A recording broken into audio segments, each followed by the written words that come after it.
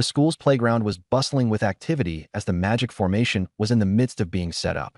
I stared at the formation, emotions swirling in my heart. The entire senior class was gathered here, not just them, but every 18-year-old across the empire, even the world. Today marked the day we all entered the eternal world, becoming rookie lords. This day was called Lord's Day. As for me, an orphan reborn into this world 18 years ago with only 2 buffs to my name, I had nothing to show for it. No secret crush on the campus belle, no family to care for me, just memories of my previous life and a handsome face. Staring at the glowing formation, I muttered to myself, where's the golden finger? Where's my cheat system? All scams, huh? Our homeroom teacher, Ms. Tang Lon Lon, clapped her hands to gather everyone's attention. The formation will be complete soon. Once inside, you must survive the 30-day novice period. Focus on developing your territory and troops. Don't be greedy or impulsive. Your troops are important, sure, but your territory is your foundation. Work within your limits. As her voice trailed off, the first batch of students was engulfed by the light of the formation. Then the second group, the third. Finally, it was my turn. Taking a deep breath, I stepped into the formation. With a brilliant flash of light, I vanished. Ding! Welcome to the eternal world, the arena of the gods.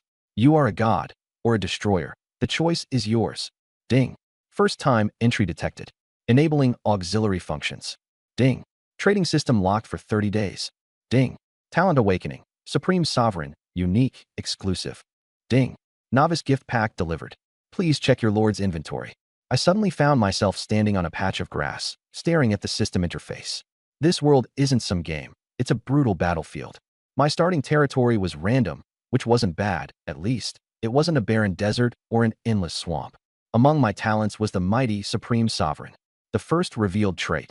Echo of Fortune. Lord's Heart upgrades always produce gold tier or higher attributes. Excited, I exclaimed, damn, that's OP. The system prompted me to open the Novice Gift Pack, which contained the Lord's Heart, a random barracks gift box, and 100 gold coins. Without hesitation, I bound the Lord's Heart. Instantly, a diamond-shaped mark appeared on my wrist. I began rolling for attribute tiers, and 3 options materialized in front of me. 2 golden, 1 red. Gold, Blessing of Life. Troop health, stamina, and mana are fully restored daily. Death immunity included. Gold, Gift of the Outer Gods. Troop attributes allow mutations and evolution, but with increasing risks of madness and being targeted by otherworldly beings. Red, Super Evolution. Elevated Barak tier to Divine Grade. Troop loyalty set permanently at 100%. Absolute discipline guaranteed. My heart pounded as I considered the options. Despite my excitement, I carefully analyzed them. The Gift of the Outer Gods was risky, not suitable for someone like me. The red tier, Super Evolution, however, was a treasure. Loyalty is one of the biggest challenges for rookies. Disloyal troops could easily rebel. Resolute. I selected the red tier, Super Evolution. Ding! Red tier attribute, Super Evolution, successfully bound. Added to the Lord's Heart interface. Opening the interface, my territory stats displayed a lowly Iron Grade 1-star baseline. Yet there it was, the dazzling glow of my bound attribute. Next, I inspected the random barracks gift box. As a newcomer, all outcomes relied on luck. Ding! Open random barracks gift box. Open. Ding! Acquired tier, 3 barracks. Desecrated Cathedral. Quickly consulting the system, I found the Desecrated Cathedral belonged to the Chaos faction, skilled in dark magic and blood rituals. Seemed fine. Ding! Upgrade tier, 3 barracks. Desecrated Cathedral. Upgrade. Black and crimson light erupted as the Desecrated Cathedral transformed into a Divine tier barracks, the Fallen Saint Cathedral. Ding! Tier, 3 barracks. Desecrated Cathedral evolved into Divine tier barracks, Fallen Saint Cathedral. Looking into the details. Level 1. Alignment, Chaos. Recruitment limit, 10 units daily. Cost, 1 coin per unit, discounted from the original cost of 1 million per unit. Ability to recruit fallen angels, including both standard and hero units, with a chance for rare variants.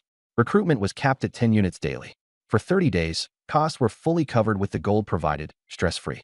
Positioning the Fallen Saint Cathedral near my dilapidated Lord's Manor, I marveled at its architecture. Dominantly black and crimson, it exuded an eerie sense of grandeur. A massive inverted cross wrapped in bloodied vines crowned its rooftop. Frozen in its courtyard were mystifying fallen angel statues, each bearing dramatic expressions from seduction to fury.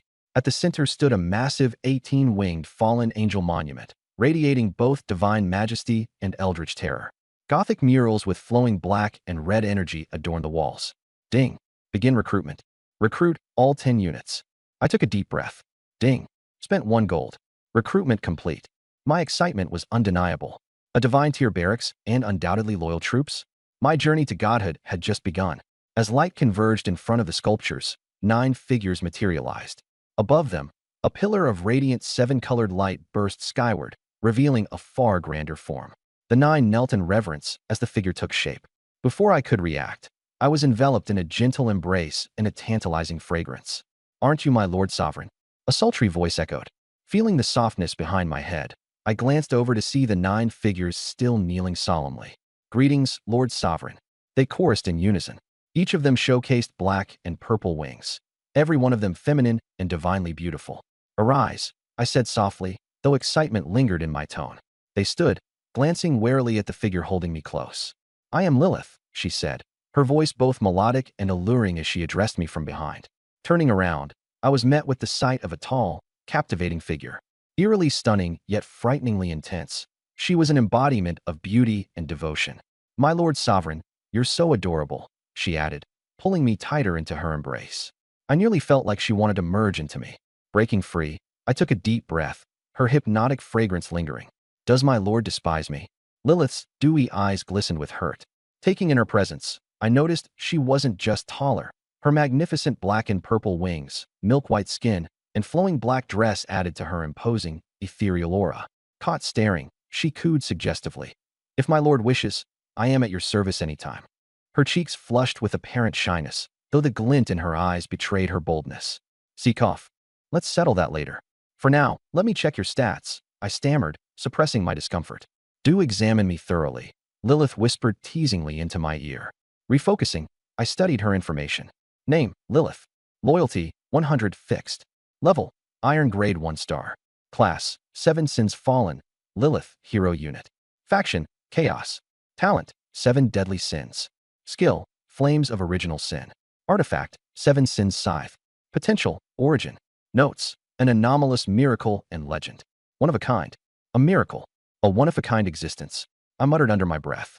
Despite her low level now, her artifact alone highlighted her tremendous combat potential. But most alarming was her potential tier, Origin.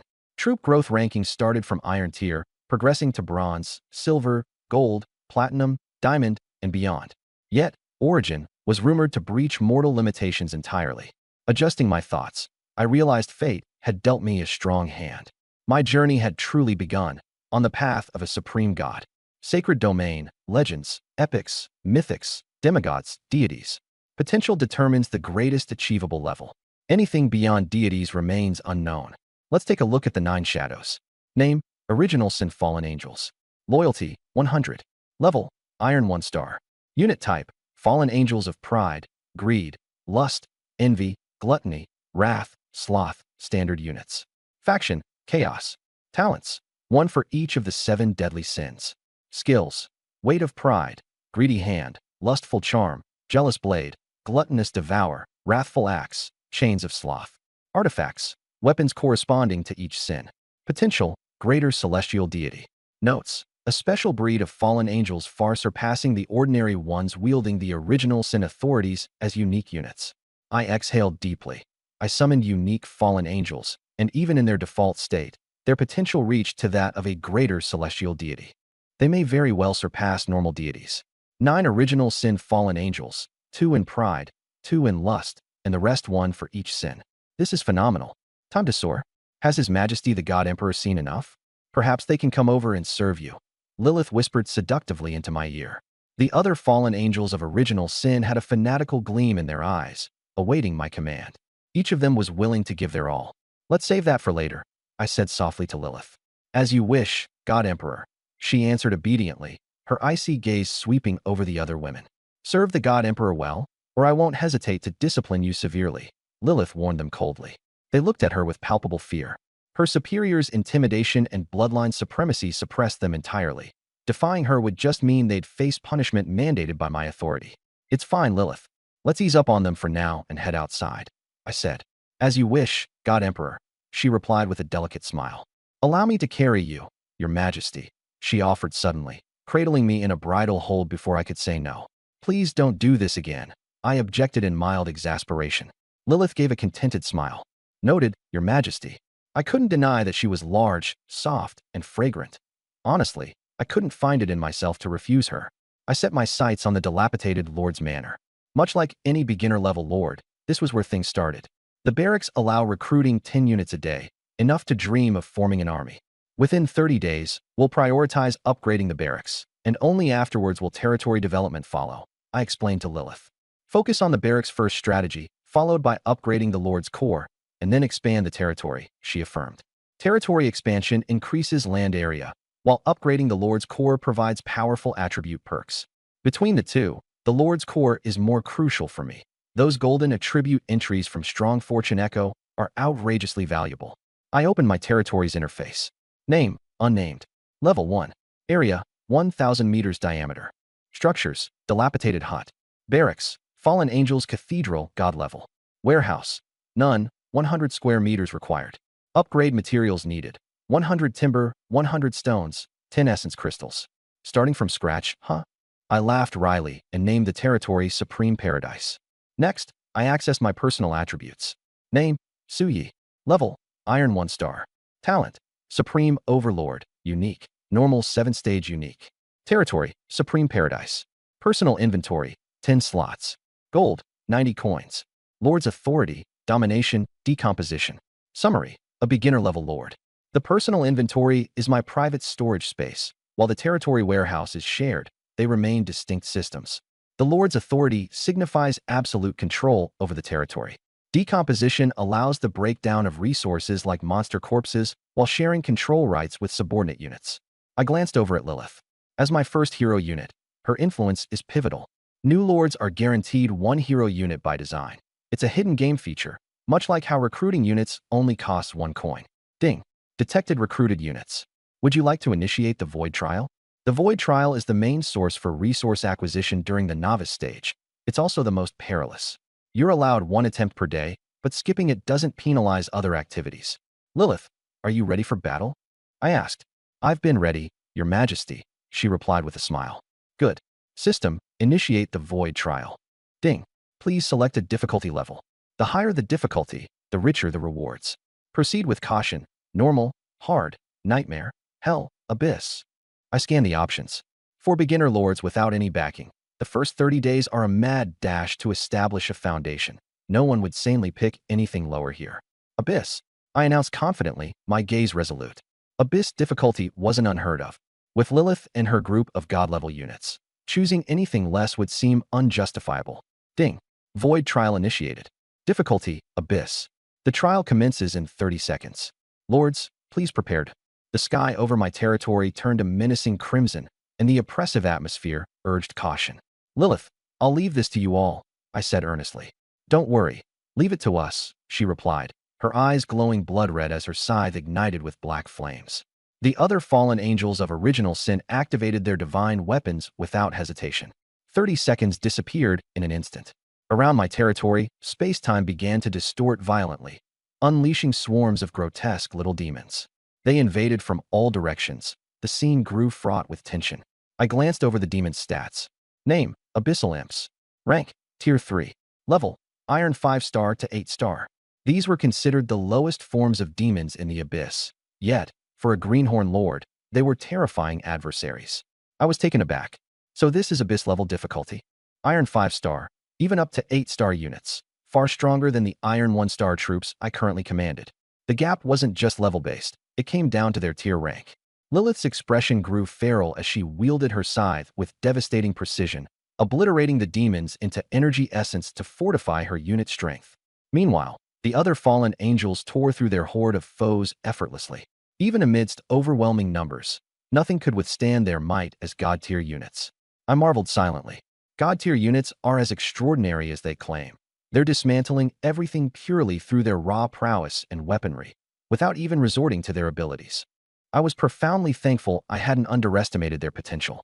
Few novice lords could dream of commanding units at the divine level right out of the gate. The time frame for Void Trials scaled with difficulty. Normal lasted a single wave. Hard spanned 5. Nightmare endured 10. Hell raged continuously for half an hour. An abyss stretched to a grueling full hour of relentless onslaught.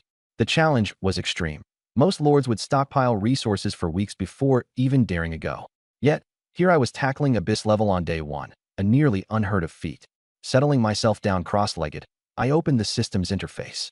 A myriad of functions appeared: chat, live stream, trading, private messaging, and logs.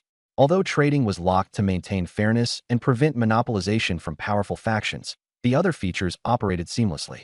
I clicked on the chat feature to see novice lords buzz with excitement. This is incredible. I summoned a 7th tier wyvern. Who can stand against me? Nice flex, buddy, but good luck feeding that thing. It's a gold sink. Yeah, they're manageable now, but later on? Total money pits. Lucky guy gets a decent barracks. Meanwhile, I can't pull anything good no matter what I do. Big shots, lend me a hand and sponsor my army. Why is my barracks more like a farm? Can't recruit anything valuable. I'm dying over here. Seeing the general chatter, I couldn't help but feel invigorated.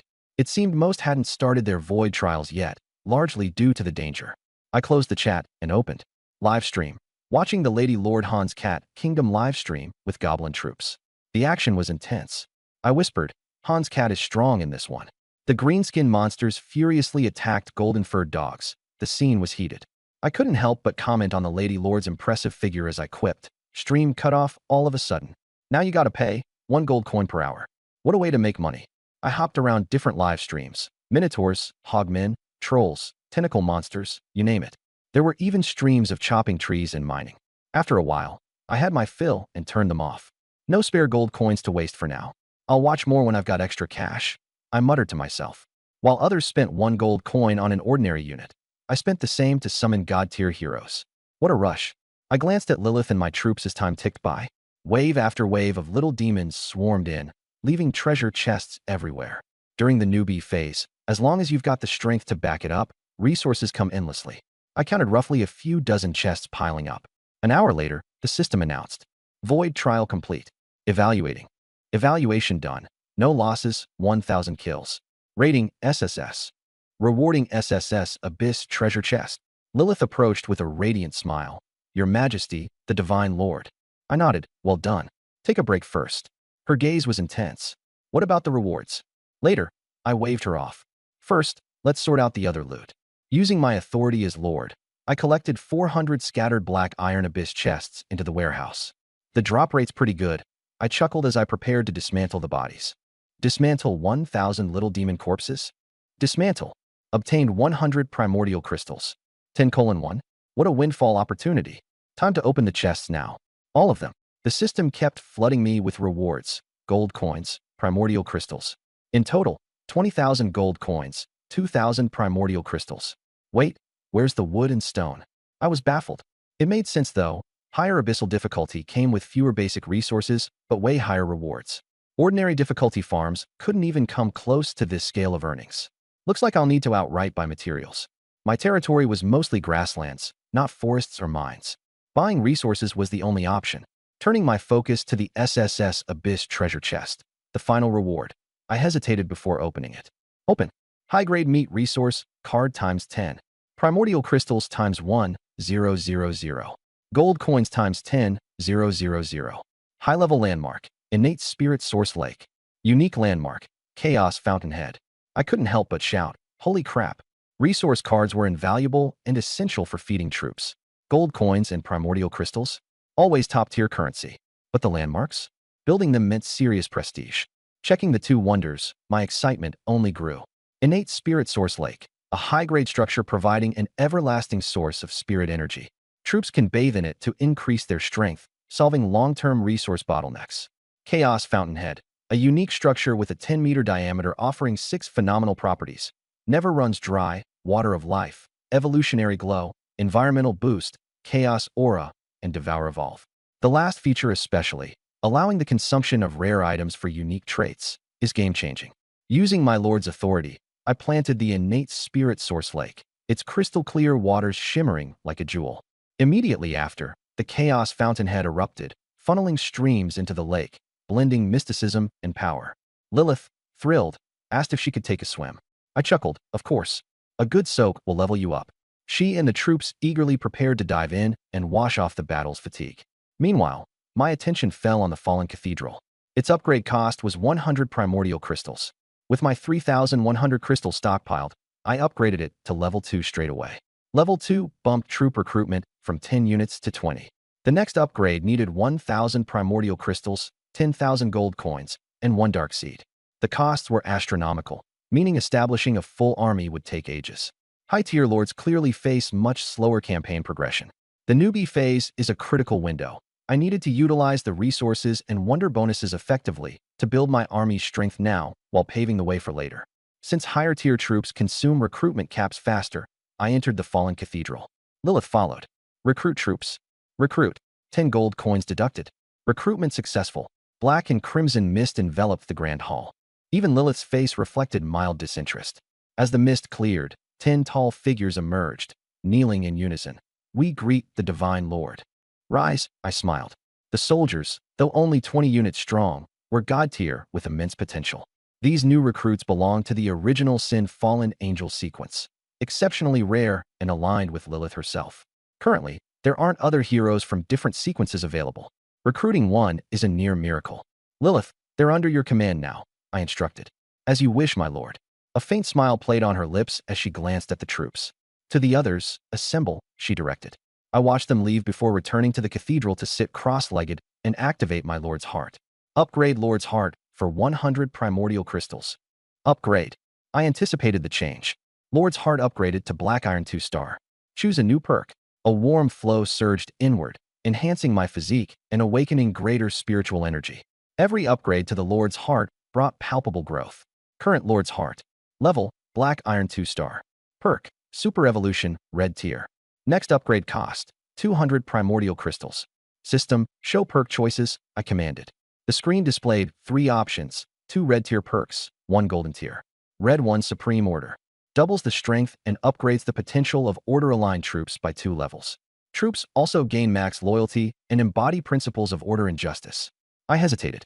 It locks alignments, which could cause complications down the line. Red 2 Supreme Chaos. Like the first, but for chaos-aligned troops, complete with doubled strength, higher potential, and absolute loyalty. However, chaos-aligned restrictions bring similar headaches. Gold Crystal Palace. Limits recruitment to female units only. In exchange, female troops gain doubled power, an upgrade to potential, and an increased unit cap, a mix of power and a slightly questionable implication. I sighed. All these options have trade-offs. Both red-tier perks were deal-breakers because of alignment locking. The gold-tier perks restriction, strangely enough, worked in my favor since nearly my entire force was already female. Guess I have no choice, I said decisively, locking in my decision. Bind the Crystal Palace perk. Instantly, a ripple of change affected the land. By the lake, Lilith lifted her head toward the fallen cathedral, smiling. Did their potential just grow? Meanwhile, the troops, unaware of the change, indulged in carefree bathing and splashing. Checking the Lord's Heart panel, I noted the newly added Bound perk. Bound perks remain permanent. Each level up allows only one selection, and failing to bind means wasting your chance. With 2,900 primordial crystals remaining, I opted not to upgrade further for now. It wasn't hesitation, it was strategy. Higher level territories would increase void trial difficulty too, so pacing was crucial. Lilith. They were only Black Iron 3-star units. Though considered divine level units, the strict World of Lords level suppression rules were a tough hurdle. Black Iron units inflict a maximum of 50% damage on bronze tiers. The suppression effect only begins to weaken for levels Diamond and above. Even my teacher emphasized, don't rush to upgrade your Lord's Heart early. Focus on raising your unit's level first. I'm no exception. In Abyss-level difficulties, even one bronze tier enemy could lead to disastrous failure. Even divine-level units face this risk. Total annihilation isn't far-fetched. Having low-level units and fewer troops, there's no need to rush. Focus on steady progress. Raising a level a day already puts you ahead. Source crystals are solid currency, more valuable than gold coins. In void trials at normal difficulty, there's no source crystal reward. Only in nightmare difficulty do you occasionally get a chance. Beyond nightmare, you can only rely on treasure chests, as decomposed corpses cannot be traded. I opened the chat and saw people complaining. Who even dares to pick high difficulty? Just take it slow, normal's fine. Pick Abyss, and you're just asking to die. I've got rank 10 units. I'm going Abyss. Come with me. You're insane. Just to show off. Jealousy, blaming, perfectly expected responses. Without resources, of course, there's resentment. I'm no different. Looking to buy dark seeds. Private message if available. I repeated this message several times. Otherworldly Voyager is my alias. Nobody uses their real name while navigating dangerous waters, right? Dark seeds are rare treasures and only available in void trial reward chests. There are thousands upon thousands of newbies, and not many have had the luck or willingness to trade them. Trading houses were locked, so the only way was through private messages among beginners. This system is set up to give rookies a lifeline. Those with weak units and limited resources generally won't trade. Only those with extra resources would bother exchanging items. I was gambling on chance to find someone who could. Merchant lords haven't appeared yet, but the latest should be by day 3. By then, it'll be more convenient. I calculated silently. Merchant lords are a staple in every era. They either have extraordinary business talent or are sent by a major merchant guild. Powerful lords use money to buy resources. Regular lords sell their resources to merchants. Sure, they're often called profiteers, but I appreciate their efficiency. Spending money to save time makes sense. Even powerful lords value efficiency and prefer not to waste effort on meaningless tasks. Meanwhile, in another lord's domain, a man named Yi Xiao sneered as he observed the chat. Otherworldly Voyager, that infamous arms dealer. Yi had a rare rebirth talent that made him extremely confident of his success. In my last life, this guy started collecting dark seeds on day 1 and began selling upgraded units by day 20. His strategy focuses on rapid barracks and tech upgrades, efficient but lacking long-term firepower. This time around, I have rank 10 dragon-slaying warriors and the king's authority talent. It's not impossible for me to claim the top rookie position. Plus, he's shooting for a true god-level inheritance. This time, I'll make him one of my subordinate lords. Problem solved. Yi reminisced while methodically plotting his moves. I sneezed abruptly. Who's gossiping about me? I muttered, rubbing my nose. Lilith, a graceful woman who looked straight out of a classical painting, sidled up beside me. Divine Emperor, have you caught a cold? Let me keep you warm, she purred. Her soft figure leaned against me, the sweet fragrance intoxicating. I gestured dismissively. No need. Just make me some roast meat. I'm starving. Understood, she replied with a trace of disappointment, heading off to cook. I reclined by the edge of the spirit source lake, sunlight streaming down. Around me, 20 divine tier women, epitomes of sin and fallen angels, existed in their natural state. The temptation was overwhelming. Maybe I should find a dancing tutorial to teach them later. I chuckled, glancing at the former archangels of sin. As night fell, while others busied themselves managing resources, I had little to do except kill time. Most private messages turned out to be H-streaming links. As a freeloading viewer, I scrolled through bizarre creations like Minotaur Lolas, trolls, tentacles, and living armor. A bizarre smorgasbord, if ever there was one. For dinner, I decided to raid the Fallen Angel Cathedral. Who needs upkeep for a rundown lord's manor? Just before bed, delicate perfume enveloped me. I blinked awake as soft hands embraced me. Divine Emperor, it's late. Time for rest. What's my reward tonight? Lilith whispered playfully. Her eyes brimmed with seductive mischief, and resisting was nearly impossible. We'll skip over this part for censorship purposes. My dreams were chaotic, resulting in a fitful night's sleep. By sunrise, my body felt stiff, and I groaned as I sat up. It's day 2 already, Lilith, I mumbled. The Divine Emperor wakes. Of course, she replied, helping me dress. My gaze lingered on the Sinfallen Angel statue as the system chimed. Would you like to initiate daily recruitment? Yes, recruit, I confirmed. 20 gold deducted. Recruitment successful. Black-red mist filled the cathedral's altar as new silhouettes materialized. 20 newly summoned Sinfallen angels knelt in unison, devotion-filled eyes fixed on me. We greet the Divine Emperor. Rise, I ordered coolly. Then, turning to Lilith, I said, they're under your command. I'll freshen up first. She obediently nodded, leading the newly summoned unit out of the cathedral. As the door closed, I sighed and attempted to stretch my sore waist. Truly, I could barely keep up. The power gap was insane. I ranked a mere black iron 2-star, still leagues weaker than Lilith's divine tier prowess. No rush. I'll finish today's void trial before considering upgrades, I decided, glancing toward the Lord's heart. Any ill-considered choices could come back to bite me. Leaving the Fallen Angel Cathedral, I headed toward the Chaos Well, scooped up water with my hands, and drank. Sweet, refreshing, feels nice. After a few gulps, the ache in my waist eased, and my energy surged. Wait, is this stuff healing me? My interest spiked, and I drank several more mouthfuls. It felt like a full recovery potion. If others learned I was treating this as an energy booster, they'd probably faint from shock. Opening my private messages, I saw new notifications. No way, Merchant Lords already popped up? My curiosity piqued as I read through the updates. Someone named Tiny Merchant had added me as a friend. Their username clearly marked them as a merchant lord. I hesitated briefly, then accepted their request. Meanwhile, a young girl sitting before her screen mumbled to herself.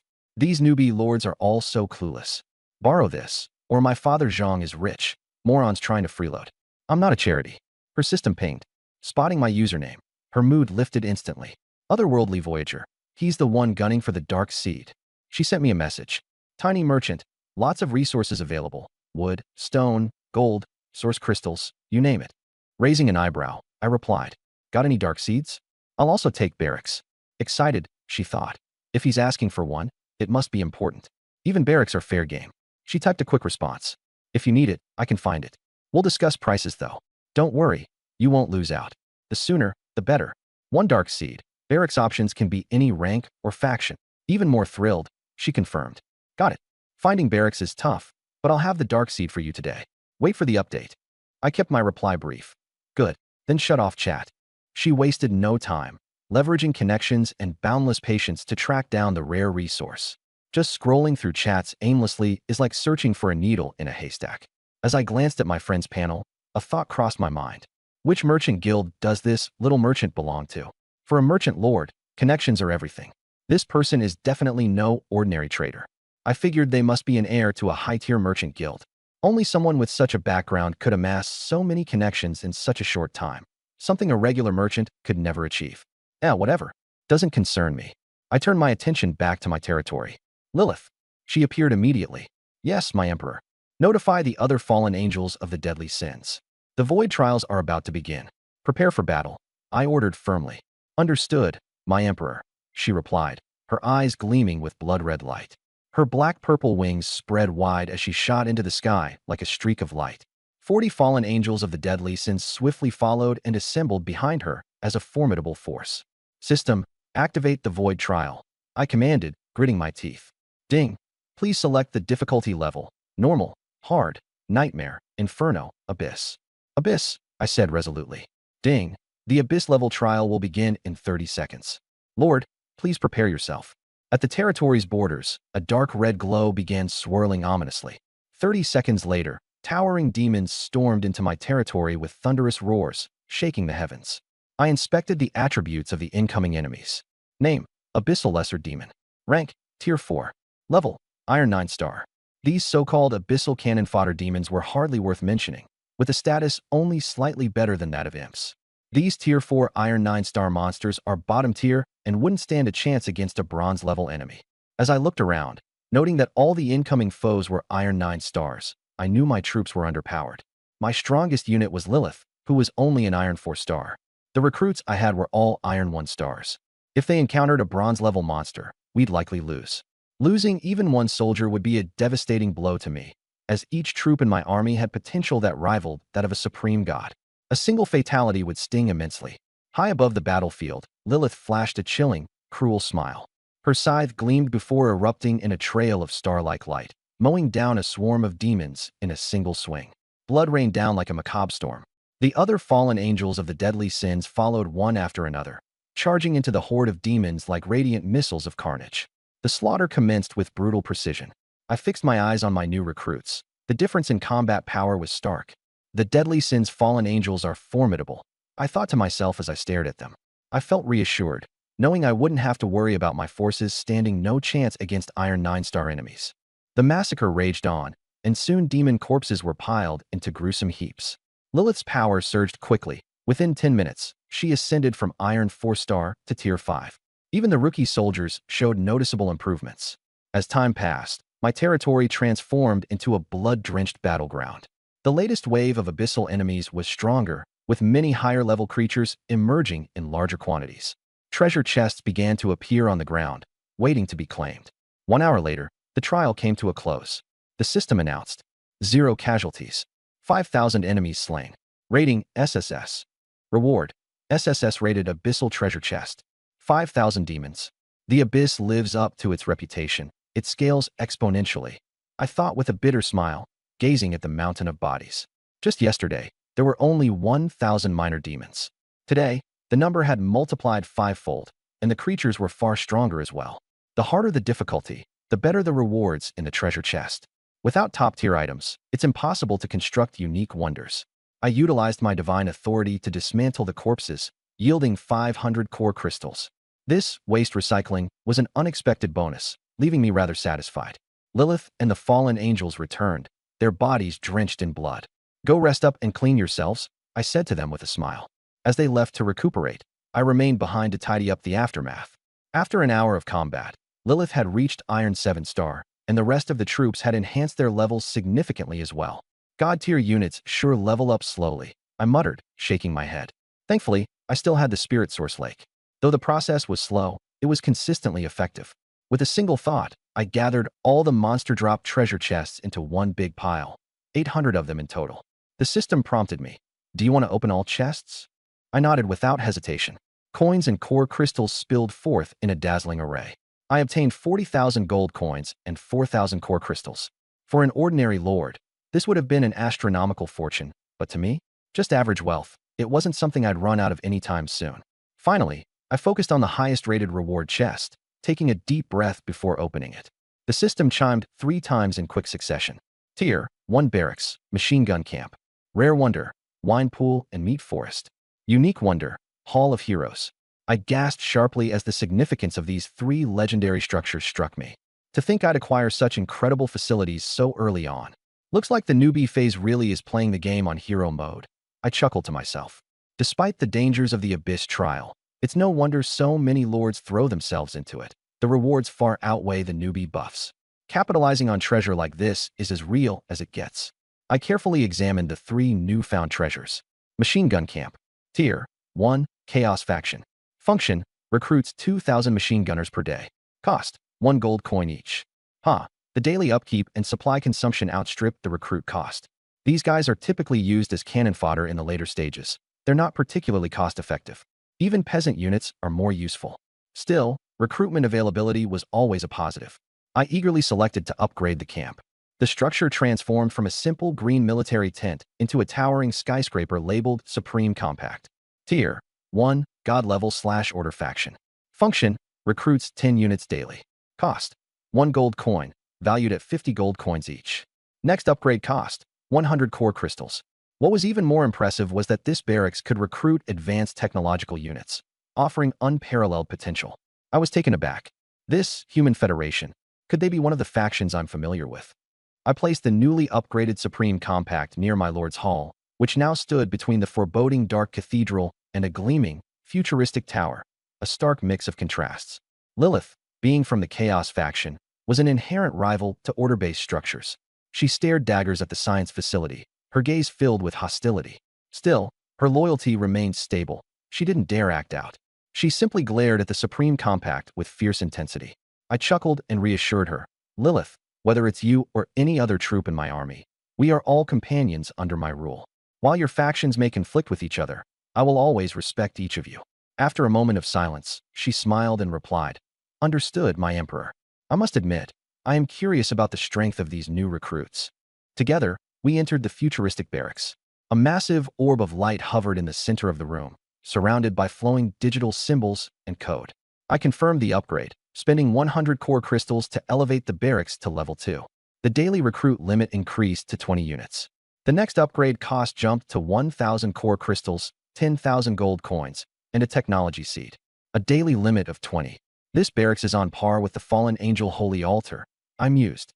Does this mean I can recruit technological units such as psionics, genetic warriors, mechs, or energy constructs? Without hesitation, I initiated recruitment for 20 gold coins. Beams of blue-white light flashed across the orb, and streams of historical technological advancements danced in my vision. Firemaking, the Industrial Revolution, machine guns, airplanes, interstellar fleets, cross-dimensional travel, neutron annihilations, the Void Engine.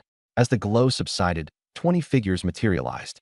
Leading them was a 5 feet 9 inches white-haired girl clad in sleek, futuristic combat armor. Her empty, glowing eyes flickered to life, akin to a machine powering on. In perfect unison, she and her unit knelt and said, "We pledge our allegiance to the Emperor." "Rise," I commanded calmly. The girl stood up, her gaze betraying a fervent devotion. I observed her features, a finely chiseled face, flawless skin, and a figure that could only be described as perfect. Checking her details, I discovered Talus. Loyalty, 100. Level, Iron 1 star. Class, Final Weapon, War God, Talus, Hero. Rank, Divine Tier. Innate Talents, Genetic Sovereign, Void Engine. Skills, None. Artifact, Ultimate Armament. Potential, Primordial Tier. Crystal Palace Enhancement. Note, an artificial deity, surpassing the limits of technological potential, capable of unlimited gene fusion and swallowing. An ultimate technological weapon. I took a deep breath. This unit can continuously evolve by devouring. I glanced at Lilith, shook my head, and said nothing for now. Take one step at a time. Recruits review. Only females can be summoned, as restricted by the Crystal Palace. Genetic Forbidden Army Attributes. Loyalty, 100. Rank, Black Iron 1 star. Trait, Gene Devourer. Rarity, God Tier rank. Talent, Gene Devouring Bio-Engine. Equipment, Divine Gene Arms. Potential, Lower Tier Deity, enhanced by Crystal Palace. Note, a maximum of 3 gene evolution fusions is allowed. Use these opportunities wisely. Although it's limited to 3, the potential boost is immense. I understood that fusing weak genes would be a waste of opportunity. I introduced in brief. This is Lilith. She is now your partner. Talus nodded coldly.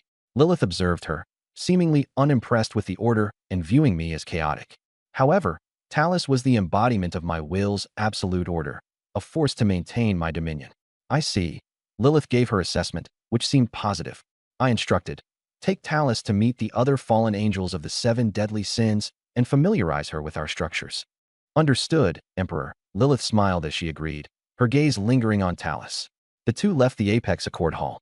I considered how absolute order was born of my will. Talus wasn't just an ordinary soldier of order. She existed because of me. That put my mind at ease. In other words, in Lilith's eyes, I represented supreme chaos, while Talus viewed me as absolute order. No conflict there. They were both loyal to me. This is what true, unwavering loyalty looks like. I mused as I walked out of the hall. Far off, near the Spirit Source Lake, Lilith led the fallen angels of the 7 deadly sins and the Gene Forbidden Army to coexist peacefully. I turned my focus to 2 unusual architectural wonders: Wine Pool and Meat Forest. Level, Exotic Treasure. Size, 500 to 1,000 square meters. Features, produces unlimited diamond-quality food and beverages, self-cleans, plus 10 loyalty, plus 10 happiness. Description, provides endless sustenance, with the ability to switch between ancient or modern architectural styles. An exotic treasure tier wonder lives up to its reputation. I marveled. The small architectural model glowed in my hand, limitless diamond-grade food and beverages at its disposal, ensuring survival would never be an issue. While foods didn't differ in quality for consumption, Black Iron tier foods had body and spirit-strengthening properties. Diamond-grade foods and beverages flowed endlessly. It was invaluable, particularly the beverages, as they could be stored long-term and function as hard currency. I hesitated about selling them. These luxury beverages were monopolized by major trade guilds. Selling them could invite death. The major guilds, backed by divine rulers, tolerated no competition or defiance. Don't think too much about it. This world is real. Major guilds would rather eliminate than take chances on suspicion. I shook my head, aware of my current lack of strength. Breaking the established order would be suicidal. Its self-cleaning ability eliminated pollution issues in territory. Though loyalty wasn't a concern for me, it would function as a resource for other lords. Happiness. I wasn't sure about that yet, and decided not to dwell on it for now. I placed the model behind the Lord's Manor. With a thought, the structure transformed into a modern villa occupying 500 square meters. For now, I let it settle. The final wonder to address was the Hall of Valor, a golden, ethereal palace featuring murals of valorous Valkyries. Features: 1. Valor, plus 100% combat unit attributes. 2. Fearless, max morale, immune to morale drops. 3. Sacrifice. Each unit lost strengthens the remaining units by 1%. 4. Loyalty, plus 20 loyalty to troop units. 5. Humility, doubles the recovery rate for stamina, spirit, and energy. 6. Undying, grants immunity to 1 fatal attack, enforcing a health lock. 7. Resurrection, units gain 1 chance to be revived every day. This is ridiculously overpowered, I muttered, eyes fixed on the Hall of Valor. My forces were already robust. Paired with these mechanics, they were like an unstoppable juggernaut. Immunity to fatal damage, post-mortem buffs for allies, and daily resurrection. It was invincible. Taking a deep breath, I secured the hall within my territory. Its radiant glow illuminated the land, standing side by side with the wine pool and meat forest. I laughed. If I happen to die, I can just drink and feast right over there. With the benefits of the Crystal Palace and Hall of Valor, my stats effectively doubled. It was insanely good. I gazed at the Lord's Heart emblem on my wrist. Before, I hesitated to level it up, worried higher-level trial difficulties would overwhelm me. But now, with dual enhancements and the Hall of Valor, supported by God-tier troops and heroes, I had to give it a shot. Would you like to spend 200 Origin Crystals to upgrade the Lord's Heart? Upgrade. 200 Origin Crystals deducted. Lord's Heart upgraded to Black Iron 3-star. Choose a new perk. Warmth surged through my body as newfound power awakened within me. Leveling up within 2 days was exceptionally rare. For now, let's hold off. Tomorrow, I'll evaluate the Void Trial difficulty, I thought. Today I encountered a Black Iron 9-star creature, barely making it out alive. I had no choice but to strengthen myself aggressively. Now with 1 rank up, would tomorrow's trial bring bronze-level creatures? I decided to wait and see. Now to choose a perk, system, display perk options. 3 golden perk options appeared. No red ones, so at least I had a guaranteed baseline. 1. Absolute loyalty, plus 30 loyalty for units. Useless. I already had full loyalty. 2. Fate insight. Ask a single question about your fate each day. Tempting. 3. Psi barrier. Increases territory defenses based on troop strength. The stronger the troops, the tougher the barrier. I hesitated between Fate Insight and Psi Barrier. Unfortunately, I couldn't pick both. Ultimately, I chose Psi Barrier. Strengthening defenses felt more practical. Monsters and enemies frequently targeted territories. Without strong defensive measures, maintaining control was impossible. Lock in, Psi Barrier, I confirmed. The system acknowledged the binding. Lord's Heart now possessed Black Iron 3-star perks. Super Evolution, Red, Crystal Palace, Gold, and Psi Barrier, Gold. The next upgrade required 300 Origin Crystals. I reviewed my resources, 7,100 Origin Crystals, 70,000 gold coins, and 10 premium meat resource cards. Gold was plentiful, as recruiting troops relied heavily on it. All set, I stretched with satisfaction. Today's tasks were complete, for now. I decided not to upgrade my territory further. With just 60 troop units, expanding the guarded territory would make it harder to manage effectively. As I prepared to relax, a private message popped up. Merchant, hey big boss, we found a dark seed. Price is 1,000 Origin Crystals or 20,000 gold. Interested? The price was surprisingly low. The dark seed was an incredibly rare treasure. A deal like this wasn't possible under normal circumstances. In the early stages, treasure value meant little compared to practical power. Without the strength to protect a territory, such valuables were useless. There were likely 2 reasons for the low price. Either the seller urgently needed cash, or their territory was in trouble. I had chosen a higher difficulty void trial, took risky bets, and lost my troops, leaving me resource-starved, forcing the sale of treasures at a bargain price. Such scenarios were all too common in the early stages. Often, lords overestimated their forces and underestimated trial difficulties, leading to catastrophic losses and desperate sales of valuables. Then again, some lords sold treasures at low prices strategically to fuel better development. Make practical trades, know when to let go, and plan long-term strategies. I pondered for a moment before replying. Interdimensional Traveler. Sure, I have more gold than primal crystals. Let's use gold for trade then. Lin Xiaoxiao responded slyly. 20,000 gold coins. That's no small feat to accumulate in a single day. You must have a gold mine or a powerful troop unit. And you don't even need primal crystals? No matter what, you're definitely a promising candidate. She immediately initiated a private trade request. After confirmation, we each uploaded our items. The trade was completed. I received the dark seed, and Lin Xiaoxiao gained 20,000 gold coins. Pleasure doing business. Let me know if you need anything else, Lin Xiaoxiao said. I brought up my intent to find a seed of technology, to which she quickly replied, got it. After closing the chat, I felt a surge of contentment. Among new lords, there were indeed some with real capability. Lin Xiaoxiao, ever a shrewd operator, had clearly judged me as her biggest client for now, even though she didn't know my true identity. What comes after the rookie phase, ascension or mediocrity, remains an open question for me. I walked directly toward the Fallen Saint Cathedral. A system prompt flashed. Do you wish to consume 1,000 primal crystals, 1 dark seed, and 10,000 gold to upgrade the Fallen Saint Cathedral? Upgrade. I confirmed decisively. A pillar of black light erupted, shooting through my domain. Lilith and Talith appeared consecutively, with Lilith visibly relieved, assuming something might have gone wrong. As the light faded, the cathedral looked even darker and more profound, its surrounding space folding inward like a black hole, swallowing light. I checked the cathedral's new stats.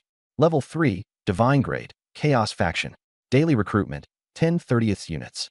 Cost per unit, 1 gold, 100,000 in-game currency. Aura, Primal Dark Eternity. The upgrade requirements had skyrocketed. 10,000 primal crystals, 100,000 gold, and 10 dark seeds. This demand is absurd. I shook my head with a wry smile.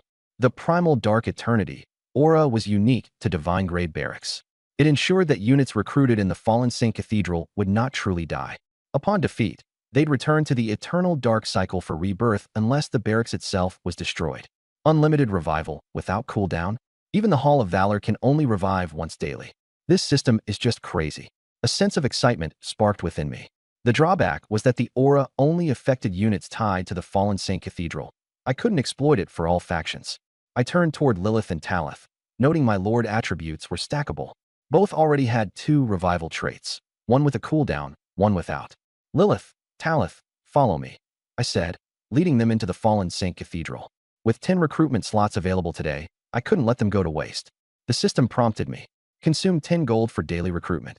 I looked up at the statues of fallen angels with anticipation and decisively clicked on the recruit option. Dark energy swirled as 10 figures appeared, kneeling before me. In unison, they greeted me as their God King, and I ordered them to rise to their feet. At the forefront stood Istha, a silver-haired, crimson-armored fallen angel radiating fervent devotion. The other 9 were pure fallen angel units. Black Iron 1 star, Divine Grade, equipped with remarkable talents and artifacts. I examined Istha's attributes, learning she was the oldest of the orthodox fallen angels, distinct from Lilith's original sin fallen angels and Talith's genetic battle forces. Appointing Istha as commander of the fallen angels, I also assigned Lilith and Talith as commanders of their respective factions. Their responses varied. Lilith beamed with joy, while Talith remained stoic and resolute. Ready for the feast? I joked. Lilith responded eagerly. Oh, God King, I could definitely use some wine. Grinning, I led them to my modern-style villa. Inside, the hall was lined with beverages and food items of black iron rank. I declared the celebration to begin, allowing everyone to indulge freely. The party atmosphere was electric, with the original sin fallen angels cheering spiritedly, while the genetic battle forces maintained their composed demeanor. I sipped a physique-enhancing liquor as I sat in the center of the room on a plush sofa, flanked by the proud original sin fallen angels on one side and the calm, steady genetic battle forces on the other. An idea suddenly came to mind. What's an epic party without a pool? With a thought, I relocated the entire party to the Spirit Source Lake, instantly transforming the setting into a wine and water festival. Enjoy yourselves as much as you'd like, but leave the higher-tier consumables untouched, I announced, to a chorus of cheers that sustained the celebration through the morning. Exhausted, I crawled out from a throng of excitable warriors, my head swimming with a mild buzz. Sitting by the lake to catch a breeze, I gradually regained clarity. Talith appeared unannounced. The territory is secure. Go have fun if you'd like, I offered. Her cold demeanor showed as she replied. Protecting the God King is my duty. I didn't press further, knowing this was her way.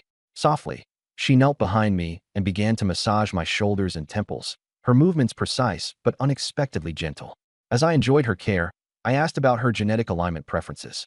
Without pause, she replied, Lilith or Istha. There was no hesitation in her flat tone. The genetic battle force's alignment depends solely on you, God King. Under the serene caress of the wind, I quickly nodded off, letting Talitha's meticulous touch carry me to sleep. Later, I woke beneath a dark sky, the campfire crackling softly. I expressed my thanks, but she dismissed it stoically, her expression unchanged. Performing my duty requires no gratitude, she said emotionlessly. I opened the chat channel, ignoring a flood of irrelevant messages. Among them, my sole trusted connection, Little Merchant, had sent me an intriguing query. Would I be interested in recruitment refresh cards? I perked up. While these cards might be commonplace for average lords, they were a game-changer for high-tier factions like mine. They allowed timely troop refreshment and expanding ranks. Without hesitation, I messaged her for the price and quantity. She revealed she had 5 in hand, priced at 1,000 gold each. I confirmed, purchasing all 5 outright, and tasked her with hunting for more dark seeds, promising unlimited funding. The Little Merchant, profiting handsomely at the edge of her domain, surmised that I must be leading an elite troop setup, capable of fully utilizing recruitment cards. Simultaneously, she dismissed another lord's absurd wager proposal, opting to block him outright. This particular lord, Yi Xiao, grew anxious as he realized his lack of options. Reflecting on his past life's memories, where he had seen the little merchant and interdimensional traveler rise to the peak through their alliance, he strategized. His only chance now lay in forging deep collaboration with them, binding them to his cause, and ensuring they funded his survival. Staring at the blank chat screen, Yishio typed another message, only to see a system notification. Ding! You have been blocked by Little Merchant. Private chat and trading are no longer available. Frustrated, his face darkened. That interdimensional traveler must have been bluffing all along. He muttered bitterly, trying to rationalize his missteps. Wealth, devoid of social tact, might merely be an illusion. Being blacklisted means that I can no longer conduct any transactions with the largest merchant, an incredibly precarious situation. Luckily, there's more than one merchant out there, but the smaller ones pale in comparison to the greatest one. Just as this thought crossed my mind, I sneezed. Rubbing my nose, I joked, "Who's thinking about me?" Lilith chuckled sweetly. "Your Majesty, I'm always thinking about you." Ishtar, in stark contrast, glared coldly at Lilith, clearly disdainful of her flirtatious words. Her upright and straightforward demeanor couldn't be more different. I teased. "And what about you, Ishtar? Do you ever think of me?" Lilith laughed slyly, mocking her. Ishtar blushed deeply, falling silent but clearly uncomfortable. "All right, stop teasing her," I said with a smile. "Let's move." Ishtar shot daggers at Lilith with her eyes, clearly wishing she could strike her down right now. But Lilith was unbothered, smugly clinging to my arm as Ishtar fumed but could find no outlet for her frustration. We returned to the fallen sanctuary, with Lilith and Ishtar trailing behind me. In my hand, I held 5 summoning cards for troop recruitment. Ding! Would you like to use the troop recruitment refresh cards? Use them and recruit. I commanded. A dazzling interplay of crimson and jet black light flashed 5 times, conjuring 150 fallen units, a mix of half original sin fallen angels and half pureblood fallen angels. Unfortunately, there were no new heroes among them. The original sin fallen angels were divided into 7 deadly sin categories, all under the command of Lilith. A distinct legion could only form upon recruiting a hero for one of the sins. For now, they remained unclassified. Pay homage to the Divine Emperor. The original sin fallen angels collectively knelt. The fallen sanctuary was vast, easily capable of accommodating over 1,000 units. "Rise," I commanded. "Lilith and Ishtar will be your generals." They nodded in acknowledgement. I didn't bother memorizing or assigning roles to every new recruit individually. It was better left to Lilith and Ishtar. These 5 refresh cards were all used for the Fallen Sanctuary without engaging the Supreme Protocol unit. The Fallen Sanctuary allowed me to recruit 10 additional units compared to other barracks. I'd already discussed this principle of fairness with Terrace. Those 10 additional God-tier units brought immense value, far exceeding simple arithmetic. At this moment, my fallen angel troops were finally complete under one banner. I now commanded a total force of 220, 20 units of gene-engineered elite guards, a pitifully small number, and the rest as fallen forces. Other lords had already surpassed 500 troops by this stage. Thankfully, I used those refresh cards to bulk up my forces. Without them, I would have been stuck with less than 70 units. Remaining gold, 34,880. Still too little. I sighed. During the novice period, I need more recruitment refresh cards. Once that phase is over, a single unit will cost 1,000,000 gold to recruit, utterly unsustainable. Staring at both the Fallen Sanctuary and Supreme Protocol, I understood the importance of the newbie buff, which simplified recruitment during this phase. Luckily, resources were booming. Daily void trials were yielding impressive amounts of gold and crystalline essence. My wealth was only set to grow. Tomorrow, I needed to gauge whether Lilith and her forces could handle bronze-tier creatures. They probably could, but I needed to consider time and efficiency. The score at the end of each day was crucial. High scores were the only path to exceptional resources. Without securing SSS ratings daily during the novice phase, I could fall behind. Rushing to upgrade my Heart of the Lord wasn't worth it. Sacrificing efficiency just to push Lilith to battle stronger foes would yield little benefit.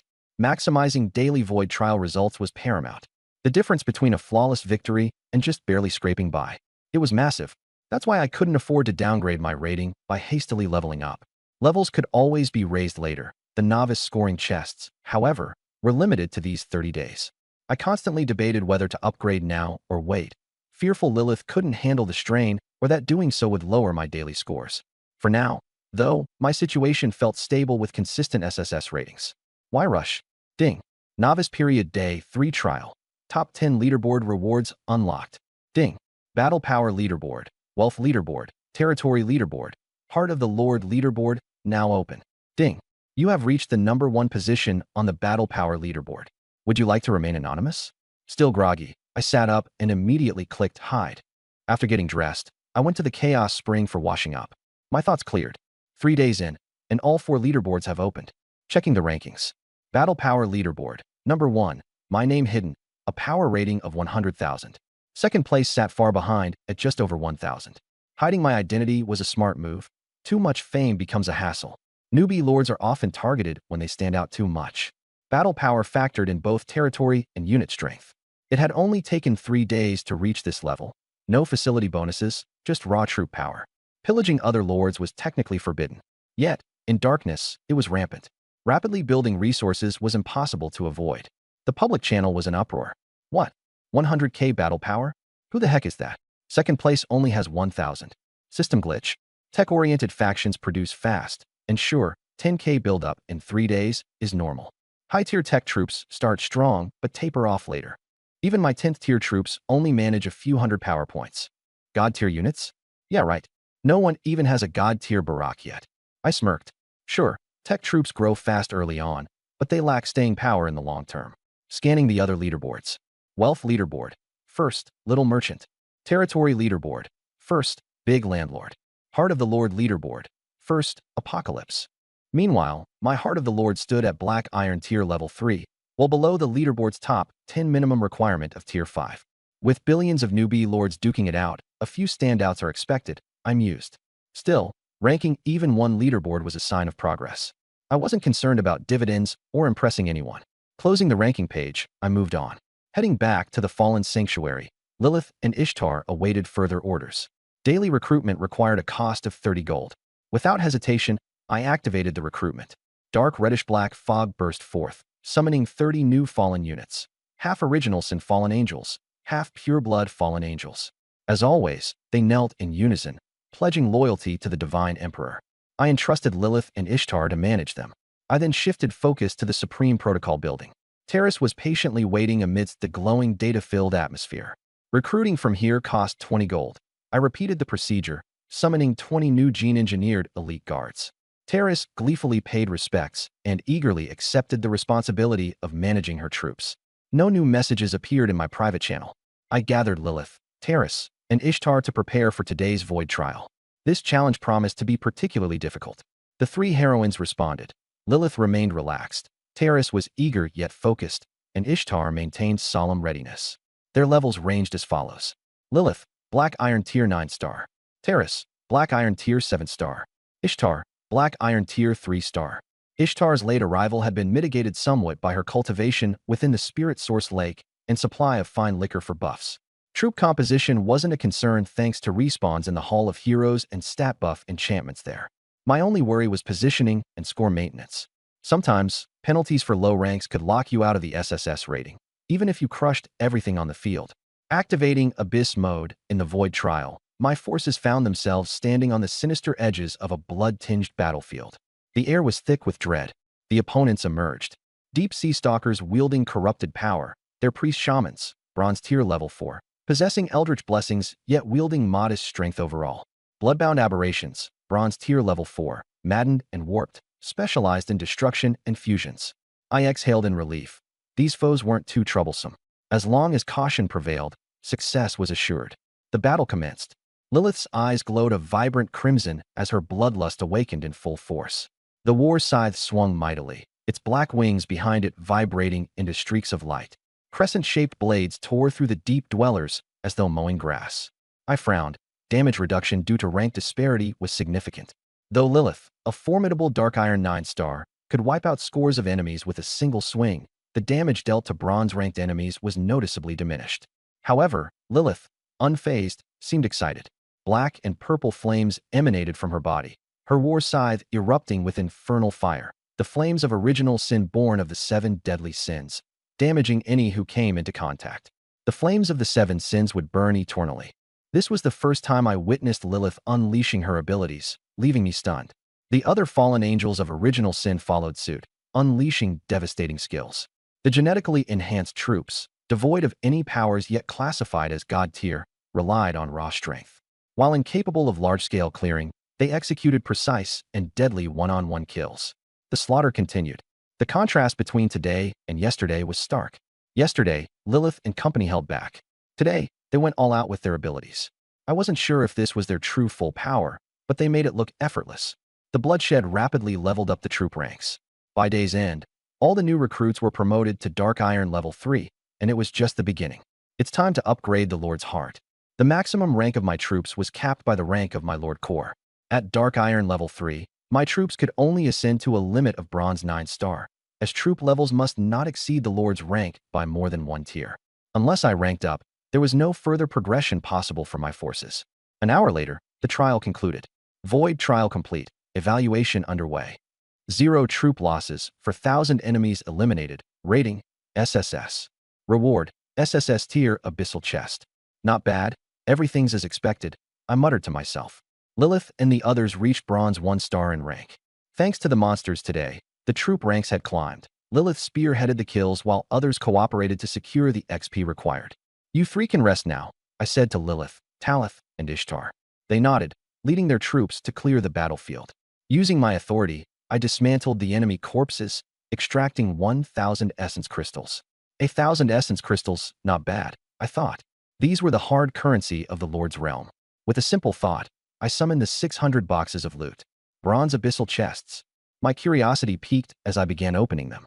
I obtained 10 cards, each containing advanced meat, wood, stone, and iron resources. No gold coins or essence crystals. I sighed with disappointment. Though the resource cards held significant value, they weren't as immediately practical as gold coins or essence crystals for me. A single resource card was worth around 100 essence crystals, but in the current state of the Lord realm, few could afford them, as everyone prioritized upgrading their Lord's Heart. This feels like a loss, I muttered. The total value might have been high, but the practicality left something to be desired. Still, no one else has access to this yet, so I'm in a position to complain. I kept the resources, planning to use them for infrastructure enhancements. Let's hope there's something more useful in the raiding chest. I turned my attention to the SSS tier abyssal chest, brimming with anticipation. As I opened it, 2 purple-blue schematics and 2 unique buildings greeted me, a troop barracks and a wonder. The purple schematics indicated stable resource production, both highly valuable. The first one was a lightning tower, a mid-tier defensive structure. It had no prerequisites for unlocking and could be built as many times as needed, though its base level was low and upgrading it required a significant amount of resources. Given my current resource constraints, I decided to hold off on active construction. Selling it for a low price didn't make much sense either, so I stored it for now. The second schematic was the Windchaser Bow, a purple-grade weapon schematic exclusively for craftsman-type troops. Currently, I didn't have any craftsman units, and production costs were high, but its rarity and potential were undeniable. I carefully stored it for future use. Next up was the troop barracks, the Green Lizard Nest. This barracks could recruit first-rank Green Lizard scouts, warriors, mages, and archers. I was immediately intrigued and quickly upgraded it. To my astonishment, the barracks advanced into a god-tier version, the Primeval Dragon Nest. This golden palace-like structure, adorned with metallic dragon scale patterns and surrounded by carved dragon statues, exuded a majestic aura. The barracks could recruit the mythical Primeval Dragon Legion, far surpassing ordinary dragons in legend. Although I had never heard of primeval dragons before, the sheer power radiated by this barracks was palpable. I upgraded it without hesitation to level 2, increasing both recruitment limits and troop stats. Placing this primeval dragon nest next to the fallen angel sanctuary in the center of the territory, its golden brilliance illuminated the area. It wasn't long before Lilith, Ishtar, and Talith arrived upon hearing the news. I smirked, inviting them to step into the golden hall. The walls were decorated with engravings of powerful dragons, and a grand dragon statue stood solemnly at the center. The system prompted me to spend 20 gold coins for daily recruitment. My curiosity piqued, and I immediately confirmed the action. A scarlet light shot forth, and suddenly, 20 dragons of varying forms materialized in the hall. The leader among them was a dragon clad in obsidian black scales streaked with gold. It had youthful yet commanding dragon horns and an air of wisdom in its gaze. Most notably, it bore 8 wings, the black wings traced with golden symbols resembling sacred runes. The other dragons, laying low in submission, were covered in black gold scales with just 2 wings each. They measured roughly 3 meters in length and 1 meter tall.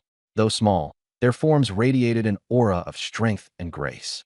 Pangelia, at your service, divine king. The young but regal leader spoke respectfully. The others bowed in unison. Rise. I replied calmly and turned my gaze to the stats of this intriguing dragon. Name, Pangelia. Loyalty, 100. Level, Dark Iron 1 star. Rank, God tier. Troop type, Apocalypse Supreme Dragon, Pangelia. Innate talent, Ultimate Annihilation. Skill, Annihilation Dragon's Breath. Potential, Creation grade, with Crystal Citadel affinity. Description, a member of the Apocalypse Dragon race, wielding unparalleled destruction and possessing an invincible physical form immune to all elemental damage. The ultimate symbol of power, currently in its infancy. These stats made my expression shift. Not only was she immune to all elemental damage, but her annihilation-enhanced body was nearly indestructible. To even touch her would require physical or soul-based attacks of the highest order. She was practically invincible, and she wasn't even fully grown yet. Suppressing my exhilaration, I checked on the rest of the recruited dragons. Name, Ancient Black Gold Dragon. Level, Dark Iron 1 star. Rank, God tier. Troop type, Ancient Black Gold Dragon. Innate talent, Destructive power. Skill, Annihilation Dragon's Breath. Potential, Supreme God grade, with Crystal Citadel affinity. Description, the exclusive legion of the Apocalypse Supreme Dragon, born from pure destruction. Their physical resilience is unparalleled, and their birth defies the natural order. Even though the ancient black gold dragons didn't quite match Pangelia in strength, they were immensely formidable. Being exclusive hero tier units tied to Pangelia made them even more terrifying. I addressed Pangelia. The Black Gold Dragon Legion is under your command. These are Lilith, Ishtar, and Talith. Get to know each other. Yes, Divine King. She observed them, recognizing the aura of equals, maintaining a composed demeanor herself. Lilith, Ishtar, Talith. Introduce Pangelia and the Black Gold Dragons to the rest of our forces, I instructed. Keep communication open and don't drag each other down. They all nodded in agreement. That's simply how things worked here. Inwardly, I mused about my own situation. My domain harbored units from the three major factions: order, chaos, and disorder. If outsiders ever caught wind of this, their minds would be blown. The fallen cathedral represented disorder, the paramount accord embodied order, and the primordial dragon's nest signified chaos. These three factions coexisting in one domain. Practically unheard of. Typically, units from the same faction would clash over power, and loyalty would plummet, often sparking mutinies. Or worse, a leader ending up dead. Such stories were not uncommon. Long-term peace between units of these three ideologies was notoriously challenging, with backdoor schemes and rivalries rife. Right as I was about to handle another pressing matter, a private message alert popped up. Small merchant, big boss, interested in a barracks? I raised a brow. Selling barracks wasn't something people did on a whim, especially not high-quality ones. It usually happened when the barracks didn't align well with the faction of the domain. Barracks were immensely valuable, capable of endlessly recruiting units like a veritable treasure trove of power. They were rarely sold for gold, but rather traded for items of equal significance. After estimating my current resources, I messaged back. Traveler from another world. What kind of barracks? How much? The small merchant revealed it to be a Tier 3 cross-sister barracks, powerful order-aligned units. However, the asking price was steep. Either another Tier 3 disorder barracks in exchange, or blueprints, relics, or wonders of long-term value. Honestly, I thought to myself, it's just a Tier 3 barracks. No matter how strong the cross-sisters may be, they're nowhere near the worth of rare blueprints, relics, or wonders. Someone was clearly trying to cash in. The merchant reminded me that if I didn't have rare blueprints or relics, other resources could still be negotiated. I proposed 5 high-quality meat resource cards and 1,000 origin crystals. After assessing the offer, the merchant countered with a firm bottom line of 10 premium resource cards and 2,000 origin crystals. After doing the mental math and deeming the price acceptable, I nodded and closed the deal. The Tier 3 barracks, named Nunnery, were now mine. Its model manifested as a Gothic-style white church adorned with a radiant holy cross at the top. I immediately began the upgrade process, transforming it into this sanctified sanctuary. The upgraded Barak stats were as follows. Level 2. Rank, Divine. Faction, Order. Recruitment rate, 20 units per day. Daily recruitment cost, 1 gold. Upgrade requirements, 1,000 origin crystals, 1 holy seed, 10,000 gold. The sanctified sanctuary symbolized absolute order and righteousness, aligning perfectly with the ideologies of the Paramount Accord. Smiling, I turned to leave for the primordial dragon's nest, marveling at the good fortune of the day. My domain's strength had made a significant leap forward. With a flash of pure white light, The immense structure of the pristine chapel materialized beside the paramount accord. Sensing the newcomer, the fallen angels swiftly gathered around. Lilith, for the first time, displayed open hostility as her gaze locked onto the sanctified sanctuary. It wasn't directed at me, but the building itself. Frowning, I felt compelled to explain, "They're allies." Lilith nodded but muttered, "I'll trust you on this, but don't underestimate them," pointing her chin towards where the yet unseen holy angel army resided within. Mentally, I reminded myself, as long as there's no infighting, rivalry can still inspire stronger teamwork if handled properly. I brought Lilith, Ista, and Talus into the courtyard of the sanctified sanctuary. Pangelia, due to her massive form, waited outside since her body couldn't fit in. Inside the grand hall stood a towering statue of an 18-winged angel, exuding divine majesty. I rested both hands on my sword, staring at the statue's expression, one of compassion for humanity, with radiant beams of light cascading down from the dome above, conveying unending holiness. Lilith's gaze danced with amusement, Ista's full of disdain, while Talus remained stoic as always. When prompted by the system, I spent 20 gold to begin daily recruitment. I eagerly pressed the recruitment button. Blinding holy light converged, celestial harmonies echoed, and 20 figures clad in silver armor, gold-haired with white wings, materialized in the grand hall. Ista instantly summoned her flaming blade, tension thick in the air. Lilith attempted to conceal her disdain, but couldn't hide her displeasure. Once the light dimmed, the 20 angels dropped to one knee before me. "We heed your call, Master." I ordered them to rise. The leader of the group had fervent, fanatical eyes full of devotion. Her gaze drifted behind me to Ista and Lilith as a pure white sword manifested in her grip. My heartbeat quickened. I knew that holy angels and fallen angels were natural adversaries. It couldn't have been more obvious how combustible this situation was, right from this tense first meeting. "Stand down," I commanded. Ista's dark energy simmered, and the newly recruited angels reluctantly suppressed their holy power, sheathing their blades. Curiously, I examined the lead angel's stats. Name, Kaisa. Loyalty, 100.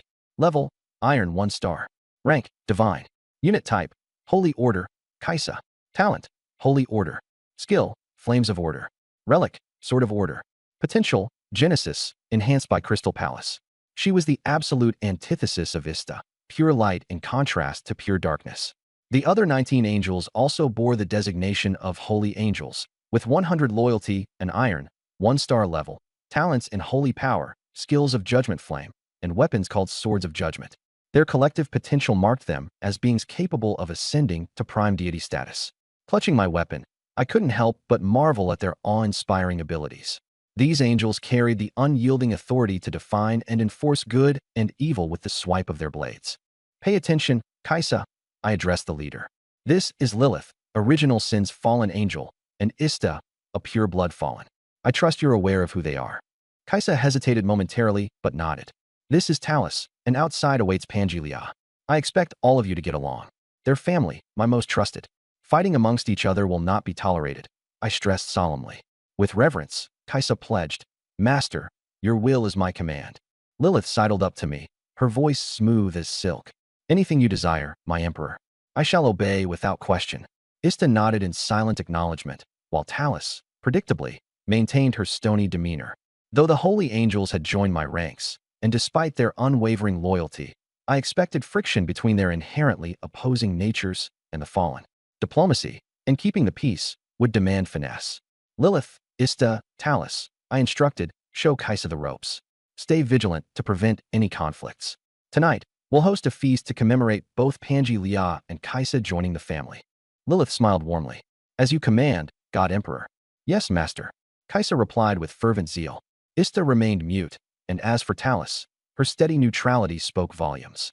Watching them depart, I drew a deep breath. So long as no blows were exchanged, I figured time would eventually smooth out their differences.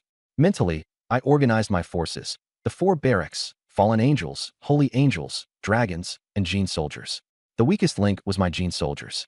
I needed to expedite progress with their genetic fusion missions. But of course, my strongest trump card remained Pangelia and her ancient black gold dragon legion. Despite being only Iron, 1 star, Pangelia's evolution rate outpaced everything, leaving even Lilith in her dust. Switching back to private messages, I texted the small merchant. "Keep an eye out for chaos seeds and holy seeds for me, the same way you've tracked dark seeds and tech seeds. If the price is reasonable, I'll take them all." The response was immediate. Small merchant. Got it, boss. I'll sort it out within a few days. Traveler from another world. Thanks. Appreciate it. I logged off, stepping out of the sacred sanctuary. Outside, the chat channels were blowing up. Whoa, did you guys see the leaderboard? What's up with this guy? Jumping from 100,000 combat power to 200,000 in no time? Insane. It's gotta be Tech Barracks backing him up. Only Tech can mass-produce gear like that. Confirmed, it's Tech Barracks. No way it's that exaggerated otherwise. What if it's the troops? Even top-tier sacred units wouldn't be this crazy. Respect to the pro. Please carry us to victory. I ignored the chatter. The leaderboard had hidden names anyway. There was no way the guardians of the eternal world would be able to track me. I walked out of the sacred sanctuary and surveyed the peace of my territory. The genetic forbidden army sat quietly around the spirit source lake. Fallen angels laughed and frolicked. The black gold dragon sent waves crashing with its wings. Delise and Pangelia sat calmly by the lakeside. Istana and Kaisha strolled together, and Lilith lounged lazily in the grass. I smiled and retrieved the golden tower model from my bag. The one and only wonder, the Eternal Tower. Its exclusive attribute, eternal light, enabled troops to evolve continuously, bathing their flesh in divine energy, strengthening and eventually transforming them into indestructible beings. Too powerful, I murmured to myself approvingly. Though troops could be trained, true power required more than just numbers. Pangelia might only be Black Iron 1-star, but she couldn't compare to Lilith in physical strength. With the eternal divine body, however, my troops would gain true divinity. The road might be long, but it would unquestionably be worth it. With a thought, the tower transformed into a radiant, golden sun hovering above the land. Lilith and the others noticed immediately. Under the glow of the radiant sun, an air of mystery and majesty infused the territory. The eternal light continued to guide the evolution of my troops, empowering them for a boundless future. Done. I stretched lazily before leaning against Lilith. Without skipping a beat, she began massaging my shoulders. I closed my eyes, at peace with the world. In another corner of the world, Yishio stared at the leaderboard in disbelief. Unbelievable. That guy is starting to pump out troops like crazy. Teaming up with that merchant really boosted his growth. Yishio had hoped to at least break into the top 10, but couldn't even squeeze into the top 500. Still, he refused to feel defeated. Things were progressing much as they had in his memories. The biggest variable now was himself. 4 days until the dimensional rift opens. Maybe there's still a shot. Determined, Yishio thought aloud. I just need to play it safe. Rushing it would be a disaster. The major tradesmen had already cut ties, stalling resource exchanges and further complicating progress. For a civilian lord like Yishio, the early stages were the only window for fair competition. Once that phase passed, the nobles with backing from their family resources would steamroll ahead. While the nobles focused on safeguarding their status and converting their wealth into tangible growth, any sign of promise in civilian lords had to be met with meticulous, long-term planning, or they'd end up reduced to mere vassals. After a good nap, I stretched and accessed the Lord's Heart interface. Ding! Upgrade the Lord's Heart to level for using 300 original essence crystals. Upgrade. I confirmed immediately. A warm surge of energy spread through my body as the mark on my wrist glowed. Ding! Lord's Heart upgraded to level 4. Detailed attributes are now available for viewing. Ding! Do you want to select a new trait? Select. 3 traits appeared on the screen, 2 red and 1 gold. Red, Era of the Dead Gods. Transform your territory into a forbidden zone for the supernatural. All extraordinary forces will be nullified, even deities. Red, Infinite Evolution. Troops can surpass their potential limits. Growth boundaries are now determined by the Lord. Gold, Mechanical Ascension. Convert troops into a tech-based faction, doubling research speed and increasing production speed tenfold. I deliberated. Though Era of the Dead Gods was formidable, my genetic army relied heavily on extraordinary factors. This would cripple us. Mechanical Ascension sounded promising at first glance, but the risk of completely transitioning factions felt too high. Ultimately, I chose Infinite Evolution. Ding! Infinite Evolution bound. Attributes now accessible. I had 4,600 original essence crystals left. 1 upgrade a day will keep things smooth. I need to save the rest for future purchases. Gold might seem abundant for now, but it was finite, and my earnings from the Void Trial today were underwhelming. My ally, Little Merchant, hadn't reported back with any materials yet, so I'd have to manage with my own meager stocks for now. Without resources to upgrade the barracks, things could get embarrassing fast. Pulling up my Lord's Heart attributes, I began charting the next phase of my plan. Currently, I was at Black Iron 4-star, with an array of solid traits. Super Evolution, red. Infinite Evolution, red.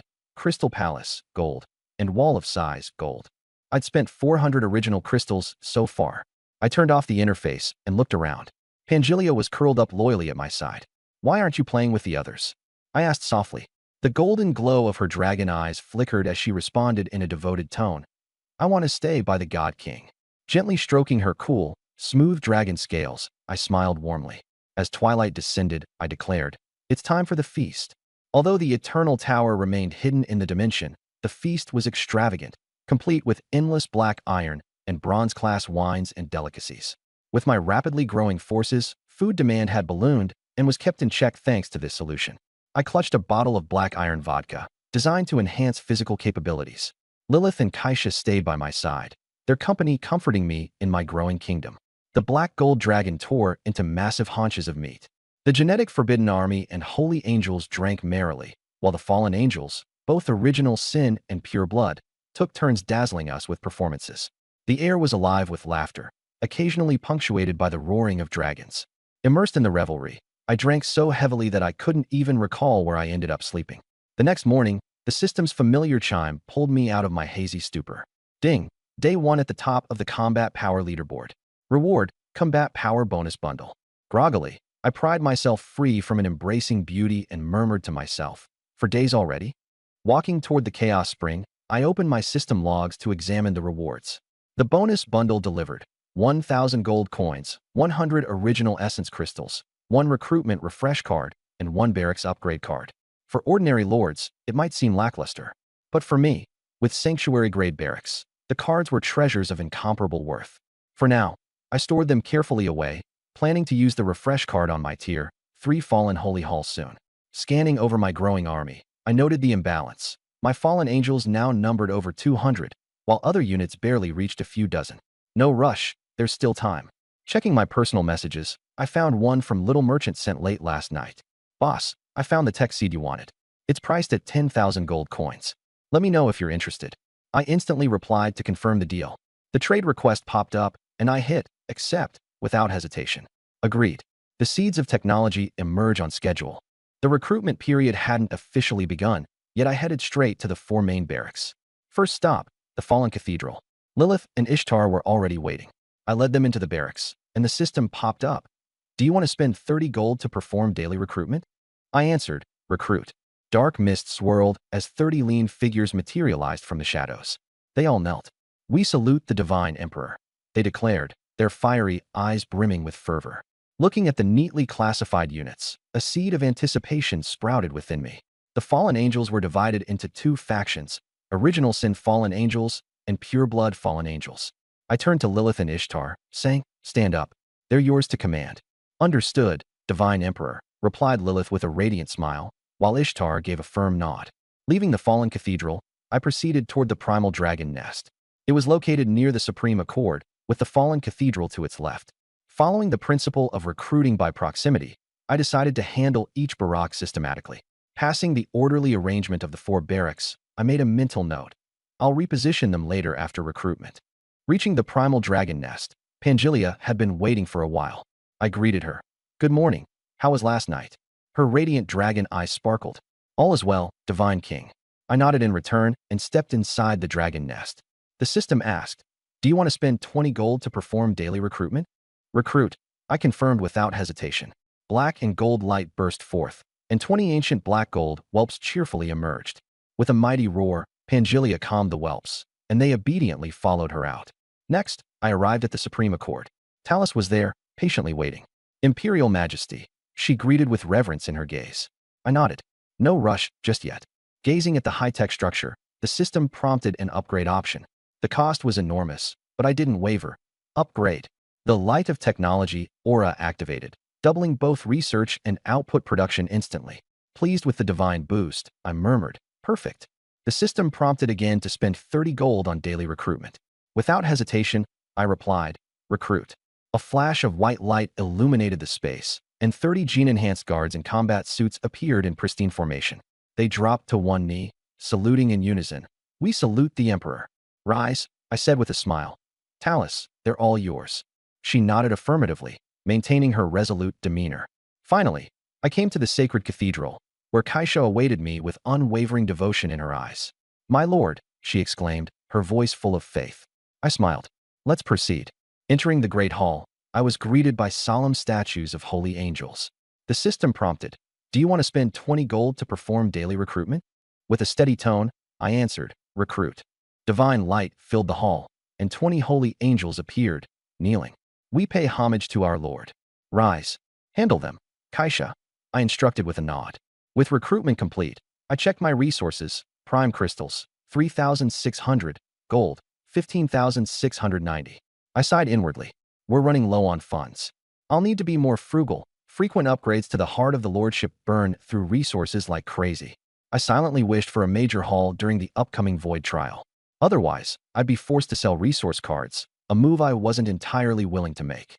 Though my forces had grown, 260 fallen angels, 70 gene guards, 40 dragons, and 40 holy angels, these numbers were still far from sufficient. Building a proper military force required tens of thousands. My current situation wasn't anywhere near that goal. After completing recruitment, I headed to Feast Hall for breakfast. The troops were fed to their heart's content while I called the 5 main heroes to gather at the Lord's Hall: Lilith, Talus, Ishtar, Pangelia, and Kaisha. They brought along their respective troops, all battle-ready. "The void trial begins now," I commanded firmly. "Prepare yourselves." Formations locked into place. Lilith led the original sin-fallen angels at the center, flanked by Talus' gene guards to the left and Ishtar's pure-blood fallen angels on the right. In the back line, Pangelia's black gold dragons and Kaisha's holy angels took their positions. Both the dragons and angels were tier black iron units, primarily at black iron level 3 thanks to upgrades from Spirit Spring and black iron food rations. The aim, however, was to elevate entire groups to bronze tier. The system prompted, "Initiate void trial." I affirmed confidently, "Begin abyss difficulty." At the edge of my domain, dark crimson mist churned as twisted and deep-sea monstrosities surged forth, mostly ranked between bronze level 3 to bronze level 5. Calmly seated, I did not waver. Pangelia took to the skies, wings wide, gathering the destructive force of her breaking power. A blast of annihilation-level dragon breath obliterated swarms of enemies. Black gold dragons followed her lead, their fierce attacks wreaking havoc. Meanwhile, holy angels encased in divine light struck down foes with righteous judgment. The combat zone became a theater of destruction, with divine brilliance and shadowy devastation intertwined as the opposing forces clashed. Back in my central command, my mind wandered to necessary upgrades for my territory. Despite its beginner status, other lords had already advanced 2 tiers ahead of mine.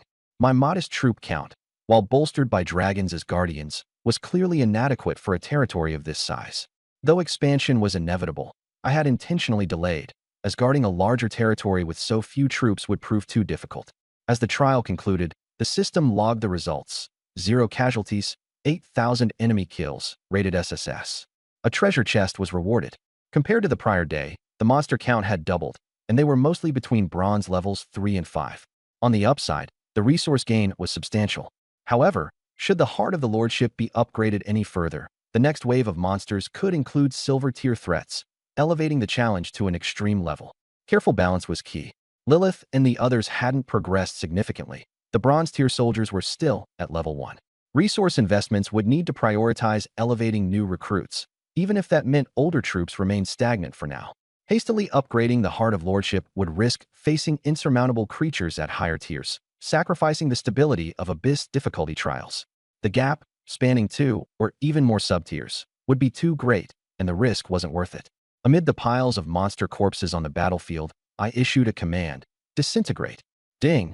Disintegrated 8,000 corpses. Gained 2,000 prime crystals. With my resources replenished, I nodded in satisfaction. Afterward, I compiled 1,000 bronze abyss treasures. "Open these." "Open," I ordered. From these chests, high-grade meat, wood, stone, iron, and copper resource cards emerged in consistent patterns, each containing 2,000 cards at a cost of 200 chests. I chuckled wryly. While these premium resources were valuable, they didn't hold the same immediate utility as gold or prime crystals. Copper resource cards, in particular, would be essential for developing technological troops. Though I presently only had gene guards deployed, accumulating resources for future tech armies was critical. As I tucked away the resource cards, my eyes locked onto the highlight of the day: a single SSS Abyss rating chest. Without hesitation, I selected. Open. Ding!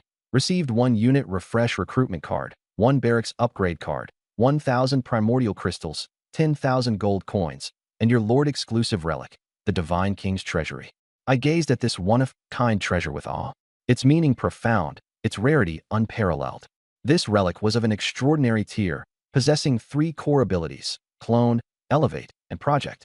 It could replicate weapons, relics, and gear it came into contact with, except for unique tier items, upgrade the level of collected treasures, except for unique tier ones, and project holographic replicas of collected weapons.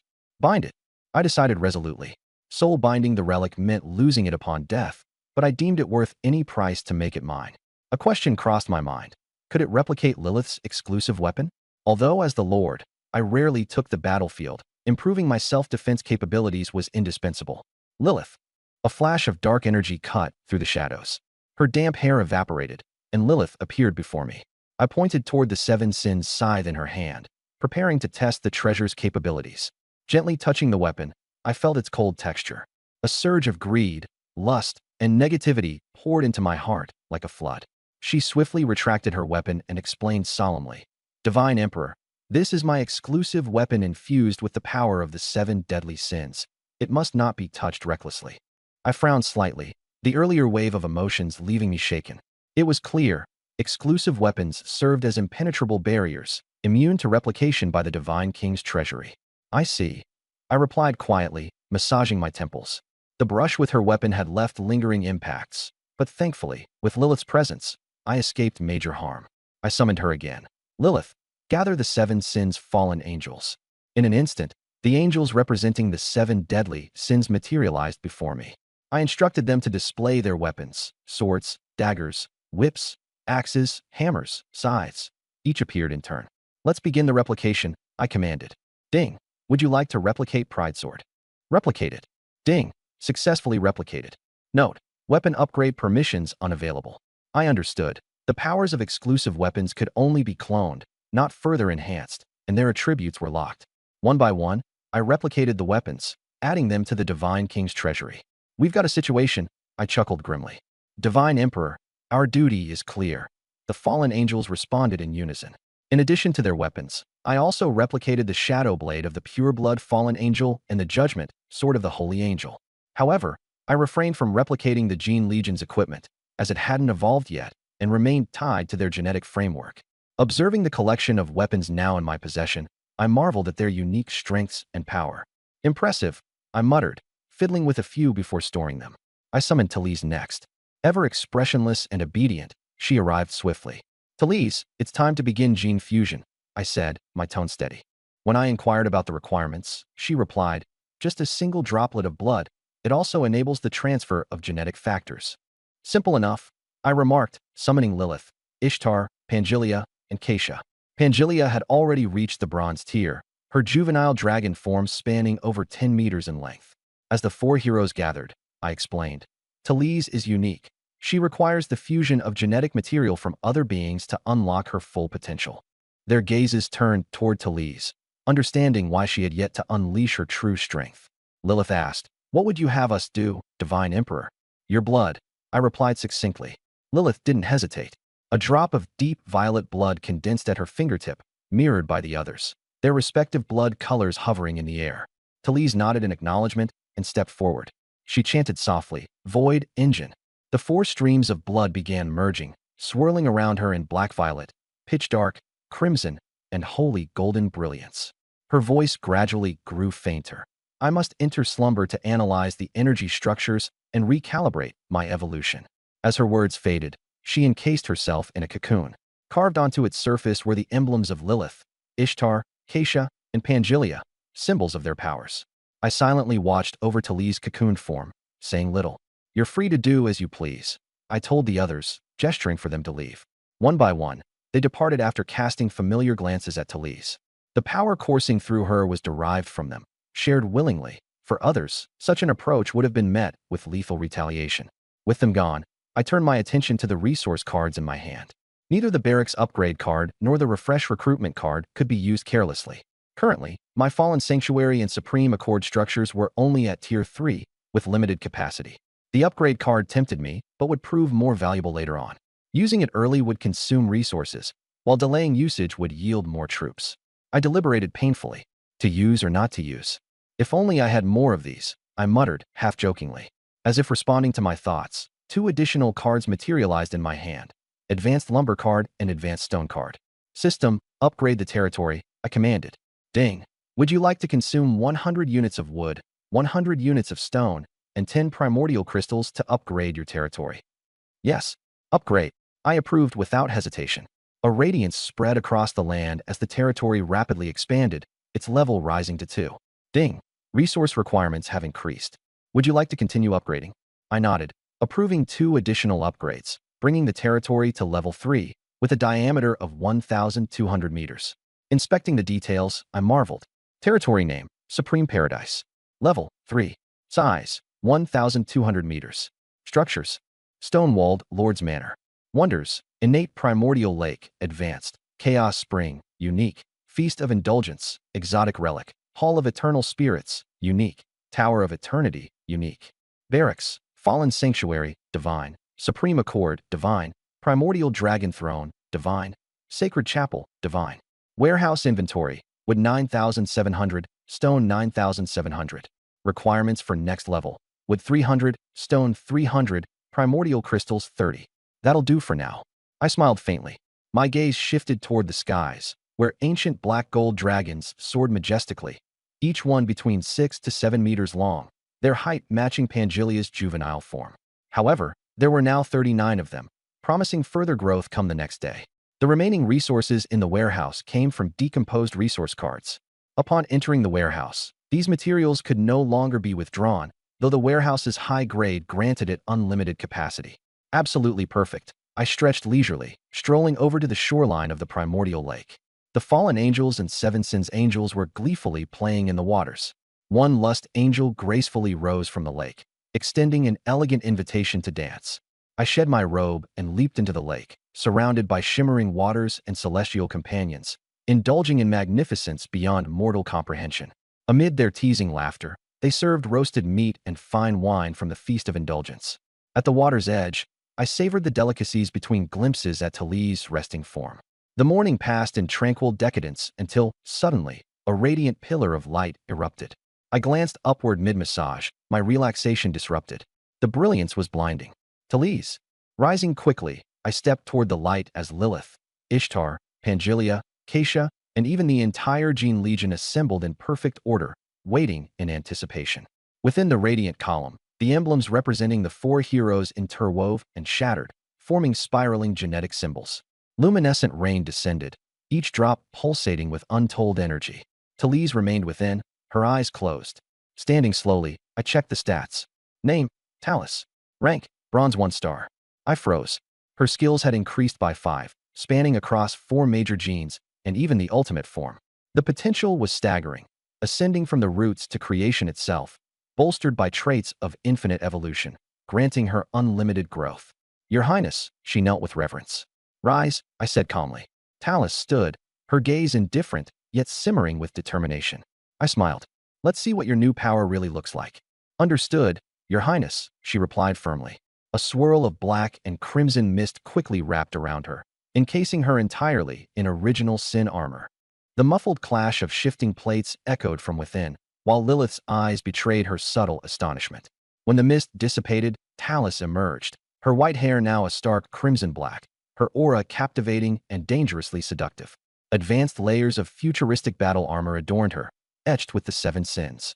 The inverted crimson cross on her chest stood out prominently, while her back showcased dark feathered wings with sin-marked patterns, a divine scythe gripped tightly in her hand. In this form, I draw from the power of the original sins. My strength, while not yet matching Lilith's, has been awakened, Talus explained. I understood the understatement in her words. For Lilith, it was merely borrowed power, but for other fallen angels of original sin, it wasn't just borrowing, it was something beyond. Talus, true to her nature, without the armor, more closely resembled what could be called the purest fallen angel of original sin, blending perfectly her sin form and ultimate battle gear. She then went on to showcase her other transformations, fallen angel, holy angel, and dragon form. Her dragon form wasn't like Pangilia's authentic dragon morphology. Each of her forms wielded distinctly different powers. The dragon form mastered the force of obliteration, The holy angel form wielded divine power, and the fallen angel form controlled the might of original sin. Curiosity brimmed over within me, and I couldn't help but ask, what about the ultimate form? Talus nodded and commanded in a resolute voice, ultimate battle gear. A dazzling pillar of light enveloped her. Her appearance did not drastically shift, but her long hair turned an even purer white, while her eyes gleamed like molten gold, sharp and resolute. In her left and right hands swirled divine light and primordial darkness, her entire figure gleaming with luminous gold armor. Behind her, 8 translucent wings shimmered faintly, melding the real and the surreal. The sheer weight of her presence cracked the ground, as her aura dominated the entire hall. Lilith and the rest of the group grew visibly serious. Previously, they'd regarded her with renewed interest, but now, they couldn't help giving her the respect she demanded. That's enough. I finally broke the moment, signaling her to stop. Talus nodded, the light surrounding her fading as she reverted to the stoic, emotionless white-haired girl she always seemed to be. I smiled. The future of the Genetic Legion rests squarely on your shoulders. Yes, Your Highness, she answered, her gaze resolute. She nodded slightly at Lilith and the others before turning to gather her troops. I addressed the rest. All right, everyone, you're free to do your thing. The group dispersed, and I watched as Talus departed with the Genetic Guard Legion in tow. The blending of the 3 corps could wait. Soon enough, they'd all come to see it for what it was. Everything was in her hands now. She would carry the weight. Over here, Divine Emperor. Come quick, someone called. I'm coming, I replied with a grin, heading toward the Spirit Lake, surrounded by fallen angels and holy angels alike. One of the fallen angels of original sin handed me a glass of imported wine with a knowing smile. I nodded lightly. System, upgrade the heart of the Overlord. Ding. Do you wish to spend 400 origin crystals to upgrade the heart of the Overlord? While chewing on some roasted meat, I casually replied, upgrade it. A warm current coursed through me, streaming from my wrist all through my body. My strength surged, ascending the boundaries of the black iron tier. Ding. Heart of the Overlord upgraded to level 5. Unlocking 1 trait selection opportunity. Please review your options. With a curious pull at the scent wafting from a nearby demoness of original sin, I smiled. System, present the trait options. 3 beams, glowing red, manifested before me. What the? Did the scent of face wash just heighten my senses? I murmured, surprised. The 3 traits read as follows. Ragnarok, your territory becomes a forbidden zone for all deities. Any god who trespasses will inevitably perish, turning the area into a graveyard of fallen gods. The downside, you and your forces will lose all potential to ascend to divinity. I paused, considering the profound drawback. This is insane. While the power sounds unstoppable, no gods would dare tread here once word gets out, and my forces would never ascend to godhood. That's way too steep a price. Pass. As a beginning overlord, I clung to the hope of ascending myself. To choose this trait would be to sever that future entirely. A seductive lust-fallen angel refilled my wine, and I took another sip, shifting my focus to the second option. God-slaying power. Your forces gain abilities that are supremely potent against divine entities and artifacts. Ineffective below divine tier beings. Narrowing my eyes, I muttered, God-slaying power. This is intriguing. A specialized force meant to counter gods. The sword cuts deep both ways, though, once noticed, it would undoubtedly mark me as enemy number 1 for every higher power out there. It felt like holding a grenade, just waiting to explode. With a mix of hesitation and resolve, I turned to review the final choice. Forbidden Realm warps your territory with the attributes of distortion, chaos, unknowability, and incomprehensibility. Both you and your forces gradually evolve into entities of the forbidden, forsaking humanity in the process. I inhaled sharply, setting down my drink. This is paving the way to eldritch horrors. This path promised the pinnacle of power while abandoning all conception of humanity, a pure and ultimate existence beyond comprehension. But among the 3 options, God-slaying power was strongest while also bringing substantial danger. Finding this trait would bring immense exposure, and eventually, the clash of divine retribution. However, my gaze flicked toward the Supreme Accord. For now, I craved technological breakthroughs, leaning toward science as my chosen route forward. A tech-centric army? Yes, that was the way. Resources in this field were abundant, growth steady and pragmatic, without invoking envy or drawing unwanted attention. My voice steadied. God-slaying power it is. Lock it in. Ding. Binding trait God-slaying power, red tier, successfully. Check Heart of the Overlord for detailed properties. At once, a foreign ripple reverberated through the ranks of my army. Lilith's eyes flickered with astonishment. She felt the uncanny force coursing through the area. A mixture of curiosity and unease lingered in her expression. Other divine tier beings in my following also recognized the alien sensation. It was incomprehensible to them. Unlike those yet to grasp their divine affinities, they themselves possessed godlike attributes needing no awakening or divine spark, raw, pure, and innate. And now, with the introduction of God-slaying power into our midst, a strange and unsettling question formed in their minds. What happens when gods harness the ability to destroy themselves? I lacked an answer to that, but for now, I relished the moment, surrounded by the companionship of fallen angels, pure-blood angels, and holy angels alike. Why the ancient obsidian dragons were absent? Understandably, they were all female dragons, and I believed they should at least manifest humanoid forms before I could earnestly interact. No matter the allure, I wasn't interested in creatures outside of human perception. I respect the quirks of other overlords. It's impossible to cater to everyone's preferences, but mutual respect is the baseline. As daylight waned and dusk rose, I found myself entering the Supreme Accord Hall. The Genetic Legion was immersed in their ongoing evolution. The codes of 0 and 1 blinked within glowing orbs around us, while Talus stood motionless nearby, guarding what appeared to be a massive cocoon. I approached, greeting her. "Talus, well done today," she responded in her usual reserved tone. "I merely performed my duty." "What did they choose from the gene?" I began to ask. "Why?" Talus replied. "The core is based on Pangilia's genes, supplemented by Ista and Keisha's genetics." I was surprised. "Isn't Lilith's gene even stronger?" She responded seriously. "Pangilia enhances the physical body, Ista controls darkness, and Keisha governs holiness. Using Pangilia as the foundation creates the most powerful combination. While Lilith's genetics are indeed strong, they are too complex and not suitable for the characteristics of the Gene Invincible Army." I nodded. "It's best to leave professional matters to the professionals." It put my mind at ease. Beams of light emerged consecutively, and massive cocoons split open. Over 40 fused genetics Gene Invincible Army soldiers knelt with fervent determination burning in their eyes. I checked their new stats. Name, Gene Invincible Army, Dragon of Light and Dark. Level, Bronze 1 star. Talents, Gene Devouring, Bioengine. Skills, Light Angel Armament, Dark Angel Armament, Dragon Armament, Gene Liberation Mode. Divine Artifact, Genetic Armament. Potential, Lord of Gods, no cap limit, lowest rank, Supreme Deity. A satisfied smirk appeared on my face. "Not bad. All of you, rise," I commanded and then turned to Talus. "They're under your management now." Talus nodded. I left the Supreme Protocol, my thoughts shifting to Legion construction. Why must the number of units exceed 10,000 to form a Legion? Because quantitative changes lead to qualitative shifts, which result in the development of dedicated Legion auras. I began to envision the brilliant aura my future Legion would possess. Time flew by. It was already day 5 of the novice period. At dawn, I awoke in the midst of a hedonistic paradise villa, surrounded once again by fallen angels, holy angels, and original sin fallen angels. By now, I didn't even bother identifying who was who. I crawled out of the group of beauties, stretched lazily, and stepped outside the villa. This kind of indulgent life feels so draining. Rubbing my lower back, I reflected on how my bronze 5-star body still felt exhausted. Starting today, no more drinking, I declared decisively. It had to be the alcohol's fault, definitely not anyone else's. I made my way to the Chaos Spring. Taking a few sips, my health instantly replenished and my energy was restored. Time to begin recruitment. I headed straight for the Fallen Angel Cathedral. Lilith and Ista were already waiting. "Let's go," I said, leading them into the sacred hall. "Ding, would you like to spend 30 gold to proceed with today's recruitment?" Recruit.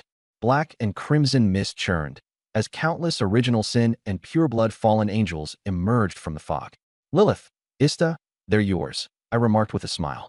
"Understood, Divine Sovereign," Lilith replied with a gentle smile, while Ista nodded quietly.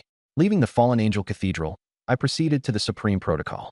Yesterday, I had reorganized the sequence of my barracks: Fallen Angel Cathedral, Supreme Protocol, Origin Dragon Nest, and Holy Cathedral, ensuring recruitment went in that order.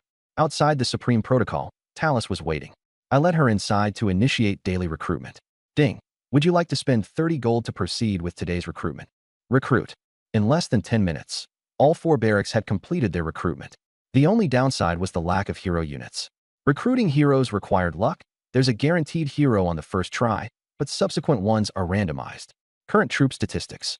Original Sin Fallen Angels, 290. Gene Invincible Army, 100. Dragons, 60. Angels, 60. Total troop count, Over 500. 5 days worth of effort. I had spent 5 refresh cards. After breakfast, around 10 a.m., I called out, Lilith, Ista, Talus, Pangelia, Keisha. The 5 heroes promptly appeared. The Void Trial is about to begin. As always, prioritize upgrading newcomers, I instructed. The 5 heroes each took their positions, allocating troops as they saw fit.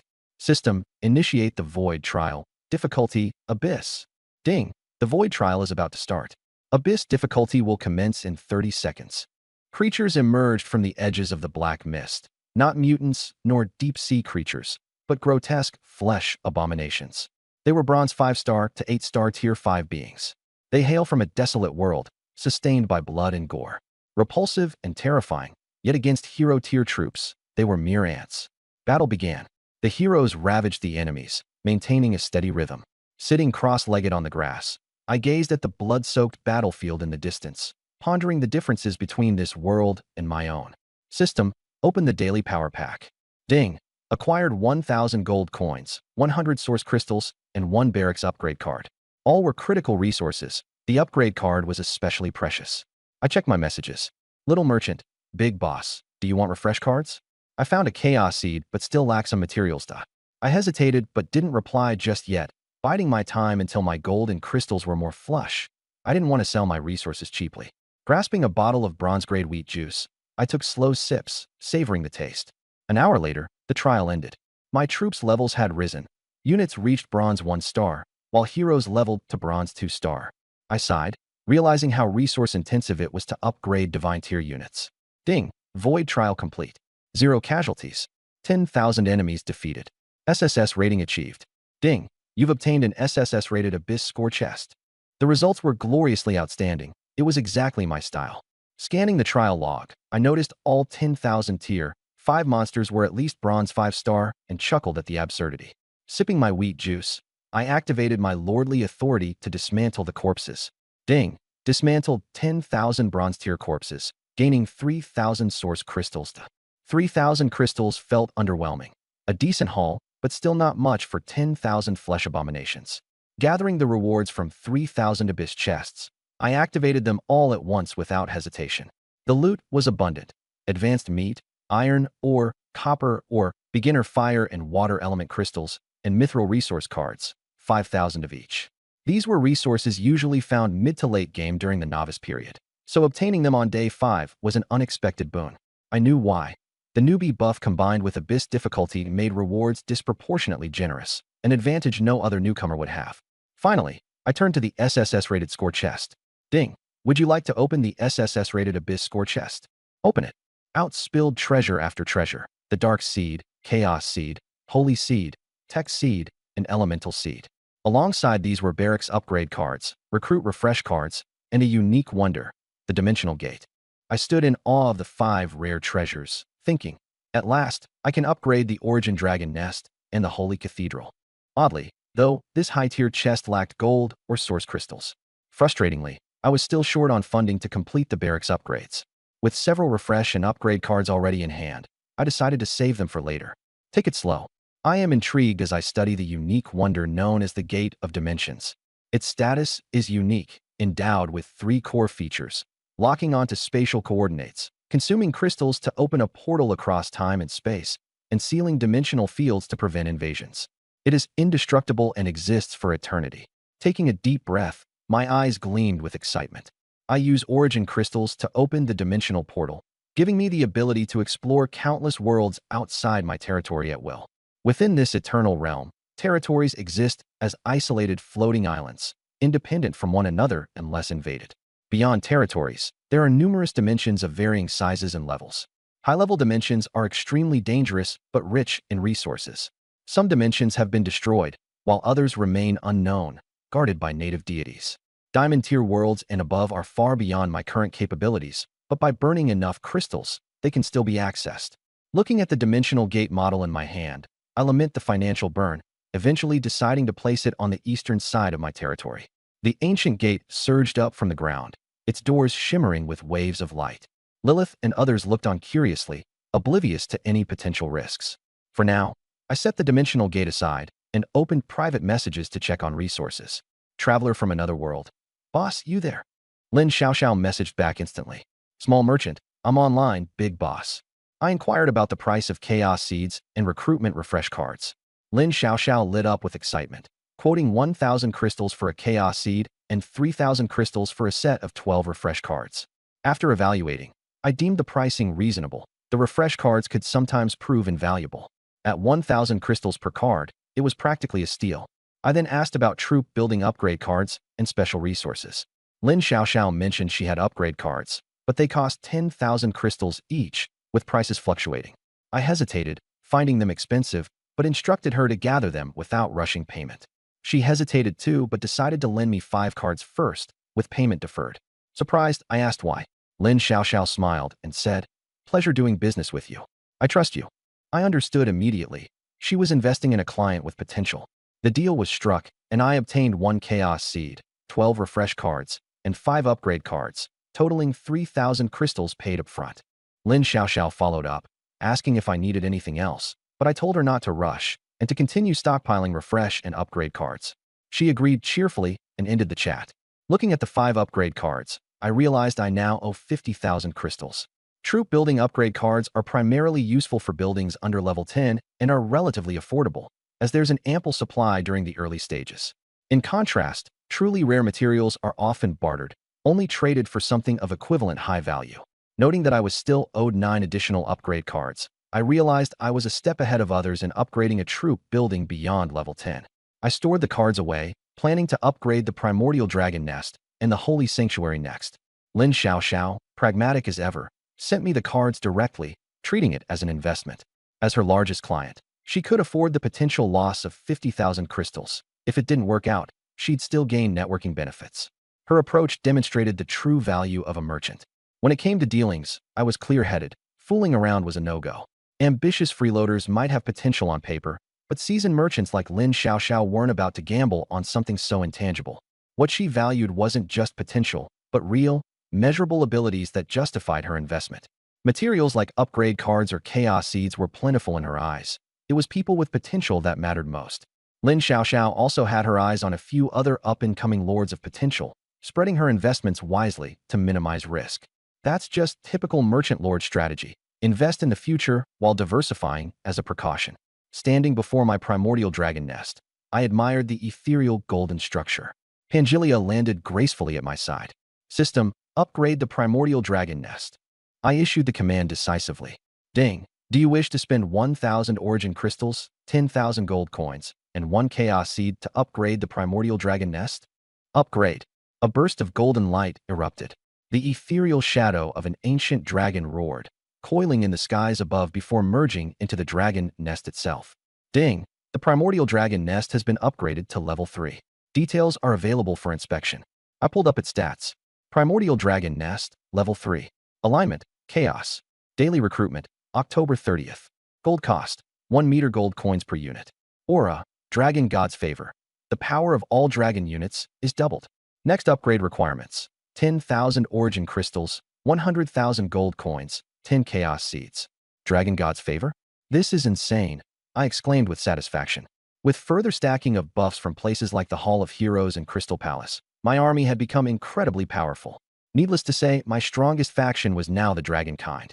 Even my fallen angels had all been transformed into mighty dragons. I entered the dragon nest with Pangelia, planning to max out today's remaining recruitment capacity. Ding. Do you wish to spend 10 gold coins to recruit daily units? Recruit. 10 colossal black gold ancient dragons materialized before me. While I hadn't attracted any hero tier units, a batch of dragon hatchlings was still a solid gain. Pangelia, take care of them, I instructed her. As I turned to leave the dragon nest, a glimmer of red caught my eye near the grass patch outside. A 200 square meter section was covered in crimson fruit. It was Earth Spirit Grass. I examined it. Earth Spirit Grass. Level, bronze, progression, iron, bronze, silver, gold, platinum, diamond, demigod, god tier. Properties, a bronze tier medicinal herb whose fruit slightly enhances the potential of 5th tier and below units. Description, a regular plant that evolved through mutation. The fruit is sweet and can neutralize greasy foods. I was intrigued by this herb, recalling that the nearby Chaos Spring emitted an aura of evolution. The spring not only healed wounds, but also accelerated the evolutionary process. I picked a fruit to taste. It was sweet with a hint of tartness, perfect for cutting through richness. This stuff is tricky to price. I mused to myself. Listed too high, and no one would buy it. Too low, and it's a loss. Units below 5th tier are mostly cannon fodder, so spending money to enhance them isn't meaningful. Developing advanced troop buildings is the only wise strategy. Still, though low level, this herb has potential and should be given to new recruits. Packing up the fruit, I headed over to the Holy Sanctuary, where Keisha was already waiting. System, upgrade the Holy Sanctuary. Ding. Do you wish to spend 1,000 origin crystals, 10,000 gold coins, and 1 holy seed to upgrade the Holy Sanctuary? Upgrade. A divine light enveloped the entire sanctuary as the image of an angel appeared above, bathing the structure in radiant energy.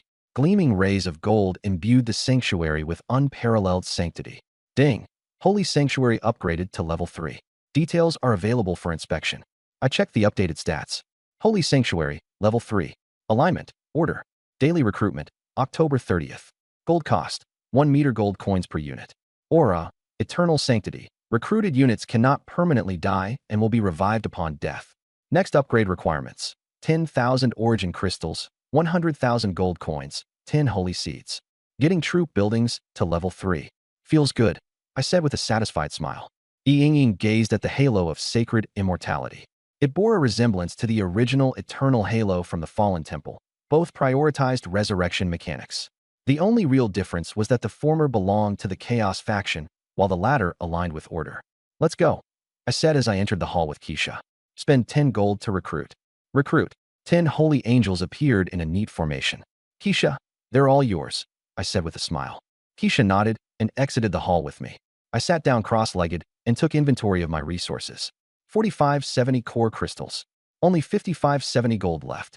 Ugh, this might seem like a lot for a newbie, but for me, it's pocket change, I muttered. Still owe the tiny merchant 50,000 crystals. The pressure is unreal. My eyes turned to the dimensional gate in the distance, my fastest shot at making money. The daily void trials barely provided enough resources anymore. I need a new plan, I thought to myself. Lilith, Talus, Ishtar, Pangelia, Keisha, come here, I called out. One by one, the 5 heroes materialized. Sitting cross-legged, I asked seriously, any ideas on conquering a dimension? They answered in unison. Lilith, kill. Talus, kill. Ishtar, kill. Pangelia, destroy. Keisha, purify. I stayed quiet and shook my head with a wry smile. You're all warriors. All you know is killing. Is there any other way? Lord Sovereign, eliminate the enemy, and everything is ours. Lilith responded with a sweet, yet menacing smile. Ishtar agreed wholeheartedly. Talus was even more ruthless. All traitors must die. The Empire tolerates no dissent. Pangelia nodded in approval. I turned to Keisha in despair, the only one whose answer seemed reasonable. All heretics must be purified. A chill crept into my heart. Depending on them for strategy was a naive fantasy. Sure, the dimensional worlds were vast, but what could we do with only a few hundred troops anyway? Monsters were valuable resources. Slaying them was wasteful. Mining and logging were more sustainable. But with our current strength, how much could we harvest? Relying solely on slaughter was the least efficient route. Unless you ignored all costs and sacrificed everything for bloodshed. What if I just want to extract dimensional resources? How do I do that? I looked at the 5 heroes. Silence. Only the sound of the wind filled the still air. I pinched the bridge of my nose. Looks like fighting is all they're good for. Planning is totally out of the question. Lying down, I stared up at the blue sky and muttered to myself, I'll figure this out on my own.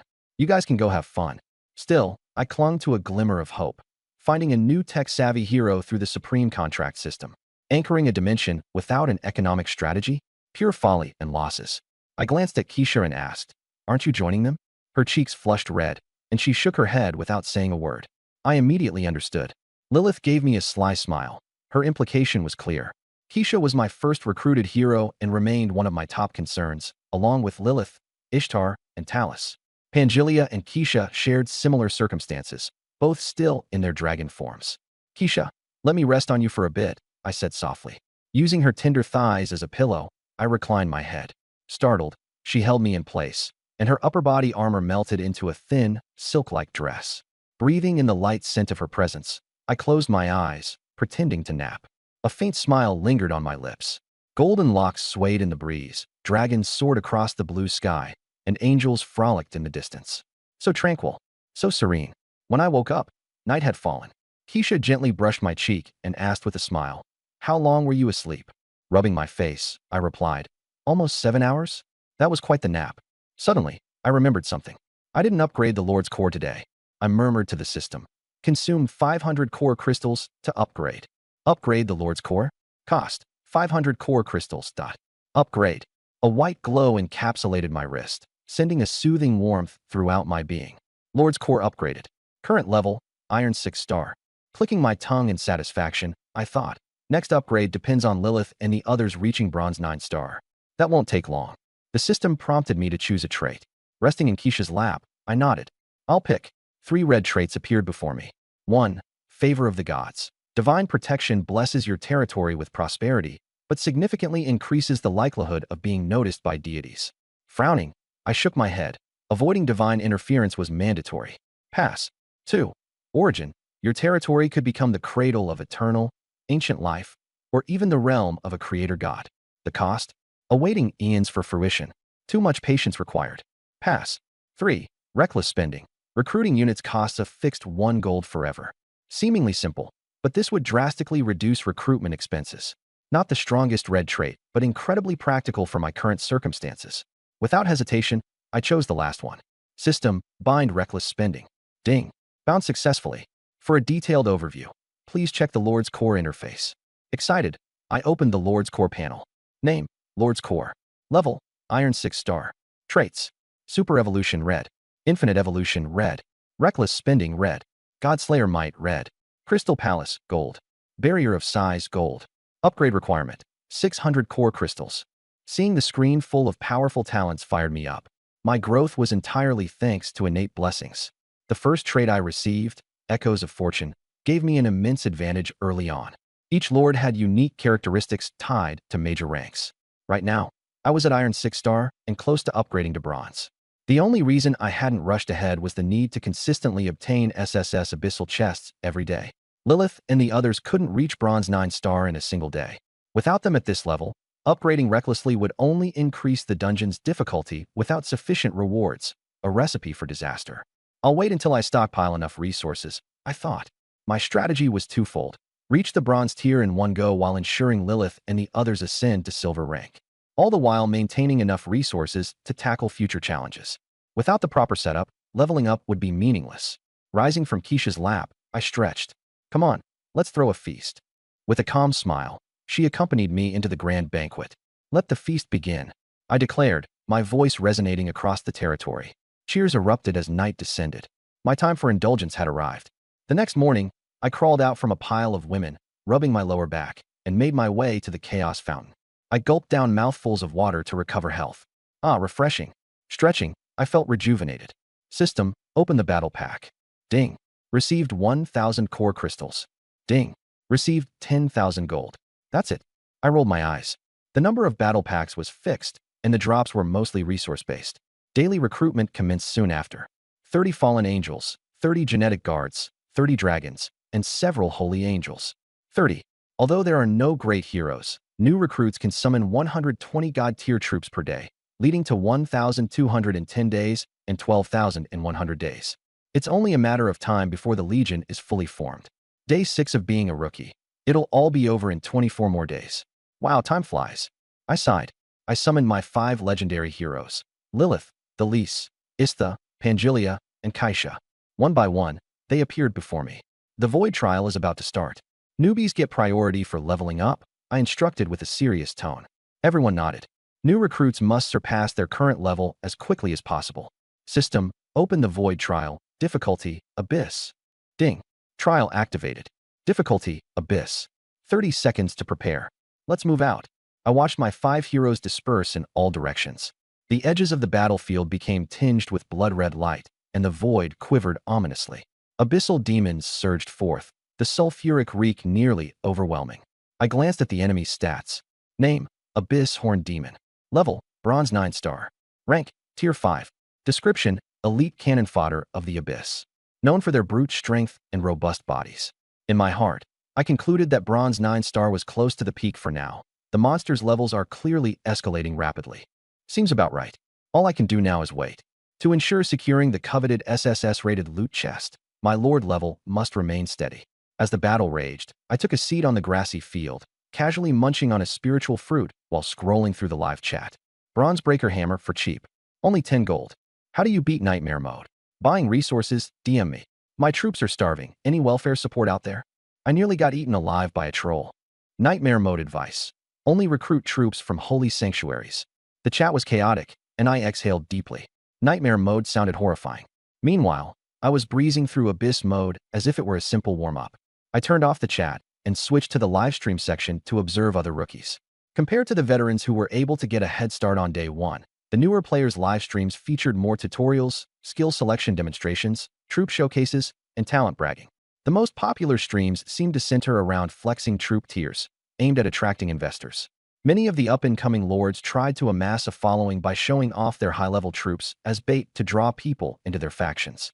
However, in most cases, it was all carefully crafted deception. These rookies flaunted early game advantages, but it came at a hefty price, signing unfair contracts to attract funds. Those who didn't comply were ostracized. Similarly, lords who boasted incredible talents often lacked troop production capabilities, meaning they heavily relied on contracts. In the end, the majority of rookies failed to break away from this pattern. They shined brightly during the early phase, but after their rookie period ended, they became little more than wandering nobodies. Very few managed to establish an independent power base. I was one of them. Man, it's rough being a new player, I muttered as I watched one live stream. Glad I have a god-tier talent, I thought to myself with some relief. Exiting the live section, I rubbed my temples. Still, I need to figure out a sustainable revenue source. While the rookie period felt like a holiday, the real challenge came afterward. Sustaining a steady and reliable inflow of resources would define success. My god-tier troop camp was a carefully guarded secret. Should it ever be exposed, it'd spell certain doom. Challenging the established power balance among lords wasn't just risky, it was a surefire way to get obliterated. The current ruling class tolerated emergent talents, but absolutely wouldn't allow someone to rewrite the rules of the game. My rapid growth painted me simultaneously as both a massive opportunity and an undeniable threat. Time passed, and a system notification pulled me out of my thoughts. Ding. Trial complete. 0 casualties. 20,000 enemies slain. Rating SSS. I snapped out of my reverie, immediately resuming my planning efforts. The trial had concluded without a hitch. 20,000 enemies? I was stunned. That was double yesterday's tally. All 5 of my heroes had leveled up to bronze 5-star. The regular units had also improved, leveling up to bronze 1 and 2. Today's new recruits reached similar levels. But relying solely on monster farming for growth was proving to be an increasingly uphill battle. The Spirit Spring Lake was little more than a glorified pond, not much use. Even the rewards from the monsters' remains were modest at best. The auto-decompose feature was more of a nice-to-have than anything game-changing. Nonetheless, I quickly decomposed the 20,000 corpses and received a system message. Ding. Decomposition complete. 20,000 bodies converted into 5,000 source crystals. Fairly decent rewards. Next, I gathered 6,000 bronze abyssal loot chests and prepared to open them, eager to replenish my supply of crystals and gold. As I opened the chests, resources began flooding in. Source crystals, gold, high-grade meats, ores, elemental crystals, among other items. By the end of it all, my haul included 100,000 source crystals, 1,000,000 gold, and tens of thousands of advanced resources of various types.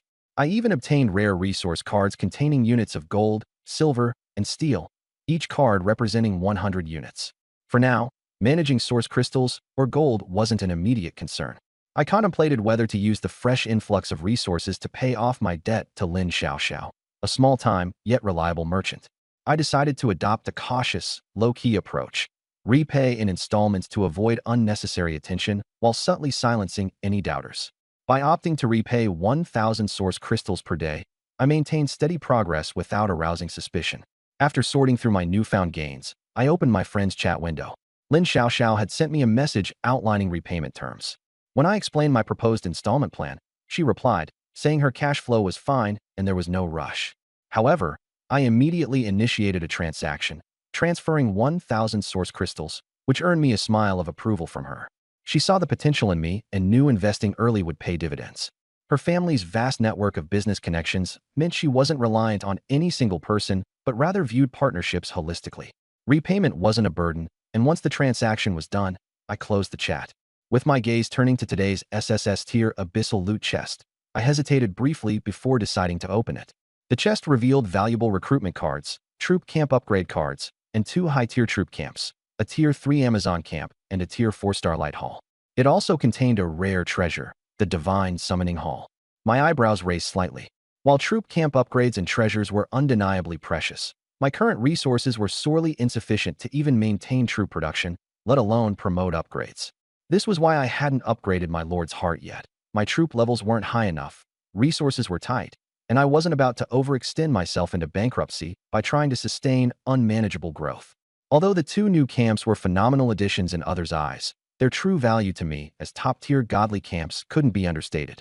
The Tier 3 Amazon camp could recruit female warriors, hunters, and elite Amazon fighters, each boasting specialized capabilities and power. Its unique attribute: exclusively training female units. The potential of these camps made them invaluable for diversifying my future army composition. However, raising troops from these camps required enormous resources and upkeep, which I simply couldn't sustain at present. Still, the battle outcomes left me brimming with confidence. My resources were replenished, and though the road ahead remained fraught with challenges, I was steadfast in my determination to forge ahead.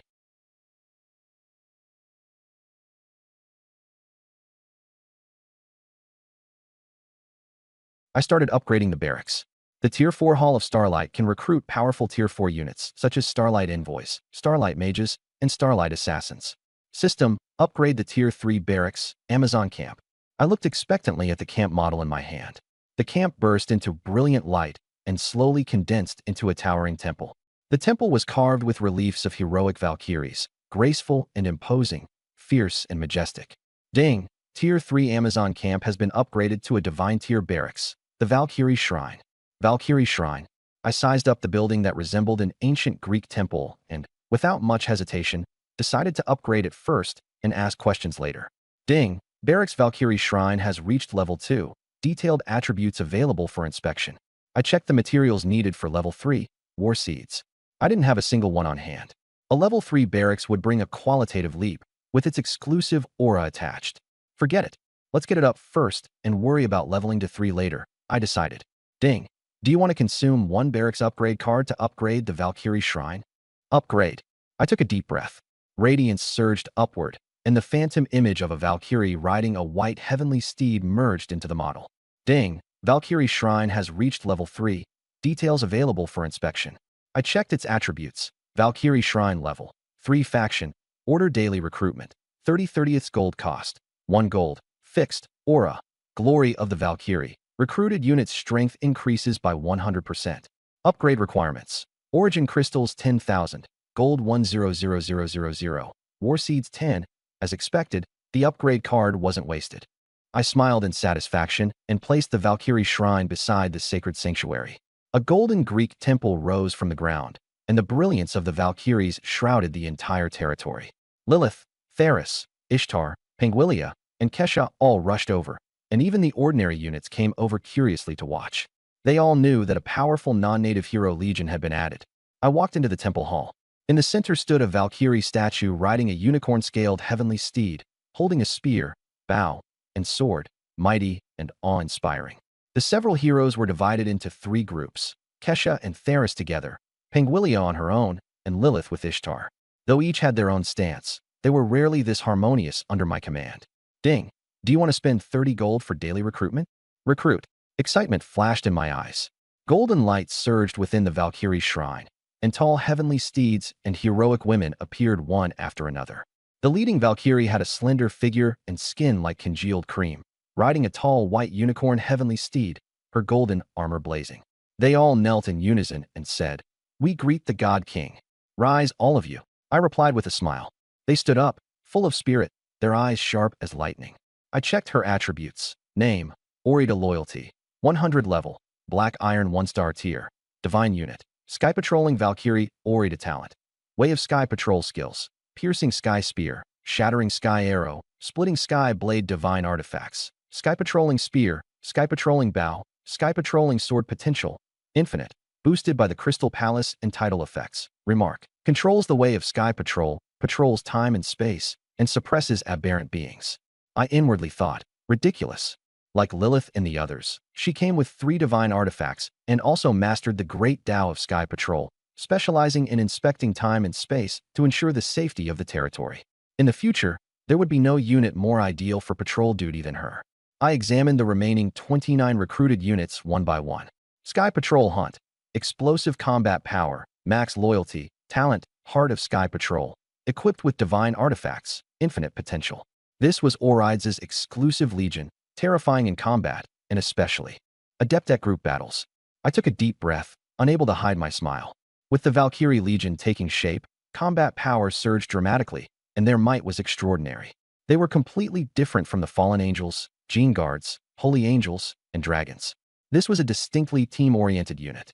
I introduced the legions under my command to Orida. These are Lilith's and Fallen Angels, Theris's Gene Guards, Ishtar's Pure-Blood Fallen Angels, Panguilia's In-Stage Extreme Dragon, and Kesha's Holy Angels. You recognize and understand each other. You handle the affairs of the territory. Orlide smiled respectfully. Understood, Your Majesty the God King. The heroes all nodded in approval. We walked out of the hall together. She led the white-scaled dragon steed, looking valiant and heroic. Territory patrols are your responsibility, along with the Sky Patrol Hunt Legion. Everything shall be carried out as commanded, Your Majesty the God King. I stretched and watched the cavalry mount their sky steeds. Hoofbeats rang through the heavens as they flew toward the firmament. Though the territory was small, patrols were indispensable. Defense was the right path. Only then would the future have confidence. Many lords failed because they neglected defense. When invasions came without warning, they relied on patrols and reconnaissance. I began planning to expand the territory. The Valkyrie Legion consumed resources fiercely, but I could bear it with ease. At that moment, a streak of starlight flashed in my hand, and a Tier 4 barracks model, the Hall of Starlight, appeared. The system prompt sounded, Tier 4 Hall of Starlight upgraded to Divine Barracks, Starry Temple. I looked on with curiosity as the model transformed into a dazzling celestial temple, stars intertwining and light shining brilliantly. System, upgrade Starry Temple to level 2. Ding, consumed 100 source crystals. Level increased to 2. Attributes can now be viewed. I saw that the materials required were star seeds. No matter. Even the Valkyrie Temple had been upgraded, so this was easy. I directly used a barracks upgrade card. Ding, consumed 1 barracks upgrade card. Starry Temple upgraded to level 3. Detailed attributes can now be viewed. With steadfast resolve, I knew greater surprises awaited me and the Valkyrie Legion in the future. Viewing Starry Temple attributes. Name, Starry Temple level. 3 faction, Chaos tier. Divine daily recruitment. 30/30th gold. 1 gold coin. Fixed, aura. Radiance for myriad ages upgrade requirements. Source crystals 10,000. Gold 10,000. Star seeds 10. I exhaled a foul breath and stared at the model. The aura, radiance for myriad ages, was bizarre and extraordinary. Recruited troops would never truly perish. Like stars, they would shine forever. Upon falling, they would be revived. Another resurrection aura. I knew it well enough. The first aura of a divine barracks was either enhancement or resurrection. The supreme protocol belonged to the technology route, and its nature was entirely different. I took command of the recruitment and placed Starry Temple within the territory, where its starlight shone brilliantly and enveloped the structure. Lilith smiled faintly. Another new companion. Ishtar nodded and walked toward Starry Temple. Taris, Pangilia, Kaisha, and Orlides also gathered over. I stood at the entrance, watching the vivid starry mural cover the entire palace. Orlides had shed her golden armor and weapons, now clad in a light veil, while her sky steed remained to guard the territory. Her mood was good, as was Kaisha's from the Order faction, and the two were chatting happily. A new companion? Orlides asked. Kaisha nodded and led her to my side. I smiled. The 6 hero units have gathered. Let's go welcome our new companion. Stepping into Starry Temple, the interior was like an endless starry sky. Beneath our feet lay an abyss of empty space, stars shimmered, and a rotating black hole at the dome's apex swallowed everything in its depths. Ding! Would you like to spend 30 gold coins for daily recruitment? Recruit. My eyes flashed with anticipation.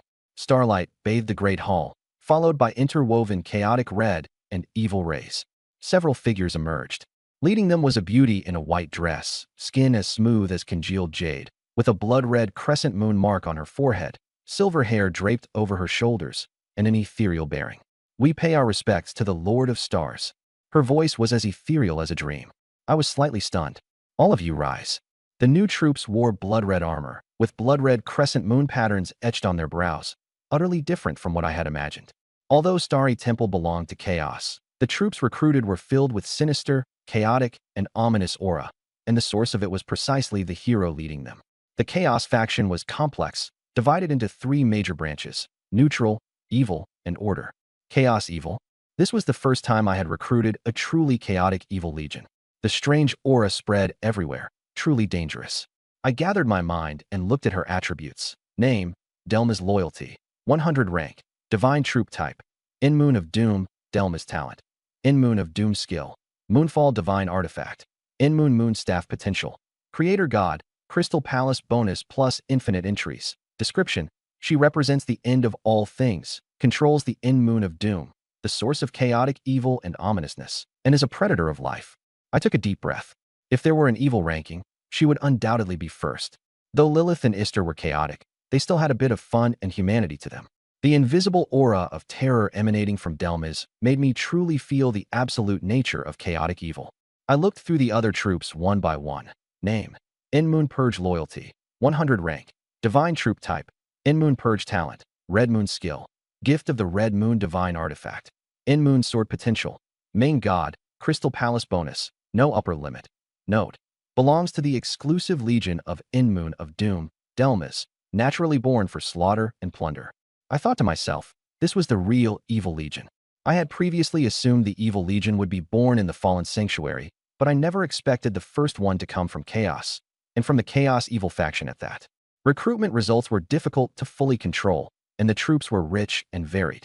Delmas, you and your sisters are companions to Lilith, Ister, Taris, Pangelia, Kesha, and Olids, all under my command.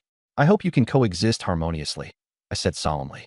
Delmas replied respectfully, Lord of the Stars, your will is everything I pursue. I nodded. Turning to Lilith and the others, I saw that aside from Pangelia, who seemed unconcerned, the rest were all warily watching Delmas. Her ominous aura was frightening. I knew a few words wouldn't resolve this. Only time could. Delmas possessed terrifying power, and without absolute loyalty, she would be difficult to tame. Rooted in evil, she brought chaos and risk. Come on, let's have a banquet first to welcome our new companions, I said with a smile, leading everyone away from the starry sacred temple. Lilith and Taris went to the wine pool and meat grove to prepare.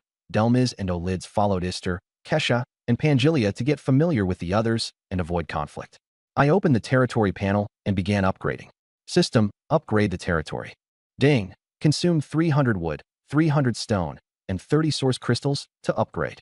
Upgrade. A beam of white light enveloped everything, and the territory rapidly expanded, its diameter increasing from the initial 1,000 meters. Ding.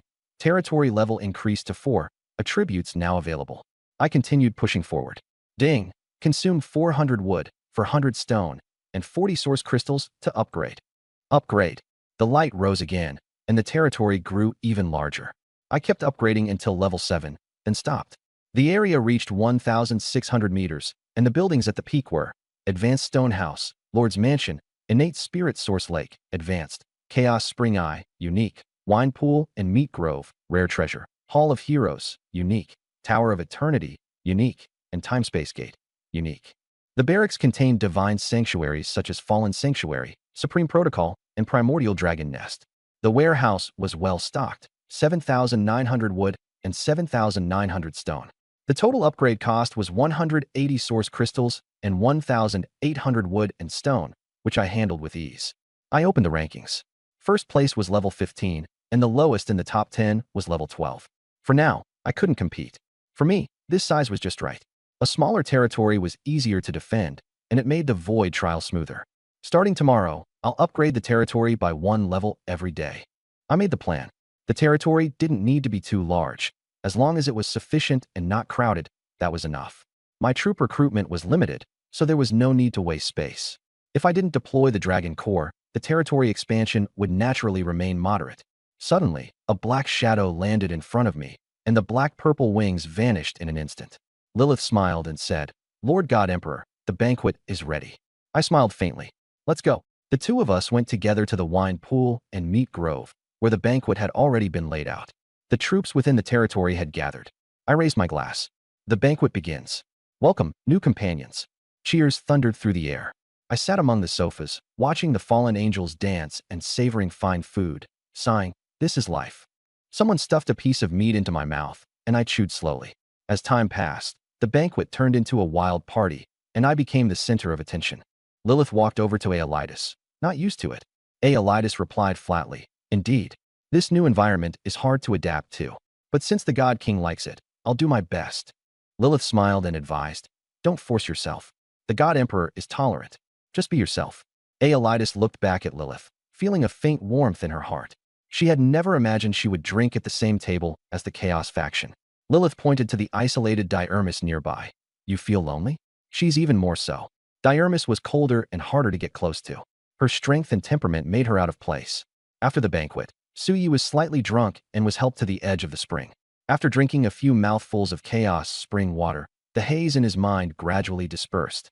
He thanked Lilith, who reminded him to pay attention to Diarmus's location. She had been by the Spirit Source Lake all along.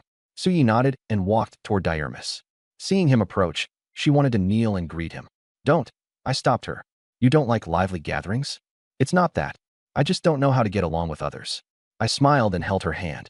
"Then try to interact. If that doesn't work, go find Lilith or Kesha." The two sat down on the grass, and Diarmus said in surprise, "Really?" "Of course. You're all mine." She nodded in acceptance, and I lay down with my head on her lap. She carefully protected me as I fell asleep. Night fell. Suyi asked for the time, and Diarmus claimed, 8 o'clock. I sat up and sighed that drinking really did require a sleep to recover. Amid the noise and bustle around us, I took out the new model, Divine Artifact Summoning Hall, a unique level secret treasure. Each day, it can summon divine artifacts, secret treasures, and blueprints from the heavens for free. I placed the model beside the Chaos Spring. A bronze ancient hall rose from the ground, about 100 square meters in size, in a simple and ancient style.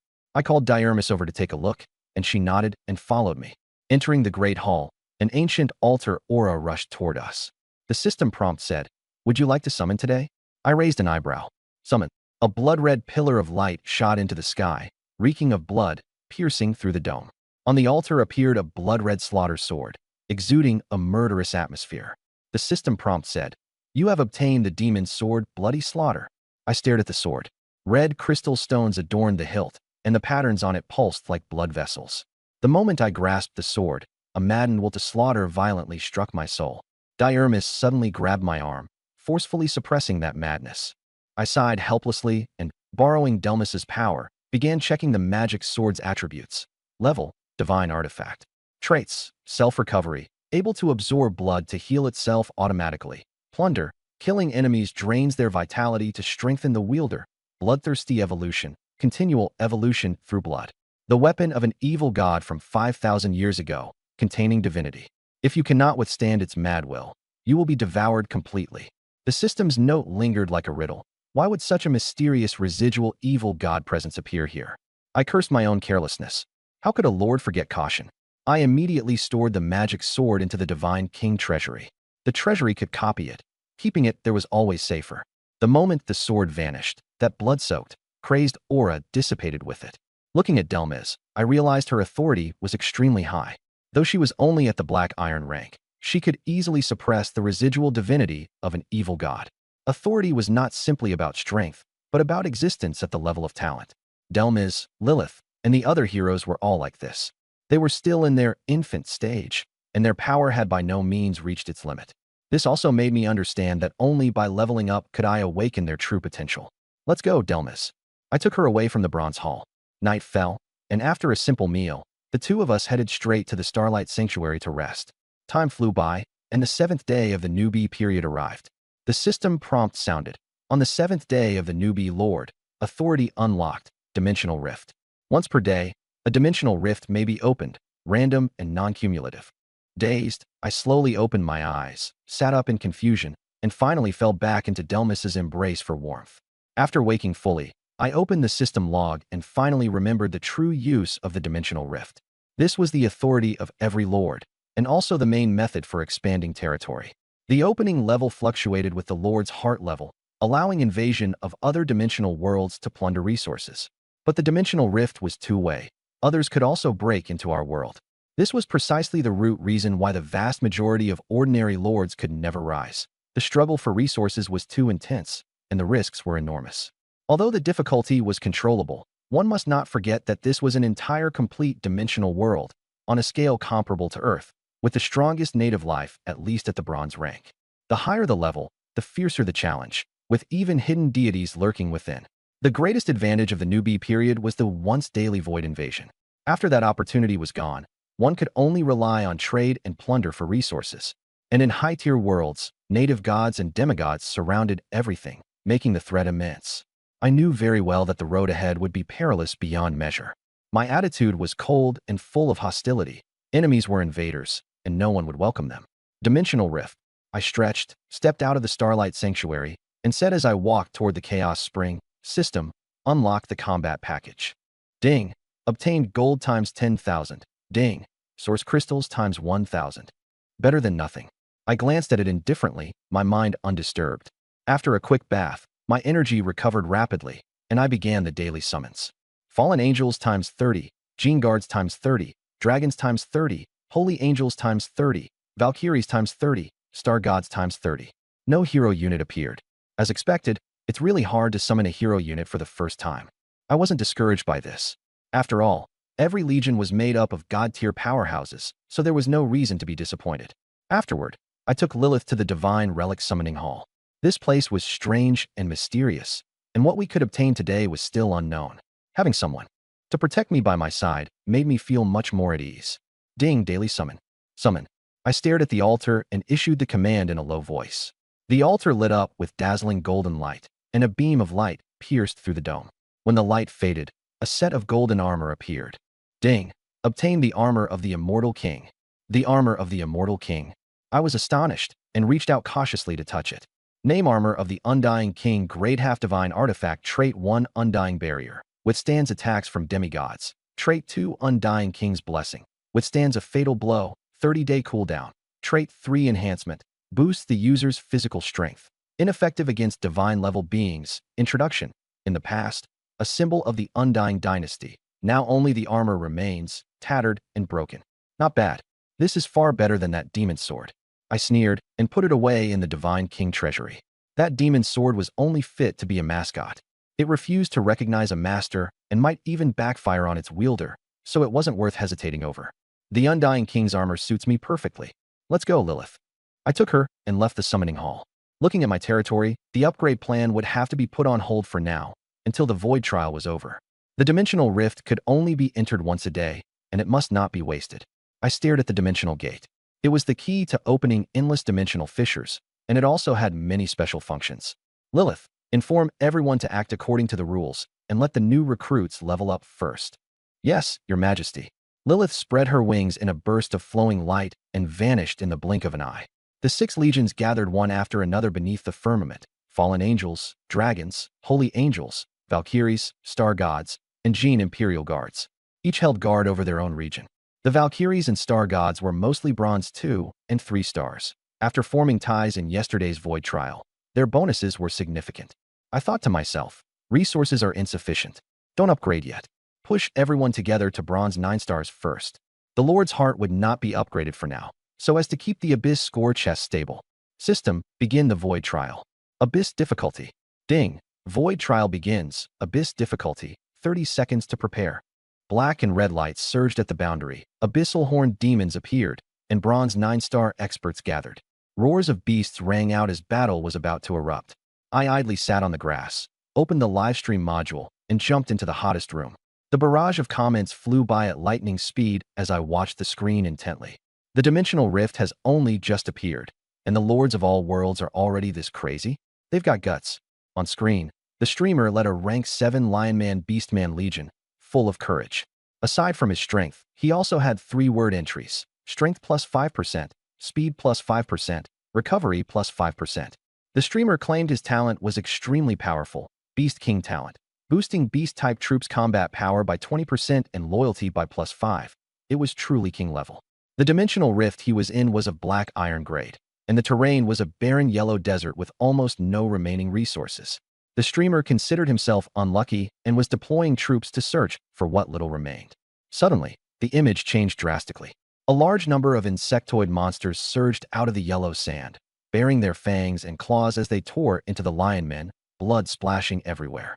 Millions of insect swarms launched a massive attack, and the situation fell into chaos.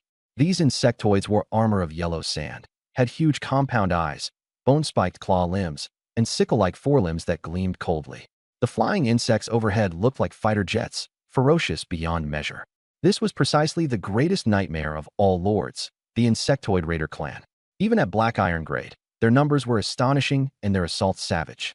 The barrage exploded. The streamer is done for. The rift can only last 12 hours. These insectoids are too terrifying. I understood that insectoids' individual combat power was mediocre, but their numbers were immense, and with elite variants mixed in, they were extremely dangerous. Eliminating millions of elite insectoids was hundreds of times harder than defeating the same number of ordinary insectoids. In the livestream, the insect swarm crashed forward like a tide, and the lion men roared as they entered berserk mode, turning the battlefield into an extreme contest. The lionmen's commands became difficult to control, loyalty wavered, and morale sank. Helplessly, the Lord ordered a retreat in an attempt to preserve strength. Many lion men were dissatisfied. In their lost rationality, they ultimately obeyed with great reluctance. The insect swarm steadily invaded the territory. The streamer's face turned ashen. The crisis had just reached its peak. The swarm was bound to come in. The only choices were to hold the line or concede. The barrage urged him to sell troop refresh cards, and the streamer pleaded to buy them at a high price. I watched coldly from the side. Troop refresh cards were the only hope of survival. More summons meant more chances to live. Time flew by, and the streamer completed several deals. Fresh troops surged in, but the lineman's loyalty was only in the 50s or 60s, making it impossible to withstand a battle to the death. The fighting spirit in the lineman's eyes gradually grew colder, as if they were headed to their deaths. If it weren't for that golden lion man hero suppressing the situation, he might already have been betrayed and abandoned by everyone. Under the roar, the first wave of insects stepped into the territory, and the destruction had already been sealed by fate. The livestream suddenly disconnected. I shook my head. Such a tragic ending was not surprising. Death, or losing one's status as a lord, amounted to the same thing. The reason was simple reality. Without powerful allies, no one would be willing to risk their life for him. This was the real world of lords, ruthless and cruel. By contrast, a cold light flickered in my eyes. Insectu, if I really run into them, that would actually be a good thing. For a Black Iron level dimensional realm, I was confident. With Lilith and the others, breaking through to Bronze 9 stars would be effortless. If I could encounter the Insectu main world, I'd gain a huge advantage. I wasn't afraid of Insectu's numbers.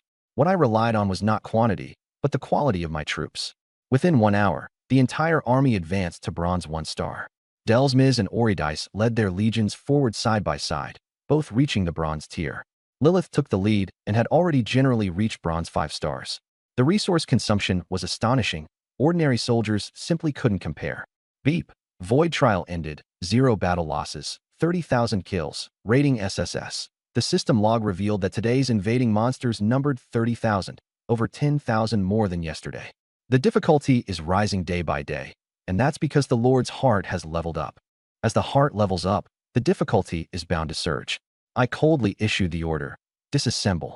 Beep. Disassembled 30,000 corpses, obtained 4,000 source crystals. The yield is decent.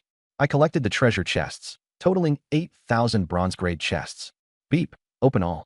Open them all. Resource cards flooded the screen. High-grade meat, wood, stone, iron, ore, copper, ore, silver, gold, steel. There were 1,000 chests of each of the 8 resource cards, for a total of 80,000 cards. Not bad. I tucked them away for now, not planning to sell them yet, waiting for the right opportunity. What I lacked most right now was high-grade meat. My troops had grown rapidly, and the dragon unit was gluttonous beyond measure. Even though the banquets of wine, meat, and plenty were already abundant, supply was still limited, with long queues forming. As time pressed closer, food consumption surged sharply, and high-grade meat had to be tightly stockpiled. After taking stock of the spoils, I sent a private message to my friend Lin Xiaoxiao. Otherworld Traveler. Boss, are you there? Little Merchant. I'm here, Big Shot. Otherworld Traveler. Requesting a trade, please approve. Little Merchant. Okay. I transferred 2,000 source crystals to her, leaving 47,000 as backup. She held several thousand Lord-grade resources and was the heir to a major merchant guild with formidable strength. Once the trade was settled, I summoned my commanders, Lilith, Talus, Ishtar, Pangilia, Kaisha, Delsmiz, Oridice, come here. They appeared one after another. Notify your respective units. 1 hour from now, open the rift gate and prepare for an otherworld invasion. The eyes of all the commanders flashed with excitement. War was liberation for them. Aside from the Gene Guard and the sacred angels guarding and spreading across the territory, the rest of the legions were all full of killing intent. The Valkyries excelled in coordinated combat, while the moon's final silence governed the end of all things. When there was nothing to do, they were extremely eager for war. Lilith began to reorganize the troops, while my gaze turned to the SSS treasure chest. Beep. Open the chest. Open it. Beep. Obtained purple blueprint. Blackstone armor. Beep. Obtained purple blueprint. Flame spear. Beep. Obtained God tier spiritual root. Source divine tree. Beep. Obtained Lord exclusive treasure. Immortal soul jade. 2 purple blueprints and powerful divine items appeared at once. Both the Blackstone armor and the flame spear required top-tier craftsmen to forge, just like the gale-breaking bow blueprint I already had. I stored them in my personal space for the time being. Without a craftsman at home, blueprints represented an inexhaustible source of resources.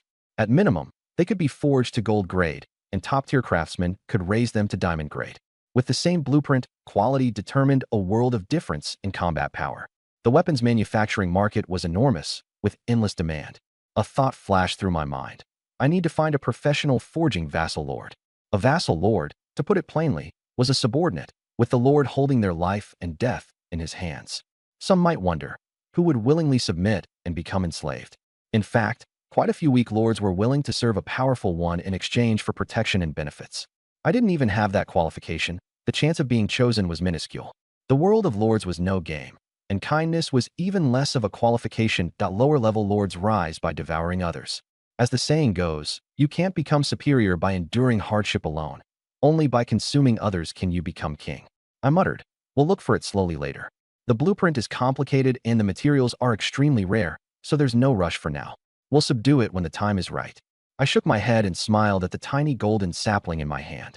Its leaves shimmered with a dazzling radiance. The primordial source divine tree, the legendary divine grade spiritual root. Primordial source divine tree level. Divine grade trait 1, primordial source chi, gathers the source of the void, enhancing the strength of troops. Trait 2, ascension, raises the dimension of the territory, expanding the limit of living beings. Trait 3, foundation stabilization, stabilizes the flow of time and space. Trait 4, attribute-less divinity, condenses attribute-less divine fruits, enhancing divinity. Trait 5, indestructible immortality, merges with the territory and can never be destroyed. A one-of-a-kind spiritual root, its power impossible to fathom since ancient times.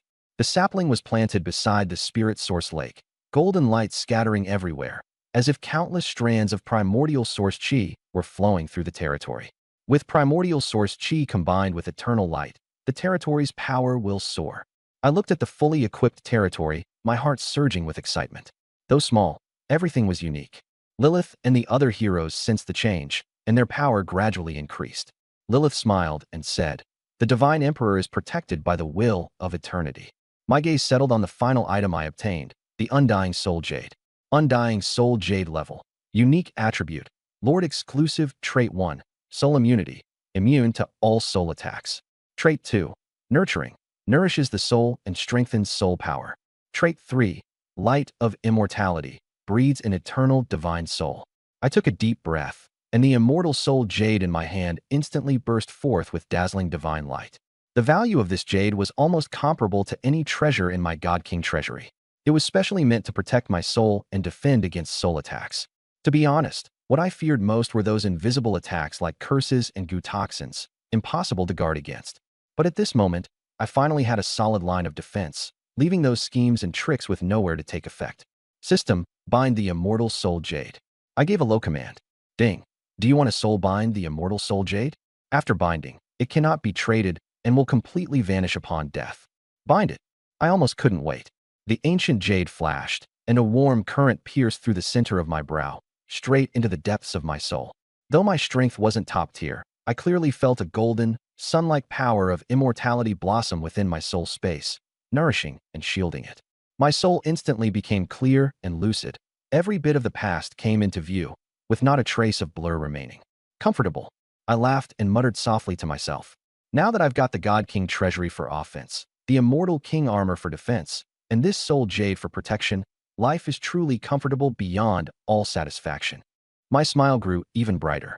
It was still early, so I decided to wait an hour before opening the dimensional rift, letting Lilith and the others rest and recover first. After all, dimensional warfare was no joke. Even with great strength, risks still existed. Time passed little by little, and I patiently watched the live stream, observing the movements of all sides. An hour later, I shouted loudly, "Lilith, Theris, Ishtar, Pangelia, Kesha, Aldith, Delmis." 7 figures appeared in succession. "Are you ready?" I asked. "Your Majesty, we are ready," Lilith answered firmly. Above the territory, the 7 great legions were arranged in neat formation. The fallen angels of sin, the pureblood fallen angels, the Gene Imperial Guard light dark dragons, the primordial black gold dragons, the sacred angels, the Valkyries, and the final moon purifiers. Dimensional rift, open. I bellowed sharply. Ding. Do you want to open the dimensional rift? After opening, it will last for 12 hours. Please note, open. I replied in a deep voice. A vortex-like rift, 20 meters high and 10 meters wide, suddenly appeared on the grass. Aldith took the lead. "God King, I'll scout ahead first." Riding her dragon, she shot into the rift like a meteor, and the Valkyrie Legion followed closely behind, mounted on white Pegasuses, their spears gleaming like stars. 1 minute later, the Valkyries reported back, safe. I had them remain on guard. Lilith, Ishtar, Kesha, and Delmis led their units in one after another. Pangelia lay prostrate and invited me to ride on her back. "God King, climb onto my back. We'll go in together." Without hesitation, I stepped onto her heavy armor and sat down firmly. "Roar!" Pangelia roared, while the primordial black gold dragons guarded both flanks. Theris led the Gene Imperial Guard closely behind. The discomfort of the rift lasted only briefly. I stood steadily on Pangelia's back and entered a brand new dimension. What met my eyes was a stretch of lush green vegetation. The system prompt sounded. Ding. Data synchronization initiated. Ding. Reading world information. Ding. Data synchronization complete. Treasure chest generated. 12 hours of exploration, time available. Ding. World information complete. A technology-type black iron dimensional world. Due to catastrophe, all living beings have perished, leaving only mindless mutated monsters. I rubbed my brow and looked ahead. The good news was that this was virgin land. Since it was my first time stepping in, the system gave such a prompt. This meant that, as the extended arm of the will of the eternal world, I possessed full authority to open the rift. The eternal will grows by relying on lords to invade and expand its domain. Even gods cannot walk beyond the bounds. How the eternal world came into being is impossible to investigate. I am merely a tool for expansion, mutually dependent, struggling, and coexisting in conflict. As I gazed at this black iron dimensional technology world, the bad news soon followed. This place belonged to the technology system, so the treasure chests that spawned were all technology-based items. Originally, there were no treasure chests here. Only when a lord appeared would they be generated, and the technology treasure chests of the black iron rank only yield technological resources. Things from other systems simply cannot appear. Technological items are too weak, truly unsuitable for me. A cold smile spread across my lips. I only hope there are more monsters here, so I can use them to train. Resources existed, but they couldn't be developed at this stage. The future was uncertain. So I decided to seal off this world first. Dimensional gate, anchor, seal. An ancient gate slowly covered the entire world, countless chains locking down the black iron technology dimension. Ding. Dimensional world anchored successfully. Ding. Dimensional world sealed successfully. Anchoring meant that after 12 hours, I could enter at any time without reopening the rift. Sealing meant exclusivity. No other lord had the right to teleport in. If they wanted to enter, they first had to detect my world, then rely on strength to break through the barrier. In simple terms, this world became my backyard. I marked the dimensional gate, number 1 technology black iron world. The number represented the order of discovery, technology represented the system, and black iron represented the rank. Looks like I can keep freeloading new worlds forever, I said with a smile. With authority and the dimensional gate, there was no need to sacrifice spirit stones to open the gate anymore. I'd only sacrifice them when I actually needed to use it. At that moment, Allardyce suddenly shouted, "God King, enemy spotted." I followed her gaze and saw countless crimson torrents surging all around, packed with twisted flesh and blood monsters. They had bizarre forms, with tentacles, fused bodies, and mixed animal traits, like the ghosts of flesh-eating haters, only smaller in size. What is going on? Evil god contamination? Or a flaw in the research? My heart tightened sharply. This kind of bizarre mutation was very likely caused by deep contamination. The situation was not good. Why the already extinct life forms had twisted into such monsters would have to be investigated by me personally. Go, I ordered coldly. I still hadn't developed an army yet, so these could only be used as leveling monsters for now. I told Pangelia, you take me with you too. God King, are you safe? She asked with concern. With you all protecting me, I'm fine. Don't worry, I won't run around. Go ahead without concern, I answered easily. Pangelia was silent for a moment, then gently put me down. Taris, take the Jinjinjin and level up together. I smiled and added, before you go, clear the dangers around me, and bring back any treasure chests you find. Yes, master. Taris replied respectfully. Roar.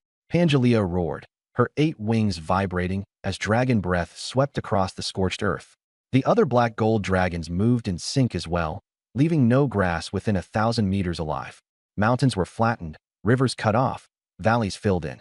Any dangerous place was razed to the ground. The Jinjinjin went deep to investigate, and any abnormalities were instantly eradicated without leaving a trace. I simply laughed and said, destruction really is much easier than construction. In the distance, the original sin fallen angels, pureblood fallen angels, Valkyries, and star gods all began to move one after another, while the crimson tide continued to charge, wanting to cross the invisible barrier. I was separated by an iron wall and unable to approach. Beside me were star gods, Valkyries, dragons, fallen angels, holy angels, and the Jinjinjin. The 2 holy angels took turns guarding me to prevent any sudden incidents. 3 hours passed. While I roasted meat and drank wine, enjoying everyone's service, life was extraordinarily pleasant. Suddenly, Lilith returned surrounded by a bloody aura. She said to the 2 holy angels, you 2 go level up first. The 2 glanced at me. Although they obeyed Lilith, they were actually from Keisha's faction and only listened to the orders of the 2 of us, so they responded and left. I looked at Lilith, who had returned, her whole body dense with blood energy and a ferocious killing intent. She had slaughtered so wildly that she had nearly wiped out half a city. The scale of the killing was astonishing. How many monsters did you kill? I asked curiously. I'm not sure how many, at least half a city's worth, she said casually, taking the roasted meat from my hand. You found a city? I asked in surprise. She nodded. It was a modern city inhabited by 1,000,000 monsters. Half the city was packed with monsters, mostly black iron and bronze rank. Their strength wasn't enough, but their numbers were enormous. What about the others? I asked. They're still working hard to level up. God Emperor, should we open the treasure chests? Lilith pointed to dozens of treasure chests nearby, varying in size. Most were iron black, with a few bronze ones mixed in. I had never seen treasure chests of such a low level before. The territories were all Abyss Affix iron black difficulty, but the chests here were ordinary, capable of dropping iron black and bronze items. I didn't rush to open them. Don't touch the chests for now. Your leveling speed is astonishing. What's got you so motivated? I asked with a smile. Lilith gave a sweet laugh. Isn't it because I miss your majesty, the God King? Her watery eyes stared at me affectionately. I smiled faintly. There must be treasures in the city. She replied that they would wait until Pangelia returned before continuing the deeper exploration. Time passed as I watched live streams and ate barbecue, while the treasure chests kept piling up. The iron-black world was as large as Earth, but my troops were limited. Clearing a few cities was already the limit. There weren't enough hands to explore farther. Lilith and the others had already forged a pure land. Pangelia, cloaked in dark red destruction light, her 8 wings flapping, powerfully engulfed the city. She looked down on the streets, where mutated creatures covered every inch. A column of light gathered in her mouth and blasted downward. Dragon breath swept across the area, and the monsters were all annihilated, while the ground split open into a massive trench. Suddenly, silver light flashed. Pangelia's eyes widened, and with a beat of her 8 wings, she landed with a boom. She saw a small treasure chest being guarded by a 4-meter-tall steel-colored humanoid giant. The giant's blood-red eyes burned with bloody flames as it stomped the ground and charged straight at Pangelia. Pangelia's eyes turned icy. With a swipe of her claw, she sent the steel giant flying. The giant was smashed like a rag doll and buried under the ruins. She coldly picked up the silver treasure chest. From within the ruins came furious roars, sounding from the giant's broken remains. Impatiently, she spat dragon breath. The giant was instantly vaporized, as if it had never existed, and a bronze 9-star mutated monster was erased. Pangelia grabbed the chest and flew up, rampaging through the surroundings, her destructive power still escalating. On another front, Istal was in trouble. A living city fused from flesh and blood had appeared. The city was like a living creature, swelling and shrinking as it wailed and thundered like a song from hell. She spread her black wings and gazed down coldly. Buildings, cars, and flesh in the blood-and-flesh city were intertwined in an embrace, and struggling faces covered its surface. A dangerous aura roiled beneath, threatening life itself. Let's try it. Istil gathered dark energy, and black light pierced the flesh-like surface. The town shook, and its surface surged like turbulent waves. Monsters burst out through the flesh, half beast and half human, their bodies covered in slick slime. In less than a minute, their forms straightened, the slime disappeared, and they transformed into bronze-grade monsters. This city has become a monster incubator. Istil frowned, flapping her wings and vanishing into black light. The monsters did not chase after her. They only stared blankly at her departing figure, as if guarding something. I strolled leisurely through the iron-black dimension, already stuffed, while Lilith beside me looked at me with endless fondness. She supported whatever I wanted, right or wrong. All the generals of the Legion were loyal to me, and even the extreme Kaisa acknowledged my command, cutting down anyone who stood against me.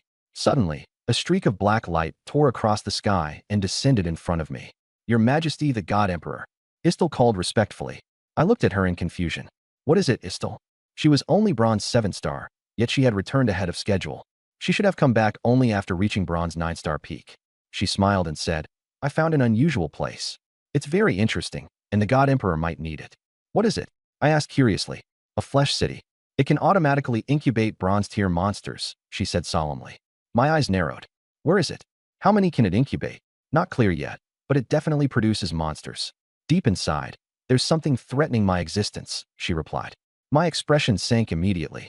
I knew Istil's strength well. She was no ordinary being. Aside from the lunar end Pangelia, no one could easily suppress her. Delma's was only on that level too. For her to say someone there threatened her existence, this was serious. My first thought was a destruction-type enemy, but I quickly dismissed it. Being threatened didn't necessarily mean being attacked. What she encountered might have been some other kind of existence. This was a monster incubation factory, with hero troops constantly refreshing. For Lords, this was a blessing. It meant a steady stream of troops and a steadily rising combat strength. My gaze turned decisive. "Istil, don't go there for now. Go level up elsewhere. Notify the others not to go there yet." "Yes, Lord God Emperor." She turned into a beam of light and left. Lilith asked, "God Emperor, are you planning to study that place?" I smiled. Bronze monsters keep spawning there, so there must be a secret. No need to attack recklessly now. We'll wait until our strength is sufficient. I had no intention of charging in blindly. Development was the foundation. We would avoid the danger for now and handle it easily later. Time passed, and the Silver Pegasus Valkyrie Legion returned. Oleades led the troops, already at the Bronze 9-star peak, with every member of the Legion meeting the standard. They used ropes to firmly suspend the spoil's treasure chests, piling them up like a mountain. "Lord God King." Oleades looked at Lilith and saluted me. Sure enough, Lilith was the first to reach the Bronze 9-star peak. "Curious," I asked, "how did you do it?" "We swept through one city after another and destroyed them one by one," she replied briefly. Indeed, the Valkyrie Legion's teamwork far surpassed that of the fallen angels. The system label was no exaggeration. Lilith's expression suddenly darkened. The Sin original Fallen Angel Corps still hadn't advanced to Bronze 9-star, so clearly she was in a bad mood. She was embarrassed to say much, understanding that the responsibility lay with her. Suyi did not criticize her, and instead tacitly approved. The territory encouraged healthy competition and opposed internal friction. Healthy competition could activate the vitality of the legions, raising the overall strength of all of them. The rise of the Valkyrie Legion further inspired the original Sin Fallen Angels to strive harder. Lilith remained silent, bearing the sense of responsibility. I nodded calmly. "Lord God Emperor, now that the Oleades Legion has returned, I need to properly reorganize my corps. It's become far too lax," Lilith said, accepting her fate. "Go ahead," I replied with a slight smile. She spread her black and purple wings and turned into a streak of light, soaring into the sky. The Oleades Legion stayed by my side. Bronze 9-star peak was temporarily the limit, unless I advanced personally. I looked at the treasure chests scattered all over the ground and smiled faintly, planning to open them after returning to the territory. Time passed again, and the Gene Praetorian Guard became the second legion to ascend to Bronze 9-star. I wasn't surprised. Their primary duty was to protect me, and their teamwork was already quite good. I originally thought the next to rise would be under Kesha's command. To be continued. Unexpectedly, the final one was Demise's in Moon Legion. I was greatly surprised. Looking at this legion, which carried an especially aloof atmosphere of destruction and slaughter, I finally understood. The reason the In-Moon Legion had advanced so outstandingly was only one: destruction. All enemies must be destroyed. Time swept by, and night fell. The last primordial black-gold dragon advanced to the bronze 9-star peak. By this point, all the legions under my command had reached the bronze 9-star pinnacle. I crossed that enormous rift gate, still standing tall, and returned to my territory. The rift would remain for another 12 hours, only disappearing tomorrow. For safety's sake, I would never allow anything to sneak in under cover of night. Oldides, I'm leaving this area in your hands and those of your Valkyries, I ordered calmly.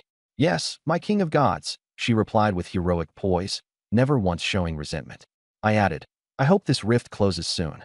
Looking at the mountains of treasure chests piled up before me, among them was one silver chest brought back by Pangelia. Counting them up, there were 178 black iron chests, 45 bronze chests, and only one silver chest. Don't underestimate those numbers. After all, I had only explored several nearby major cities. The rest of the vast region was still undeveloped. What troubled most lords was the limited time.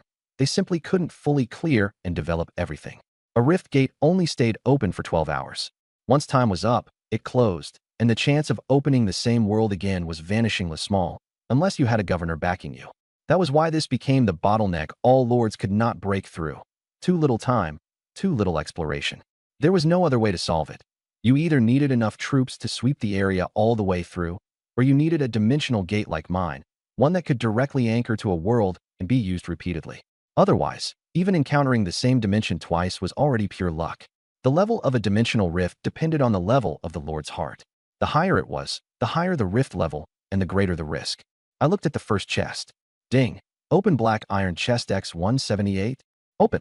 I didn't hesitate. The result was both absurd and exasperating. Ding. Obtained 1 box of black stockings, 1 box of white stockings, 1 box of glossy stockings, 1 box of pearl lingerie, 10 gold coins, 1 source crystal. What was going on? It actually gave me stockings? 1 black iron chest yielded 1 whole box, each box containing 100 sets. There were even 20 boxes of all sorts of bizarre stockings. I barely suppressed my laughter and stuffed them into my backpack, thinking I absolutely could not let anyone else see this scene and ruin my imposing aura. Too little. Where are the lace ones? The suspenders? The gradient colors? Why is it only these? I mocked myself. The number of gold coins and source crystals was pitifully small, a total of 50 source crystals and 480 gold coins, far less than the number of chests. No wonder ordinary lords can't make it. And this is only a black iron dimensional chest. If it were a void trial chest, maybe even these would count as trash. I put away these rare treasures, knowing they were still passable. Then I opened the bronze chests. Ding. Open bronze chest X45. Open. Though the bronze chests were fewer, they had greater potential. This time I felt a bit of anticipation. Ding. Obtained 10 source crystals, 100 gold coins, white blueprint, stockings. A white blueprint for stockings. I was speechless. I thought to myself, could it be I've become a stocking fetishist? The blueprint note read, name, stockings grade, white requirement, learnable by technology side research units note. After learning, various stockings can be produced. LSP is the primary productive force. I sighed and put it away, then turned to the only silver chest. After all, it was my first time opening one, so my expectations were high. Ding, open silver chest. Open. Once opened, I obtained a green blueprint, gene enhancement potion. Curious, I clicked it open to read the description. Name, gene enhancement potion grade, green requirement, learnable by technology research units description, can enhance troops of tier 5 and below. This green one was completely different from purple blueprints. Purple blueprints required craftsmen to make, and my barracks had never recruited any craftsmen. But hey, technology research unit could study this one. After all, I had recruited all the technology side troops under the Supreme Covenant. This thing was destined to become a future cash cow. Its flaw was that it could only enhance troops of tier 5 and below, but low-tier troops were ubiquitous and formed the main force of cannon fodder and gathering, so demand would be huge. I thought to myself that the rental price couldn't be too high. If it was too expensive, no one would buy it. And if the cost was low, selling it would be worthwhile. Counting the ledger, the most crucial thing for a lord is cost control. High costs are worse than losing money. If you die too early, you can't even support yourself. I put away the blueprint, stretched lazily, and opened the territory interface. System, upgrade the territory. Ding, consume 700 wood, 700 stone, and 70 spirit stones to upgrade. Upgrade. A streak of white light illuminated the territory. The range expanded to a diameter of 1,700 meters, while the other data showed no major changes. So tiring. I guess today's task is done. I sighed lazily. I'd messed around enough in the dimensional world. Time to rest. Throw a banquet. Oh, and have the holy angels wear black stockings, and the fallen angels wear white stockings. That'll be absolutely awesome. I laughed as I walked toward the sea of wine and meat. My voice echoed throughout the entire territory. Bonfires surged upward, and a breeze brushed over the leaves of the root divine tree, making a rustling sound.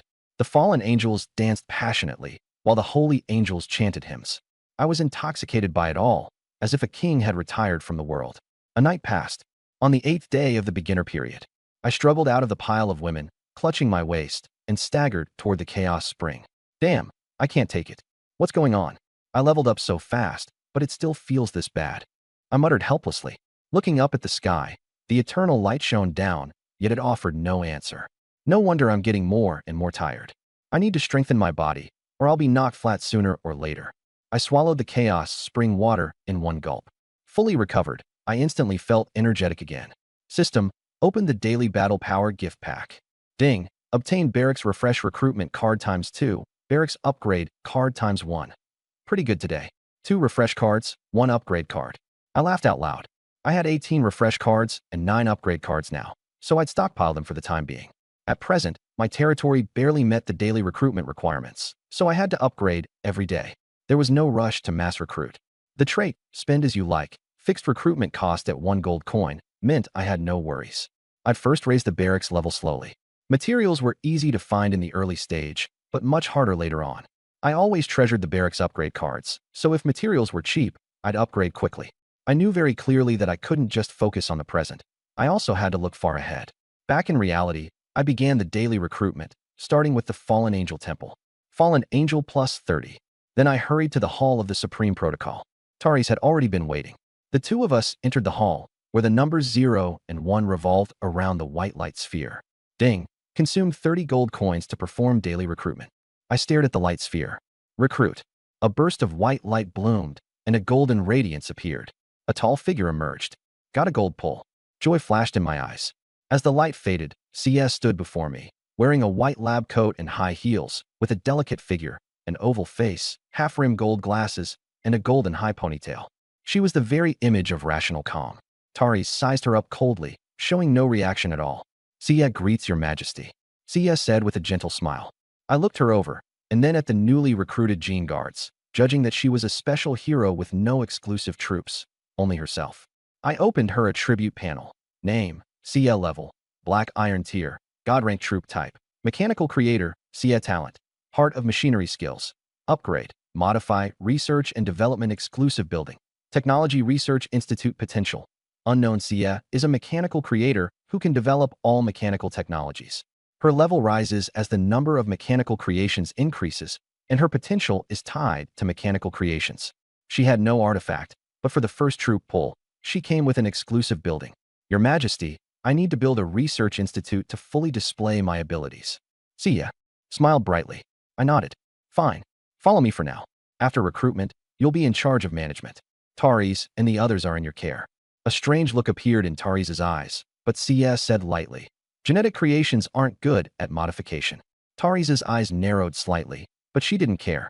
I said to Sia, everyone in the territory is a comrade. She smiled and said, I know, but I'm from the mechanical branch. Recruiting madmen is a separate matter. Madmen? I thought of the strange races on the edge of the Technology Lord faction. Wanting a mechanical flesh slave isn't stressful, but build the research institute first. Her tone was relaxed. I was helpless, feeling she was no different from a madwoman. Forget about that for now. Come on, let's go recruit the others. I took Shiyu and left. I made a round through the remaining barracks, and Shiyu greeted everyone one by one. Dragon 30, Holy Angel 30, Valkyrie 30, Star God 30. No new troop types. Only Shiyu is newly added. Shiyu followed quietly, observing how my territory's energy operated. Though her curiosity was strong, she understood that newcomers had to keep a low profile and remain silent. Recruitment's done, but there's still one thing left. I set my sights on the Divine Relic Summoning Hall. Even with Shiyu protecting me, I still decided to call Delmas over as well. Shiyu belonged to technology and research, while Talus belonged to combat. Their attributes were different.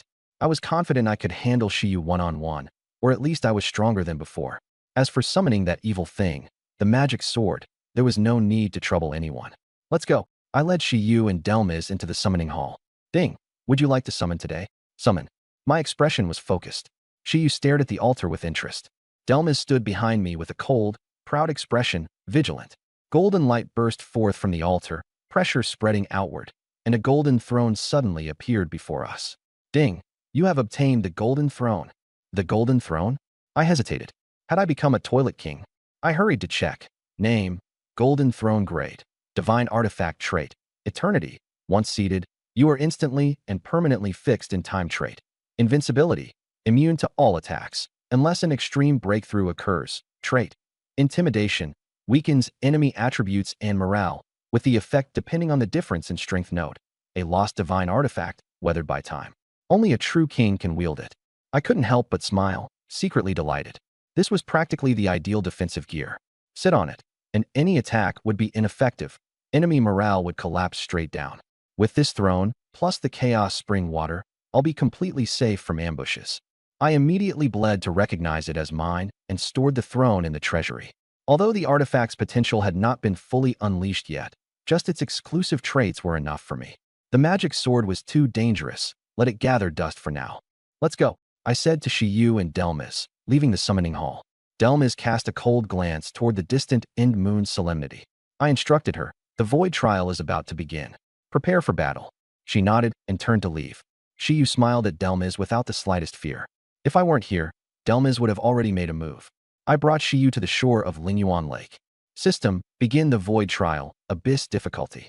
Ding, void trial initiated. Preparation time, 30 seconds. Black-red mist spread everywhere, and the demon invasion was about to erupt. Lilith and the others had already raised the new recruits to bronze rank, strictly following the rule of those who truly become wealthy first should lead those who come after. Shiyu had no interest in battle at all and only focused on research. Emperor, I need a dedicated research institute. She adjusted her glasses lightly and said gently. I frowned. It won't take too many resources, will it? Shiyu wore a bright smile. Technology output requires resources and not too many. I had a bad feeling. I opened her construction list and was stunned. Wood 100,000, stone 100,000, iron, ore, and copper or 100,000 each, steel and gold and silver 10,000 each, source crystals 100,000, coins 1 million. You call this not too many? I nearly shouted. Could it be that I'm not a high, rich, and handsome guy? She looked at me seriously. I gave a bitter smile, my heart strangely warmed. This was only the construction cost of an initial research institute, and it was already terrifying. My resources were far from enough to withstand such a bottomless black, hole-devouring source crystals and coins. Watching the precious materials vanish made my heart ache. But seeing Shiyu's eager eyes, I gritted my teeth and said, fine. Since you need it, no matter how hard it is, I'll support you with everything I've got. She blossomed into a radiant smile and hugged me tightly. I suddenly felt relieved in my heart. An assistant was this important, so of course she deserved to be spoiled. I took out 2 blueprints, white silk stockings and a green gene potion. Can you learn these? She replied, yes. Genetic potions are a clear weakness for my mechanical type. I can only learn to deal with them, and the effect is average. Stockings aren't a big problem. With a research institute, I can design automated factories. I nodded and put away the genetic potion blueprint. Make the stockings first. Leave the genetic potion for specialized researchers. She seemed about to say more, but seeing the strength of our territory's troops, she could only stay silent. We leaned close together and opened the livestream module, following the lively battle reports and comments. Yet in the distance, beyond the boundary, the brutal slaughter formed a bizarre contrast with my calm, placid demeanor. An hour later, the system prompt announced that the void trial had ended, with an SSS rating, 0 battle losses, and 40,000 kills. I opened corpse disassembly and, with lightning-fast hands, exchanged 40,000 corpses for 5,000 source crystals, which I thought was pretty good. Then I opened 10,000 bronze-grade abyss treasure chests and gained 10 types of resource cards, 100 units each, an enormous haul. Although there were no source crystals or gold, the resources were abundant. I would never cheaply sell the resources in my hands. Even if I were strapped for cash, I would hold on to them. Through private chat with a friend, I transferred 2,000 source crystals to Little Merchant, repaying part of my debt. There were still 45,000 source crystals owed, and the task was urgent. Just as I was staring at that final SSS Abyss-rated treasure chest, my heart stirred slightly. Does this count as exploiting a bug? I silently shook my head. Even if you're going to exploit a bug, you need real strength. Without it, you can't make it work. Ding. Open the SSS Abyss difficulty rating. Treasure chest. Without hesitation, I chose Open. System prompts followed one after another. Ding. Obtain Troop Refresh Recruitment Card ×1 ding. Obtain Barracks Upgrade Card ×1 ding. Obtain Troop Advancement Card ×1 ding. Obtain Faith Statue Blueprint ×1. I examined the items carefully. The Refresh card and Upgrade card were common enough, with convenient functions. The Advancement card was extremely precious. It could raise the rank of troops at Tier 10 and below, with the potential to leap into the Sanctuary tier. There were many current restrictions, but its value was astonishing. What a pity I can't use it. I understood at once. My troops were already God tier, so the Advancement card was of no use for now, but it would be easy to sell for an astronomical price at the auction house.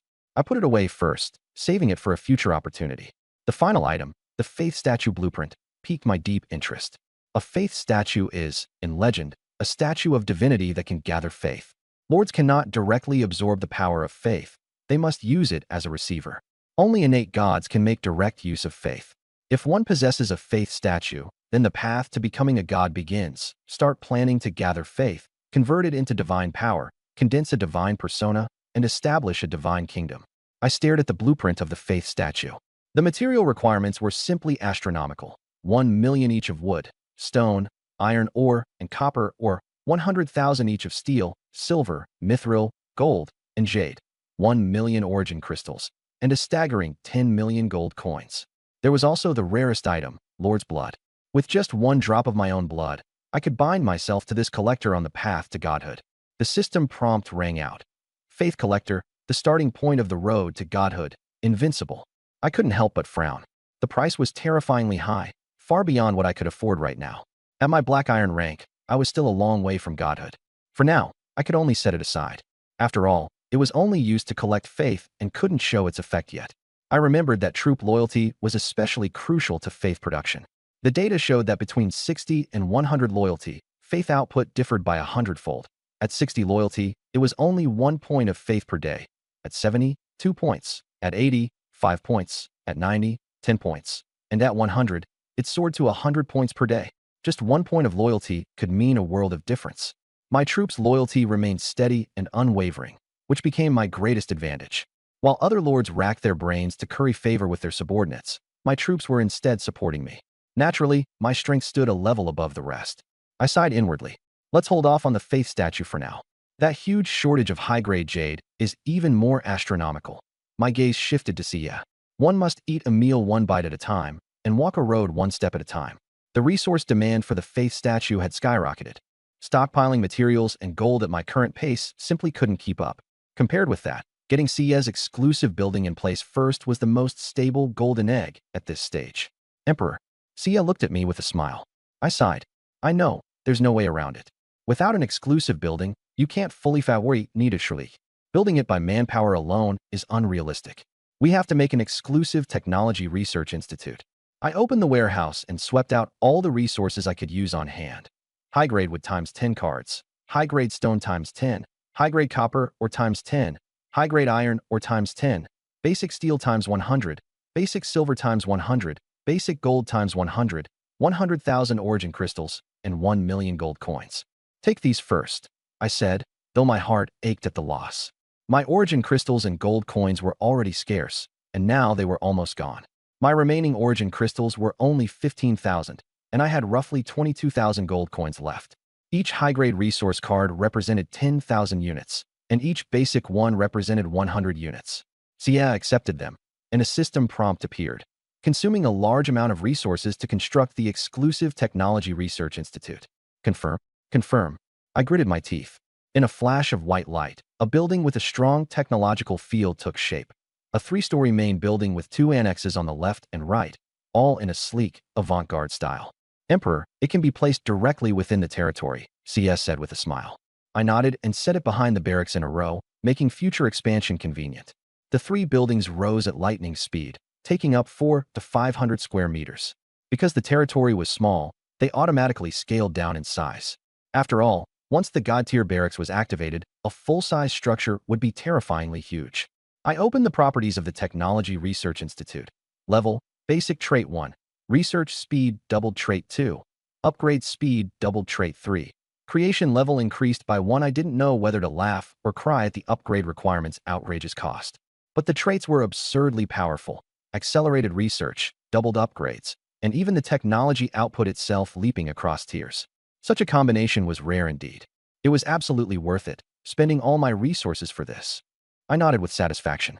Sia suggested, Emperor, can we use the territory's resources? Many of them are suitable for research. I became wary. Sia might not have an exclusive troop type, but she was the territory's biggest resource sink. If I opened the floodgates, the stockpile would probably be drained very quickly. After some thought, I said solemnly, I'll grant you access to the warehouse. Use whatever resources you need, but I want to see results. Her smile brightened. I won't disappoint you. Please watch carefully.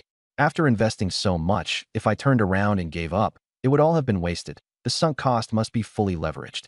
I trust Sia. She not only has God-tier skill, but also enough sincerity. At this moment, the system prompted that the rift gate was closing and settlement was beginning. I was puzzled. Shouldn't this rift have disappeared long ago? Why had it dragged on for more than 20 hours?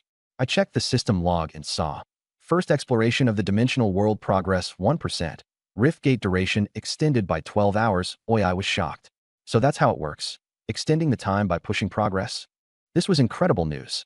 Why didn't anyone say so sooner? We'd been stuck wasting time for nothing. This operation was simple and brutal. Just slaughter a few cities and you could buy more time.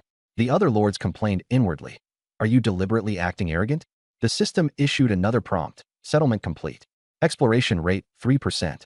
Obtained a beginner black iron dimensional treasure chest. Dimensional treasure chests were extremely precious. Each dimension only had 4 of them. If exploration exceeded 1%, you could obtain a beginner chest. 40% gave an intermediate chest, 70% an advanced chest, and 100% the unique chest. The difficulty was enormous. I had long known treasure chests existed, but this was the first time I'd heard that extending time depended on them. That showed just how important strength was. The world had already been marked and sealed off by me, and the treasure chest had become private property. Most importantly, only the lord of the first exploration could claim it. The other big shots had no chance. Each world only has 4-dimensional treasure chests. I smiled. It was even more valuable than an ordinary treasure chest. However, there were only 30 SSS difficulty treasure chests, so the chances were pitifully few. I opened it without hesitation. Obtained Cyan Blueprint. Liquid Robot. Obtained Cyan Blueprint. Artificial Intelligence. I checked the blueprint attributes. Liquid Robot. Cyan Quality can be learned by tech and research units. Artificial Intelligence. Cyan Quality can be learned by tech and research units. I asked Sia, can you use these too? She nodded. Yes. Even without blueprints, we can build them, but blueprints save research time and make it much easier.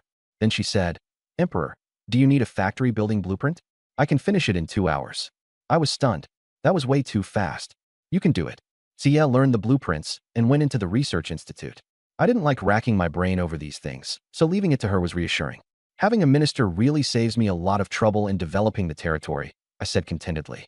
I continued upgrading the territory. Consume 800 wood, 800 stone, 80 spirit stones. Confirm upgrade. Upgrade. A white light enveloped everything, and the territory's diameter increased to 1,800 meters, while everything else remained the same. Everything was sufficient, calm and steady. In the distance, the dragon-riding Valkyries patrolled, giant dragons basked in the sun, fallen angels played with the end of moon, and holy angels strolled leisurely. The Gene guards ate quietly, their fair silhouettes reflected on the lake's surface, accompanied by bursts of laughter.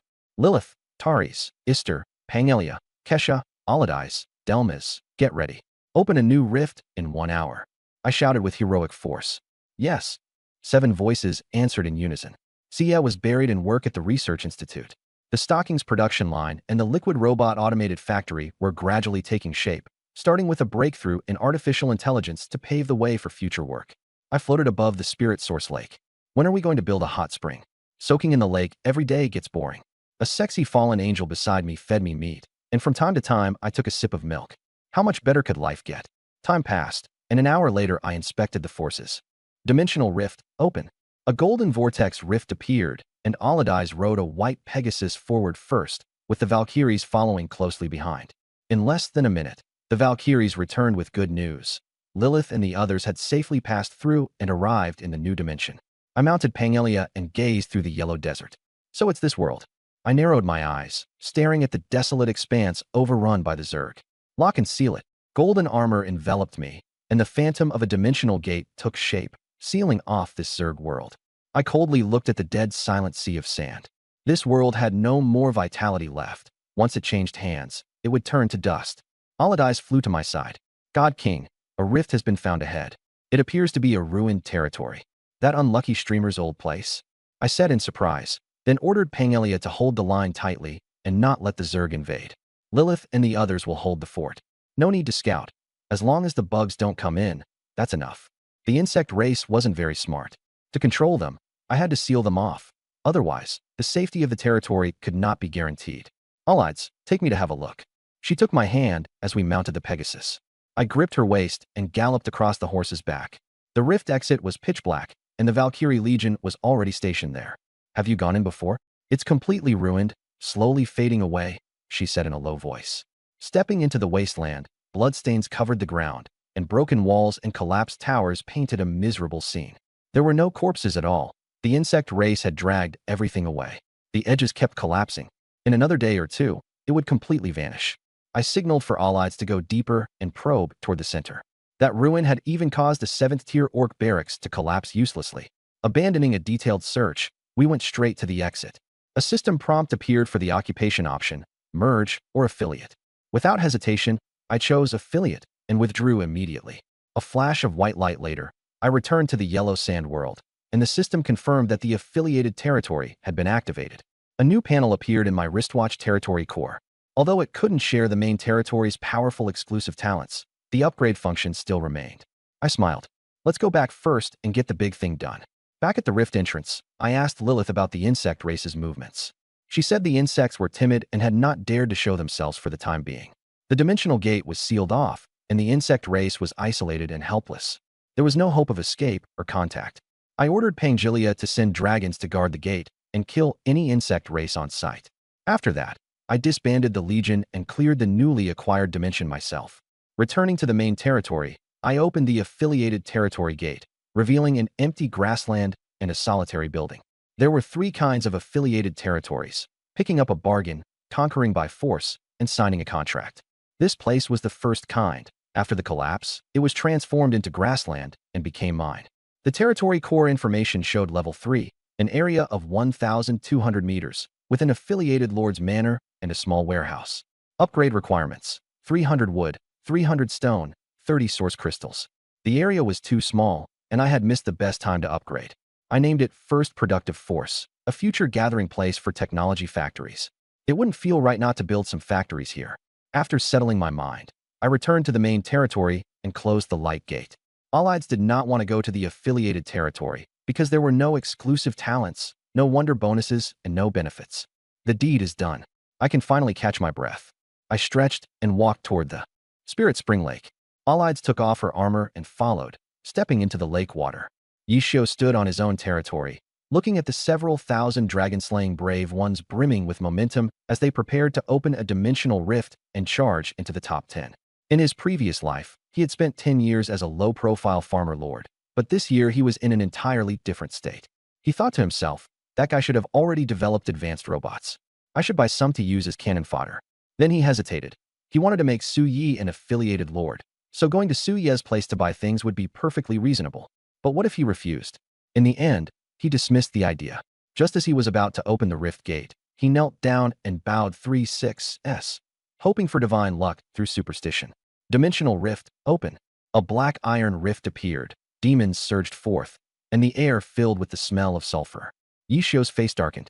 That bastard was talking nonsense, and I actually believed it. Although he knew it wasn't Su Ye's fault, he still blamed him in his heart.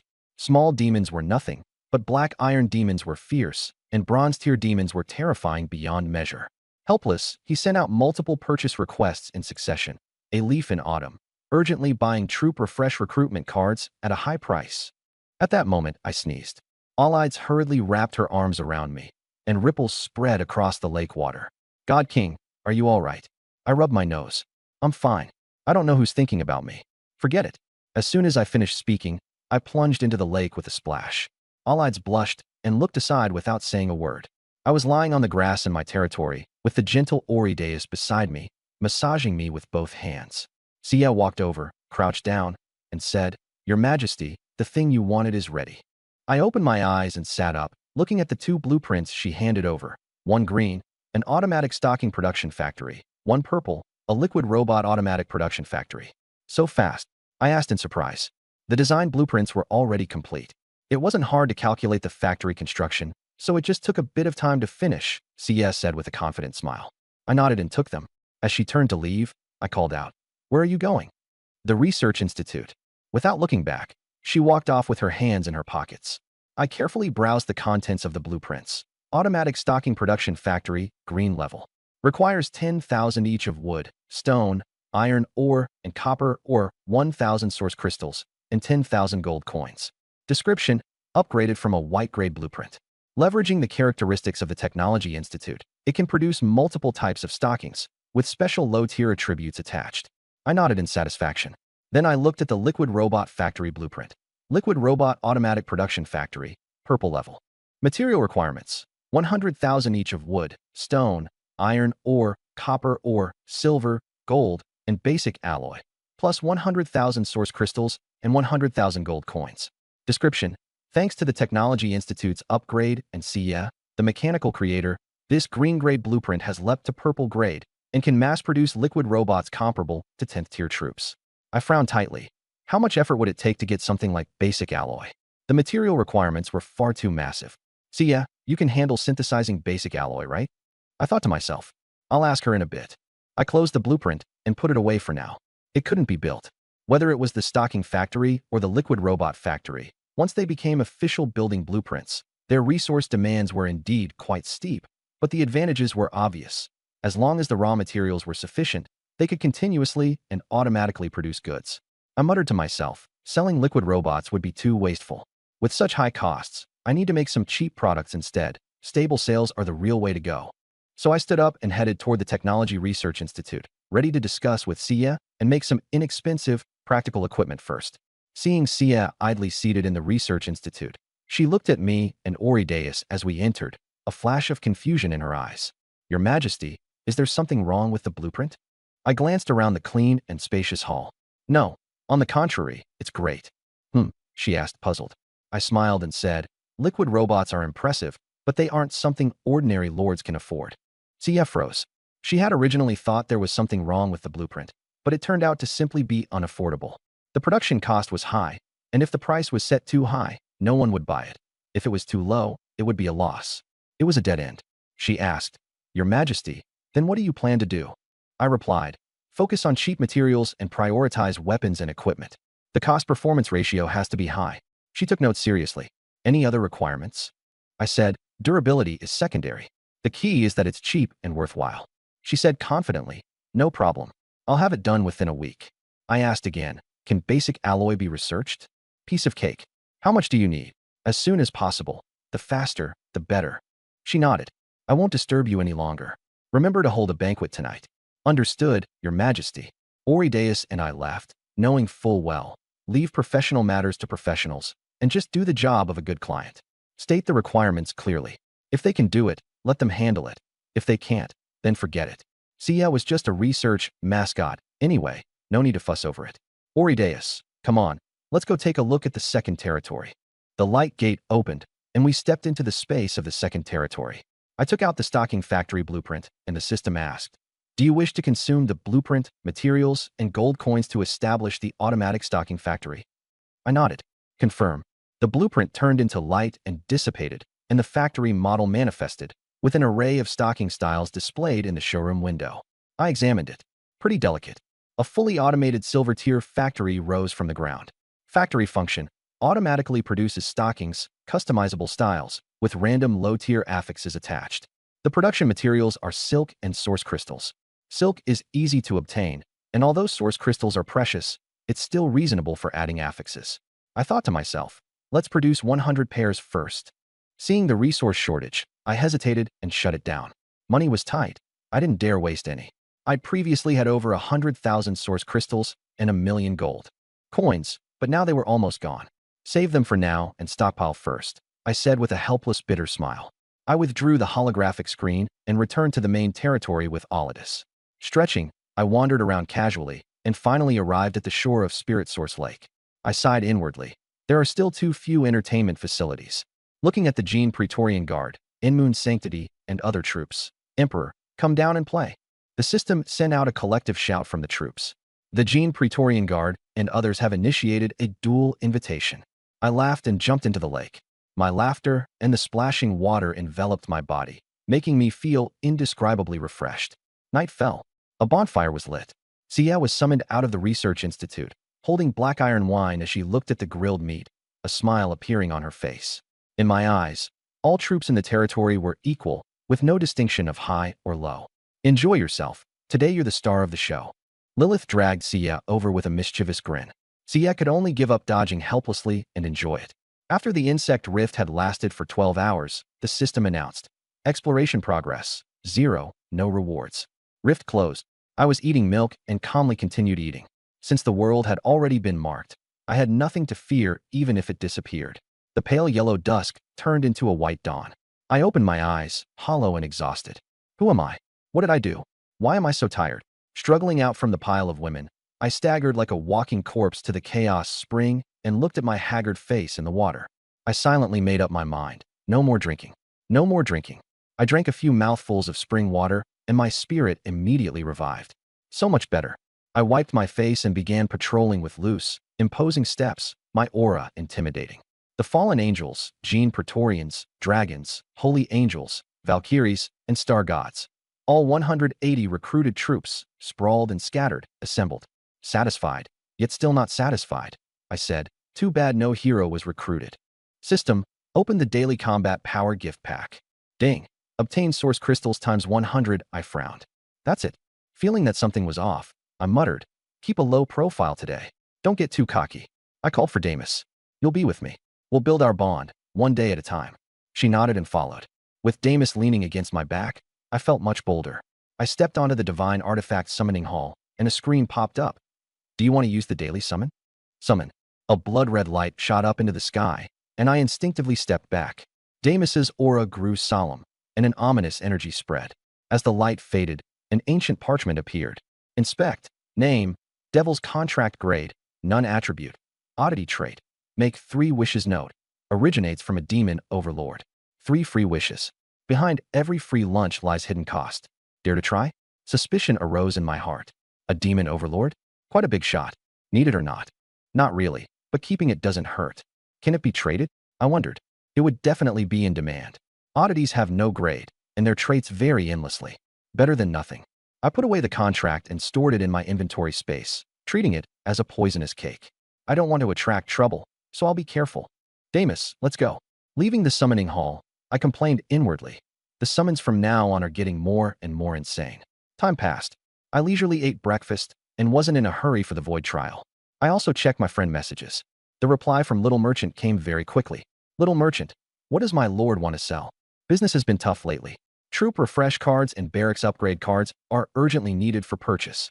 Today is the 9th day for beginners, and some lord candidates with potential are beginning to rise steadily. The common consensus for most people is not to open rift gates, since they're too unstable and rescue is helpless. Only freaks like me and ambitious, ruthless people like Yi Shou dare to take the gamble. For the time being, the family can't help much. Steady and cautious progress is the mainstream. I sorted through the resource cards. Timber and stone are easy to sell, while the rest I'll leave for now. I have a troop upgrade card, but I'm not in a hurry for it, so I'll sell it and get some cash. After some hesitation, I sent a message. Otherworld Traveler, I have high-grade resource cards. Are you taking them? Lin Xiaoxiao quickly replied. High-grade resource cards? Good stuff. I continued. High-grade timber and stone resource cards. What's the price? Her eyes lit up. Market price is 100 crystals. I'll give you 90, so I only make 10 crystals off you as a little labor fee. I was surprised. The Chamber of Commerce was controlling the market, and the price quoted was this high. Unexpectedly, she wasn't trying to cheat me. Deal. I submitted a trade request for 600 cards in one go, and Lin Xiaoxiao looked stunned. Otherworld Traveler, deduct the crystals I owed you before, and give me 9,000 crystals. Xiao Xiao merchant. Thank you, boss. The trade was completed, and 9,000 crystals were credited. This was a beautiful deal. The market monopoly was brutal. Ordinary people couldn't get this kind of price. I smiled and replied that cooperation was pleasant, then finished breakfast. I calculated in my mind. It would be more reliable to sell technological weapons to merchants, so I wouldn't have to face the major chambers of commerce head-on myself. The Chamber of Commerce keeps a close watch on newcomers, and selling at a high price is dangerous. Only with a powerful backer would it be safe. Xiao Xiao merchant had a strong force behind her, and by the next day, she had already made friends everywhere. That was excellent for me. I could also become her dependable partner. Between chambers of commerce, everyone competed fiercely, but when profits were involved, the two of us cooperated seamlessly. At the same time, I needed an identity in the open. A technology-based lord wasn't bad. Hiding was useless. Before I became strong, I should still follow the rules. Back to reality, I set 3 directions. 1. Go all out to develop the technology factory. 2. Build weapons around technological output to protect Lilith and the others. 3. Stabilize my relationship with Xiao Xiao merchant and lay out plans for the future. It was the 9th day of the newbie period. I couldn't relax. Looking at Dermis, I asked, "Finished eating?" She nodded. "Let's go. The void trial is starting." The two of us walked out of the wine pools and flesh forests. She went to assemble the sorrow of the end moon, while I made one last patrol. System, start the void trial. Difficulty, Abyss. Ding. Void trial activated. Difficulty, Abyss. 30-second countdown to. Black-red mist spread everywhere, and Abyss demons poured out. They were bronze 9-star level, but their density surged explosively, far surpassing yesterday. I felt alarmed. Something's wrong. Countless demons charged frantically, and their numbers were abnormally exploding. Sitting on the grass, holding wheat juice in my hand, I frowned deeply. Within the first 10 minutes, over 1,000 demons had been killed. It was simply unbelievable. Could it be that the eternal world has noticed me? I thought. The clock approached 5 minutes. Suddenly, a demon engulfed in black flames appeared. Abyss Flame Demon level, Silver 1-star tier. Tier 10A top-tier demon, not cannon fodder. I fell silent. Facing a silver demon with a black iron 6-star force made me uneasy. The demon roared arrogantly, but then suddenly froze, cold sweat breaking out all over its body. It saw the troops in my territory: Primordial Black Gold Dragon, Sinner Fallen Angels, Holy Fallen Angels, Holy Angels, Sorrow of the End Moon, Gene Praetorian Guard, and Dragon-riding Valkyries. The demon's flames burned fiercely, but they were suppressed by the 8-winged dragon turning into a stream of black light. Pangelia's dragon claws gathered black-red halos, and with one swipe, the demon's head shattered instantly. A silver treasure chest dropped. I remained calm. The silver flame demon had damage reduction from its tier, but the End Extreme Dragon completely suppressed it. There was no way it could survive. The trial ended, and the system prompt appeared. Void trial ended. Evaluation in progress. 0 casualties, 80,000 kills. Rating: SSS obtained an SSS grade Abyss difficulty treasure chest. Compared to yesterday, the monsters had doubled, and with the addition of the Silver Flame Demon, tomorrow would only be harder. The good news was that the newly recruited troops had all reached the peak of Bronze 9-star. I calmly issued the order. Disassemble. 80,000 corpses disassembled. Obtained 10,000 source crystals. I nodded in satisfaction. Dermis quietly returned, and I nodded to her. I checked the treasure chests. 20,000 bronze Abyss treasure chests, and 1 silver Abyss treasure chest, the first one I had ever obtained. In the past, a silver treasure chest would have been nothing more than ordinary, but this one was upgraded 1 tier. Open the bronze Abyss chest for 20,000. I answered decisively. Open. The system announced in succession. Obtain basic aluminum or resource card X10. Obtain basic mithril resource card X10. Obtain basic silver resource card X10. Obtain basic gold resource card X10. Obtained origin crystals X100. Obtained gold X1000. I was stunned. Even the aluminum or resource card dropped. Looking at the latest spoils, I was sure this run still held limitless possibilities. I had 50,000 basic aluminum or resource cards and opened 5,000 treasure chests. I also opened all 30,000 each of mithril, silver, and gold resource cards from 3,000 treasure chests. 3 million source crystals and 300,000 gold coins were safely in hand. My wealth had skyrocketed. The feeling of getting rich overnight was genuinely amazing. Resource cards were important, but what really changed the battle situation were source crystals and gold coins. The basic alloy that the liquid robot factory was missing still had me uneasy. Whether Sia could produce it remained to be seen. After sorting the resources, I stored them all in the territory warehouse. Out of the corner of my eye, I noticed a silver-grade abyss treasure chest. I hadn't opened it before, and curiosity drove me to nod. Open. Ding. Advanced Fire Element Crystal Resource Card X10. Excellent quality. Each card contains 1,000 units of Fire Element crystals. Very practical. Then my gaze fell on the final SSS grade Abyss difficulty rated treasure chest, and my heartbeat quickened. Open. Notifications came one after another. Barracks Refresh Recruitment Card X1. Barracks Upgrade Card X1. Troop Advancement Card X1. Hero Recruitment Card X1. And the most precious of all, the unique wonder, the town-suppressing Great Wall. Upgrade cards were common enough, but hero recruitment cards were incomparably rare. Once used, they would definitely recruit a hero. The more heroes I had, the more my combat strength would soar. All 6 of my Divine Tier barracks could use this card, but tonight I need to ask my allies for their opinions first. After putting away the hero recruitment card, I turned my attention to the town-suppressing Great Wall. Its 6 attributes were breathtaking. 1. Immortal. The Great Wall is connected to the territory. As long as the territory exists, the Great Wall will endure forever, and it can be made invisible. 2. 3. Iron Blood. Troop morale never drops. Even remnants can continue fighting. 4. 5. Suppress the world. Defends against natural disasters and fortifies the barriers of space and time. 6. 7. Bloody Battle. Troop stamina, magic, and spirit are instantly fully restored. 8. 9. Restriction lifted. When war losses reach 50%, recruitment restrictions are lifted, allowing unlimited recruitment. 10. 11. Growth. The Great Wall grows in sync with the expansion of the territory. 12. I placed the Golden Great Wall model into the territory, and in an instant a majestic Golden Great Wall, like a true dragon, surrounded everything. It stretched end to end, 50 meters high and 100 meters wide, impregnable. I smiled. This, town-suppressing Great Wall, would become the firmest guarantee of my power, shining immortal. The Great Wall from Attack on Titan flashed through my mind. With a single thought, the Golden Wall faded from sight. That looks much more comfortable. In truth, it was still bound to the territory and would manifest whenever I wished, its radiance everlasting. That should be enough. I decisively spent 900 wood, 900 stone, and 90 spirit stones to upgrade the territory. White light enveloped everything as the area rapidly expanded. The level rose to 10, and the diameter reached 1,900 meters. The change was visible to the naked eye. I opened the rankings. The first-place territory had reached level 19. Are you scared to reach level 20?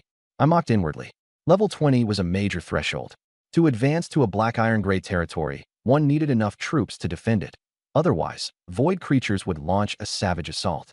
Only by holding the line would the advancement succeed. The rewards were generous, including the praise of the eternal world's will. Most beginners didn't dare take this on lightly, but with my cheat, I had no fear. During the advancement, void creatures would invade frantically, and the better one performed, the richer the rewards. I looked forward to reaching level 20 to see what treasures I could obtain, but there was no rush. There was no order to advancement. I'd rest for an hour first, then open the rift gate. Diarmus, let's go. She nodded without a word and followed me to the Technology Research Institute. Last night, Sia had been buried in research. I was curious about what she had achieved. As I entered the hall, an artificial female voice echoed out. Welcome, Emperor. Welcome, General Diarmus. You're an artificial intelligence? What's your name? I am Zero, created and edited by Lady Sia. With resources plentiful, I asked, where is Sia? Third floor office. The elevator is open. Go. 10 seconds later, we were on the 3rd floor. The space was spacious and modern. Sia was focused on typing away, and I leaned closer, unable to understand a thing. Emperor, it's nothing. Just wanted to take a look at you. She handed me several blueprints, a spiritual source grenade factory, a rifle factory, a robot factory, and a basic alloy factory. All of them were ordinary white-grade designs, focused on being cheap and practical for mass production. Finished in one night. With Zero's help, designing low-level blueprints takes less than an hour. I smiled and kissed her. Her face turned red, and she stole a glance at Damus before quickly turning her head away. I asked, can I play games here? No, but Zero can design single-player games, and there are plenty of computers on the 2nd floor. I hesitated, then gave up. After all, this was her research institute, and I didn't want to disturb her. All right, do your thing. After leaving, I examined the blueprints and checked the material requirements one by one. The automatic spiritual source rifle production factory required 10,000 each of wood, stone, iron, and copper, plus 1,000 origin crystals and 10,000 gold coins. Not bad, Let's try it. I brought Damis into the subsidiary territory, where a lone factory stood by itself. Construct. A white light flashed, and the factory took shape. Bronze grade, with automatic ammo replenishment and extremely material efficient. Satisfied. The other 4 factories were also built, all bronze grade or no grade, prioritizing practicality above all else. I fed in the materials to produce rifles. With an even ratio, 10 finished products were quickly produced. Good gun. I picked one up. It felt solid and steady, with a matte gun body, like an old AK model. Bronze grade, 30-round magazine, automatically loads spiritual energy bullets, 1 per second, durability of 50,000. I named it the S1 rifle, Su Ye's first generation. Come on, let's go see the grenade factory. Damis followed as I activated it with materials. 10 fire-attribute explosive grenades were produced, with a blast radius of 6 meters and surprisingly strong power. Named S1 explosive grenade. Then the robot factory was activated, and 10 bronze tier level 3 robots appeared. Their skeletons were sturdy, their entire bodies wrapped in steel. No equipment, but they came with a self-detonation trait. They could mine, chop wood, fight. Perfect laborers with no worries at all. I laughed. The robots are here. The living are liberated. I assigned the robots into groups of 2 and stationed them at the 5 factories. The machines responded in unison. I checked the remaining resources. There was still plenty, all stored in the subsidiary territory for later use. Store them first. Rifles and grenades go in the personal spatial storage, and the basic alloy can wait. The rift gate opens once a day, so nothing gets wasted. I ordered Damis to gather the members of Enmoon's solemnity, and she nodded before leaving. I opened the chat channel, where the screen was filled with ads from Zishu, desperately buying trooper fresh cards at high prices. His territory's rift gate had been destroyed, forcing him to liquidate assets. I sneered. No strength, and still acting so arrogant. Then I closed the channel. On Yishio's side, things were miserable. Corpses lay everywhere, and although his troops had reached bronze grade, they had fought nearly to exhaustion. The defense time for the rift gate had been extended from 12 hours to 24, and the difficulty had surged. He was deeply envious, yet still forced himself to endure fatigue. Simply being alive was already a blessing. Getting the black iron dimensional treasure chest was a small comfort. War was unpredictable, but for his formidable rival Yishio to endure until now, it truly meant he had both strength and luck. I lay on the grass basking in the sunlight. My troops had already assembled. Damis came over and asked, "All assembled?" "Yes, Star-Lord." I stood up. Dimensional rift, open. The rift gate exploded open. Oldies led the Valkyrie Legion in, and after a short while, she sent back a safe signal. Lily and the others escorted me into the rift, ready for the new challenge. What lay before me was a dim, ruined world. The sky was dark, the ground charred black, plants withered, and a lifeless silence covered everything, without a trace of vitality. Looking closely, only deathly stillness and decay remained here, as if the world might collapse at any moment. System prompt. Data synchronization initiated. Reading world information. Synchronization complete. Treasure chest obtained. Exploration time. 12 hours. World information. Black iron test dimensional world. Life extinguished. Decay and desolation. I murmured, a new world. Then I ordered, anchor. Seal. The phantom of the dimensional gate spread out, completely sealing this place off. I withdrew my troops and returned. There was no rush to explore. Extending the rift time didn't mean much. The rift gate was just a tool. The dimensional gate was the key. Discover, anchor, seal, steady and sure. I arranged for the holy angels to guard the rift gate to prevent a surprise attack. Although the earlier patrol had only been temporary, I still remained cautious, safety first. I fixed my gaze on the 3-dimensional gates. 1. Black iron technology dimension. 2. Yellow sand insect race world. 3. Silent world. After marking them, I lay down on the grass, resting my head on Diarmus's legs, and thought over my choice. Should I upgrade the Lord's heart and advance straight to the bronze rank? The difficulty of the void trial had surged sharply, with silver-grade monsters swarming in, and our forces were looking worrying. Our current military strength seemed ample on the surface. For 110 fallen angels, 220 Gene Imperial Guards, 190 Endragon, 190 Holy Angels, 120 Valkyries, and 120 Star Gods. Though the numbers were large, they were still stretched thin in the face of tens of thousands, or even hundreds of thousands, of silver-grade enemies. Or should I play it safe and not upgrade? The difficulty would rise more gradually, and the troop types would grow slowly. With only 20 refresh cards, at most I could add several hundred troops, which would not fundamentally solve the shortage of forces. What worried me was not whether I could pass the trial, but whether I could obtain the SSS-rated treasure chest. That was the real key. Delmas, I asked, high risk, high reward, or low risk, low reward, which would you choose? She was silent for a moment, then said calmly, the first one. I was curious. Why the first one? Her gaze was clear as she replied evenly. Star-Lord, for us, nothing carries risk. Those words left me stunned. Gazing at her beautiful and resolute face, I laughed. Yes, I've been too cautious, afraid of losing what we have now. Delmas added, we have not yet given it our all. I nodded, closed my eyes, and felt the blessings of the divine barracks and the world-suppressing Great Wall. My confidence hardened. It's only a trial. What is there to fear? When I opened my eyes, my gaze was sharp, with a hint of languor. Then let's give it a try. In my hands I had stockpiled 20 troop refresh recruitment cards and 6 barracks. Fallen Sanctuary, Supreme Protocol, Holy Sanctuary, Primordial Dragon Nest, Valkyrie Shrine, and Star Sanctuary, the 6 divine grade barracks. I set the barracks upgrade cards aside for now. They were priceless treasures for later. I had used the barracks upgrade cards, but I still had concerns. Materials could be bought at this stage, but high-grade materials would be hard to find later, and by then the upgrade cards would be far more valuable. I planned to use the hero recruitment cards on Supreme Protocol. After all, in my technology-oriented territory, if I could recruit a scientific hero like Sia, it would be a huge win. That's all the cards I have. Keep 2 and use the remaining 18, 3 per barracks, for a total of 90 troops. Is that the limit? I walked toward the Fallen Sanctuary. The heroes and generals in the territory crowded around, but I ignored them and brought Lilith, Ister, and Delmas into the sanctuary, pulling out the troop refresh recruitment cards and using them in a frenzy. 90 fallen angels, 90 Gene Guard, 90 dragons, 90 holy angels, 90 valkyries, 90 star gods. I didn't touch the hero recruitment cards for now. I left them for tomorrow. This time, recruitment didn't yield any hero units.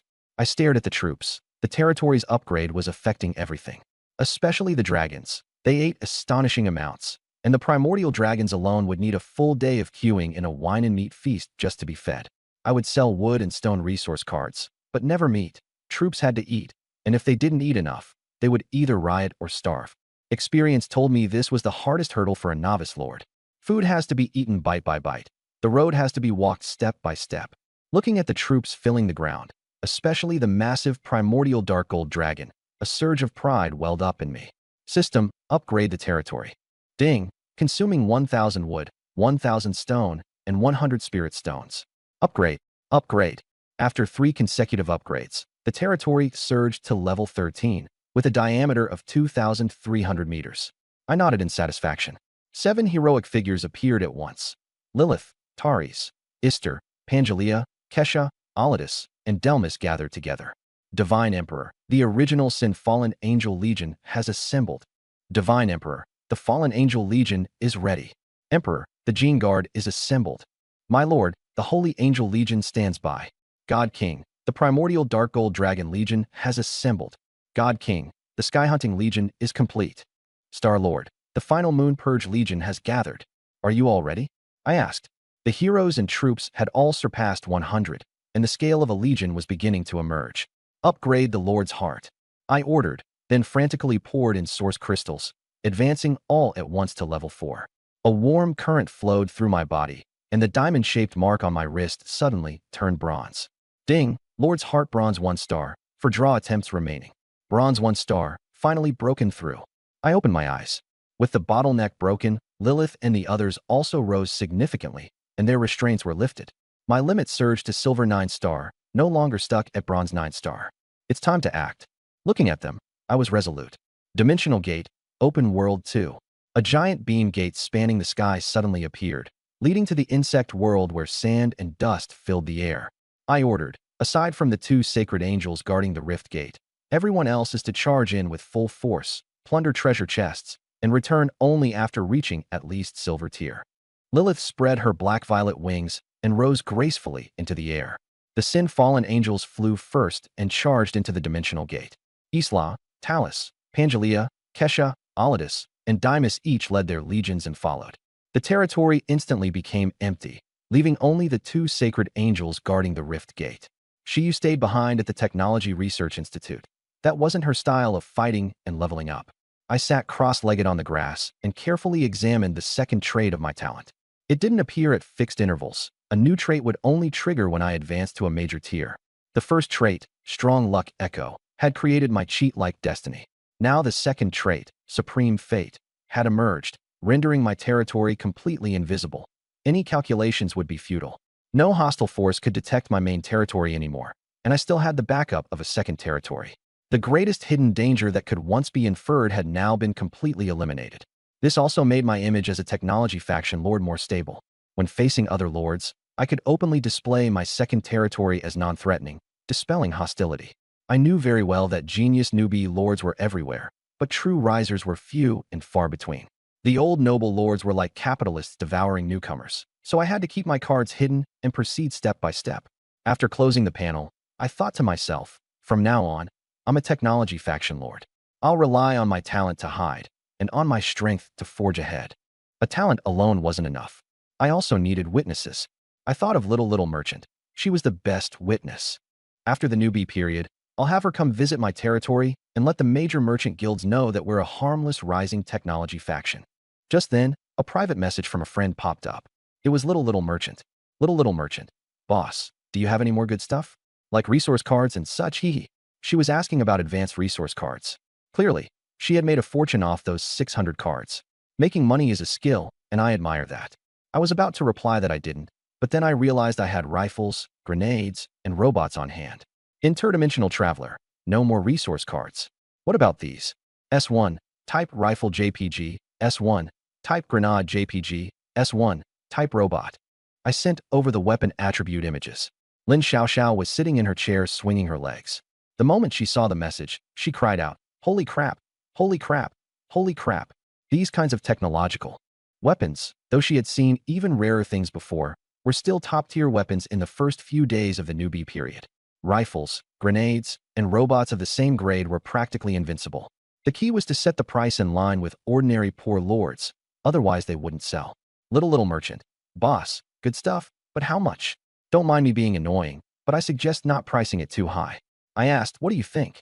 She replied quickly, Little Merchant, don't rush to sell. Wait 11 days. Little Merchant. The 11-day newbie period countdown is the key moment when lords start showing their real strength, and it's the best time to make money. Little Merchant. What you need to do now is mass produce like crazy. As long as a lord buys it, if it doesn't sell, I'll buy it back at double the price. How about that? I froze. You want to play it like that? 11 days later would be the real sprint period for power growth. Prices could be driven up, but not too harshly. I continued probing. Interdimensional Traveler. If I handed this over to you, how would you handle it? She hesitated, then finally said, Little Merchant, you set the price.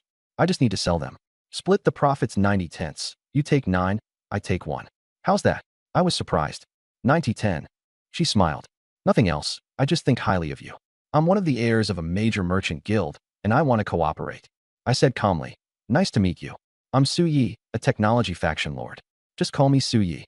Little Merchant. Lin Xiaoxiao, one of the heirs of the Empire's Tianqi Merchant Guild.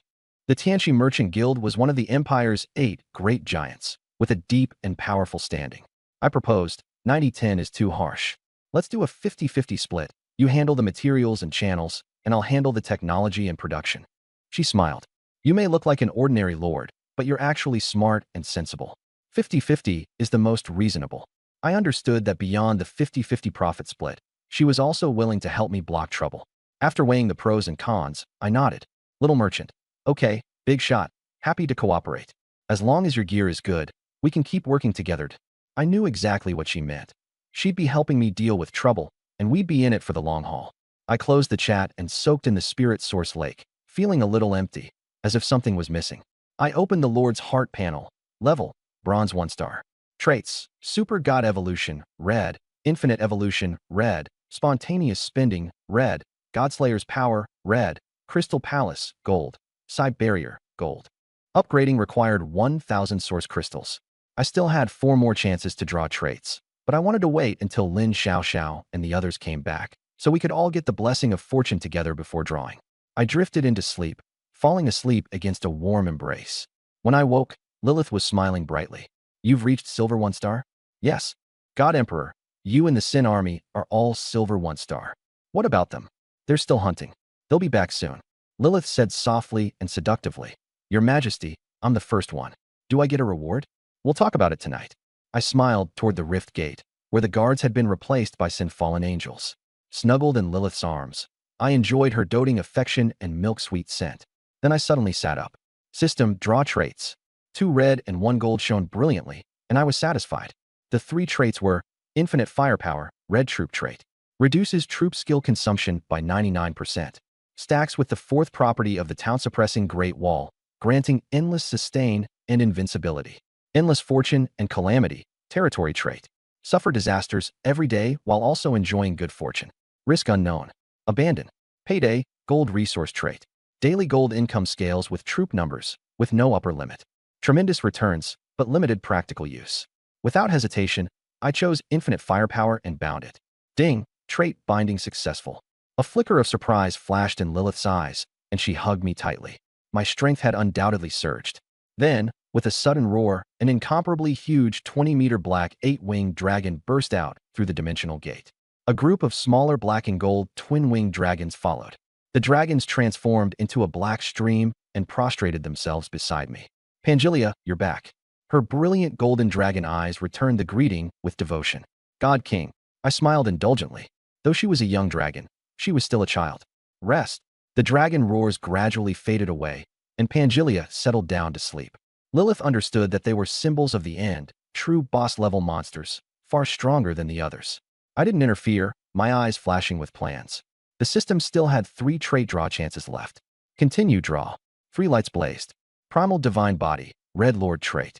After binding, the user gains a divine body, absorbs the power of faith, can condense divine fire, and open a divine kingdom.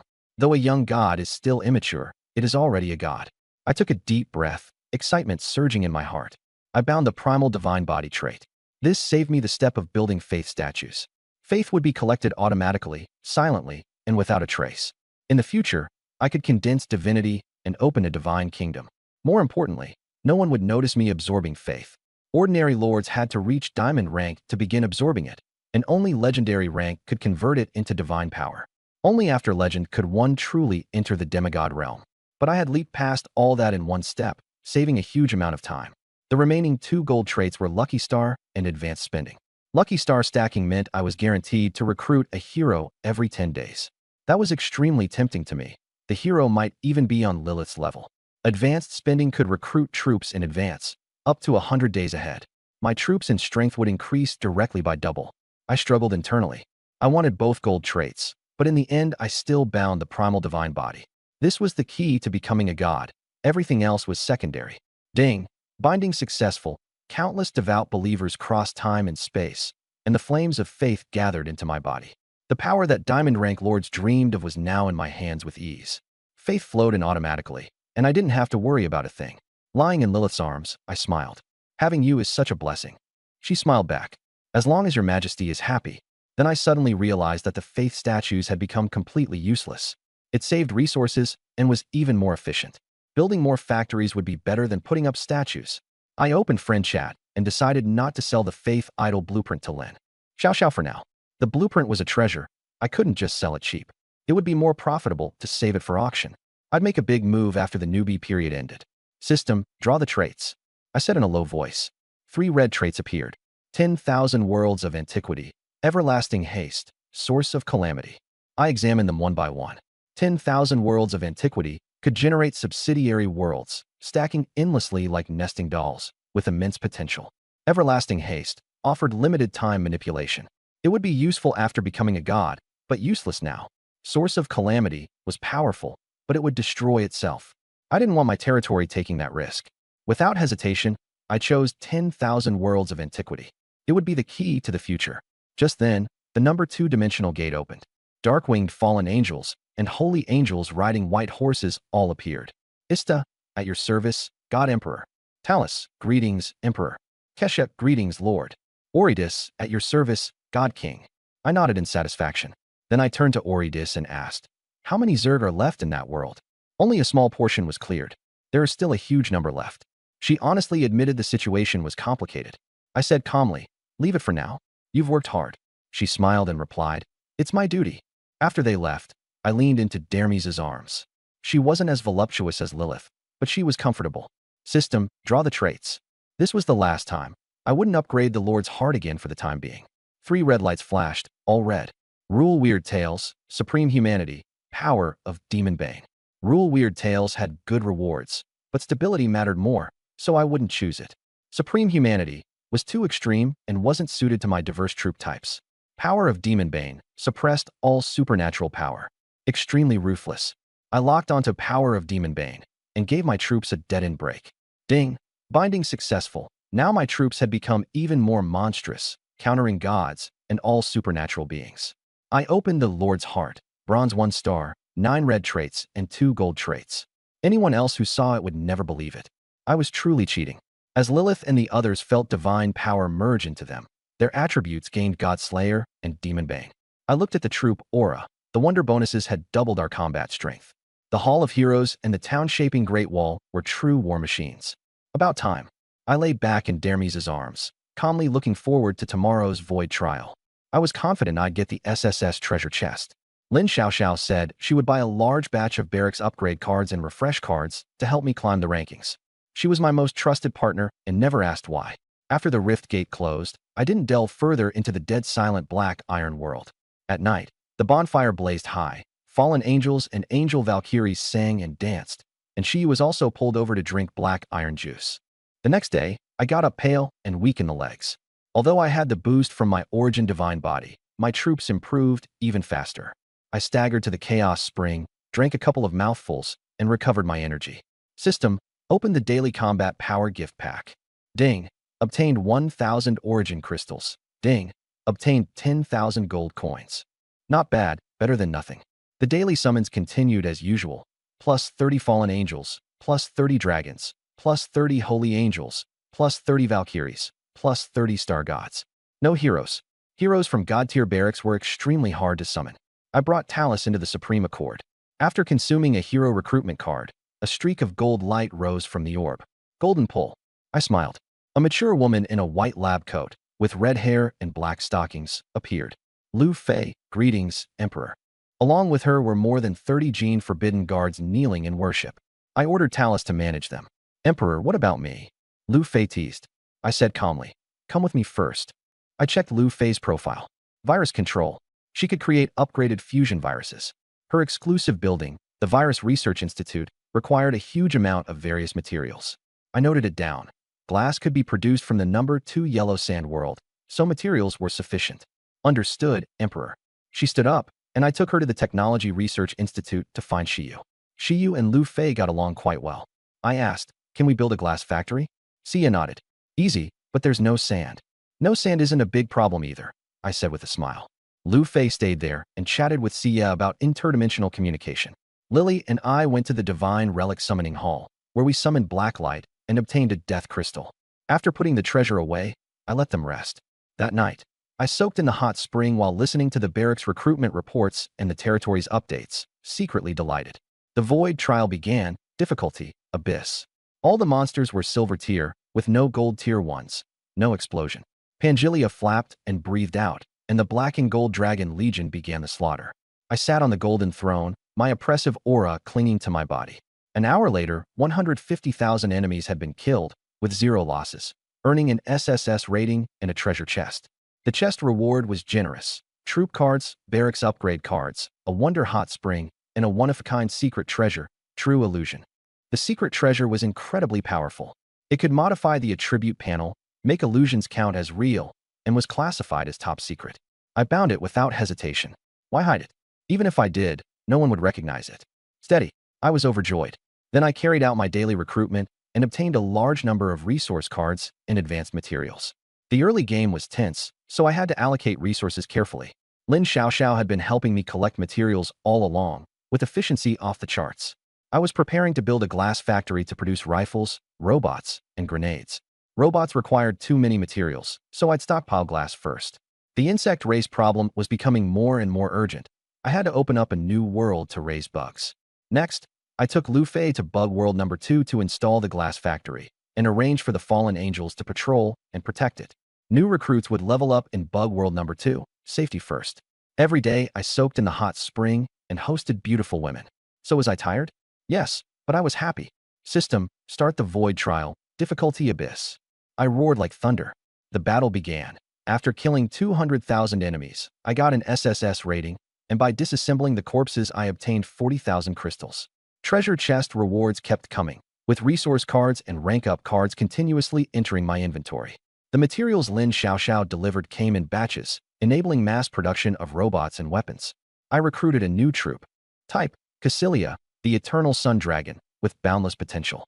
Pangelia, the Great Dragon, and Cassilia, the Sun Dragon, were evenly matched, and the atmosphere was tense. I intervened sternly, and the two dragons temporarily quieted down. Looking back on the early days, my technology-focused territory had become a giant that stood above the rest. Lin Xiaoxiao and my vassal lords helped me gather resources, keeping supplies continuous. The reborn one, Yi Xiao, appeared. He tried to pull me in as a vassal lord. I could tell he wasn't reliable, so I blacklisted him directly. Yi Xiao was the stereotypical reborn type, always carrying his own trouble aura. I decided to let him take the lightning, while I developed in peace. Tang Wuxue took the initiative to contact me, saying she was a 10th-tier giant lord with tremendous talent. Raising troops was difficult for her, and she was willing to sign a vassal contract to ask for help. I sent her resources, rank-up cards, and purple blueprint drawings. She signed a contract and was completely bound to me. My infinite recruitment and troop loyalty talent made her pleasantly surprised. I helped her purge low-loyalty troops, restart her territory, and made sure I could keep it under control.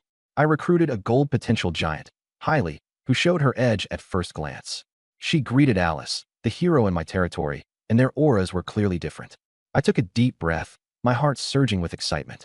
I bound the Origin Divine Body trait, saving myself the trouble of building a Faith statue.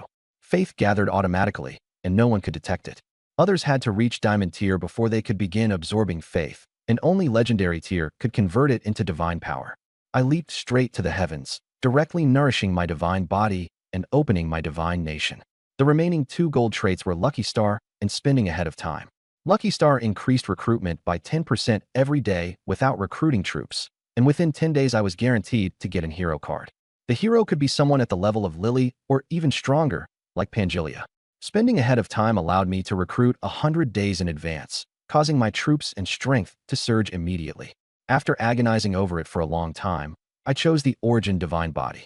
Becoming a god was the foundation. Everything else had to stand aside. Ding! Bound successfully, countless believers across time and space gathered their flames of faith and poured them into my body. There was no need for active absorption. Faith flowed in automatically and continuously refined itself. My soul flickered like white fire, and with a single thought I could control it. Daily faith production was scarce, and converting it into divine power required long-term accumulation. Lying in Lilith's arms, I felt the changes. "Lilith, you really bring me good luck."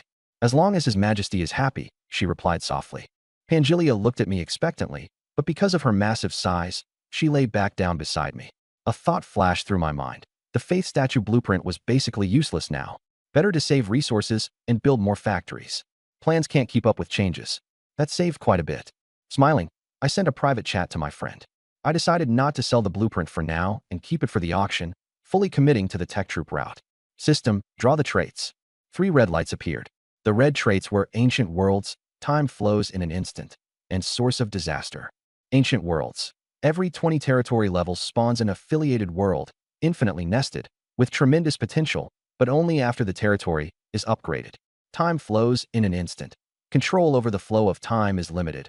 It only becomes truly useful after becoming a god. Source of Disaster. Powerful, but self-destructive. I had no desire to take risks and lose territory. In the end, I bound Ancient Worlds, looking forward to the returns the affiliated worlds would bring. At that moment, Dimension Gate number 2 opened, and black-winged fallen angels and holy angels riding white horses appeared. Ista, at your service, your majesty. Taris, paying respects to your majesty. Kesha, paying respects to the Lord. Oleatus, at your service, king of gods. I gave a slight nod. You're all back. Then I looked at Oleatus. How much of the Zerg is left? She said. Only a little over 10% has been cleared. The remainder is still enormous. I nodded. You've worked hard. She smiled. It's my duty. The Legion dispersed, and Dalmas came to keep me company in Lilith's place. Leaning against her chest, it wasn't as comfortable as Lilith's, but it was still pleasant. System, draw the traits. This was the last draw, and I wouldn't upgrade the Lord's heart for a while. 3 red traits flashed into view: Anomaly Rules, Human Supremacy, and Power of Anti-Magic. Anomaly rules offered decent rewards, but territorial stability was more important. Human supremacy was too radical and hostile to diverse races. Power of anti-magic restrained all supernatural forces and could be called a trump card. I bound power of anti-magic and refined the combat system. Opening the Lord's Heart, bronze 1 star, 10 traits, 8 red and 2 gold. It was basically cheating. Lilith and the others, since the infusion of power, and the original 7 deadly sins gained the attributes of god-slaying and anti-magic. Observing the troop auras, the wonders brought multiplicative combat power boosts. The Hall of Heroes and the town-ceiling Great Wall stabilized the core. Lying in Dalmas's arms, I felt carefree, looking forward to the next day's void trial. Lin Xiaoxiao frantically purchased materials, accumulating cards to fight for the ranking. She never asked why. She simply believed I was the most reliable partner. The rift closed, and I didn't pay too much attention to the silent black iron world. That night, the bonfires sang. Fallen angels and valkyries danced and sang, and even Sia, unwilling as she was dragged over. Early the next morning, I woke up feeling weak and breathless, so I drank chaos spring water to recover. I can still take on 10. I laughed at myself. The daily gift pack was generous, and I claimed 1,000 crystals and gold coins at will, steadily increasing my strength. The daily recruitment was normal, and I used hero cards in the Supreme Protocol to recruit troops. 30 each of fallen angels, dragons, holy angels, valkyries, and star gods, but no heroes. Taris accompanied me into the protocol, and within the light spheres, zeros and ones flashed by. A beam of golden light suddenly appeared, and 30 Gene Imperial Guards led by Lu Fei emerged, all with 100 loyalty. Lu Fei controlled viruses and possessed superb technical skills. The materials required for her exclusive building, the Virus Research Institute, were enormous. I mentally calculated that a glass factory could be built in world number 2, where sand was abundant. I took Lu Fei to the Tech Research Institute, where Xia was busy with mechanical research. Lu Fei wanted to delve into viruses, but she was hesitant about the experimental environment. Lilith stayed by my side while I summoned a war treasure, the Death Crystal, into my bag. With everything arranged, the void trial began, difficulty set to abyss. Red light enveloped the defensive line. The Golden Throne appeared, reducing attributes and fighting spirit by half, while the enemies were all silver rank 9. Pangelia led the Dragon Legion in a thunderous roar, dragon breath surging like waves. I sat on the throne, my gaze calm. An hour later, I had slain 150,000 enemies without a single loss. I obtained 30,000 source crystals. A massive number of intermediate resource cards were obtained from the treasure chests. The SSS rank chest rewards were extremely generous. Barracks, troop cards, a perpetual temperature-controlled hot spring wonder, and the unique treasure, True Illusion. The hot spring was comfortable and increased troop happiness. True Illusion could alter attributes, and no one could tell truth from falsehood. Without hesitation, I bound it to myself. The real trump card was now in my hands. I mocked myself for being low-key and useless, but now I needed to be high-profile and let everyone know how strong I was. All set, I calculated. The Merchant Guild would buy it, and no one would dare provoke me. While soaking in the hot spring, Lilith informed me that the new troops had gone to the insect race world to level up. The insect race corpses were dragged away by insects for reuse, forming a circular ecosystem. The insect race was everywhere, and resource utilization was taken to the extreme. Let them go. Don't ruin my land, I said with a smile. An hour later, I got up and wanted to open the bronze otherworld, but I was worried about the infant god. Better play it safe for now. The infant god is not easy to deal with, I decided. I sent Lilith to the Technology Institute, and I went to discuss the glass factory with Xia and Lu Fei. We agreed to build it in 3 hours and left them to continue researching. System, activate the void trial, difficulty, abyss. I called softly. The battle was intense. I oversaw the situation while Pangelia and the others slaughtered enemies like mad. The resource recovery was abundant, and treasure chests came one after another. As the Legion was cultivated, the 2 dragons contended fiercely, and I focused on nurturing them. Lin Xiaoxiao provided a steady supply, and the affiliated lords relieved me of all worries. The reborn Yishio made his entrance, intending to draw me in as his vassal. I smiled without saying a word and directly blocked him, protecting myself. He was troublesome, but as long as he kept other trouble away, my survival would be safer. Ordinary lords appeared, and Tang Wushu sought help to sign a contract.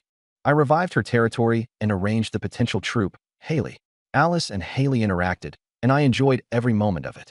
Call me master, and don't talk back, I said humorously. They obeyed obediently, and prepared to join hands to reach the pinnacle. My path was growing broader and broader, and the road of the strong had begun.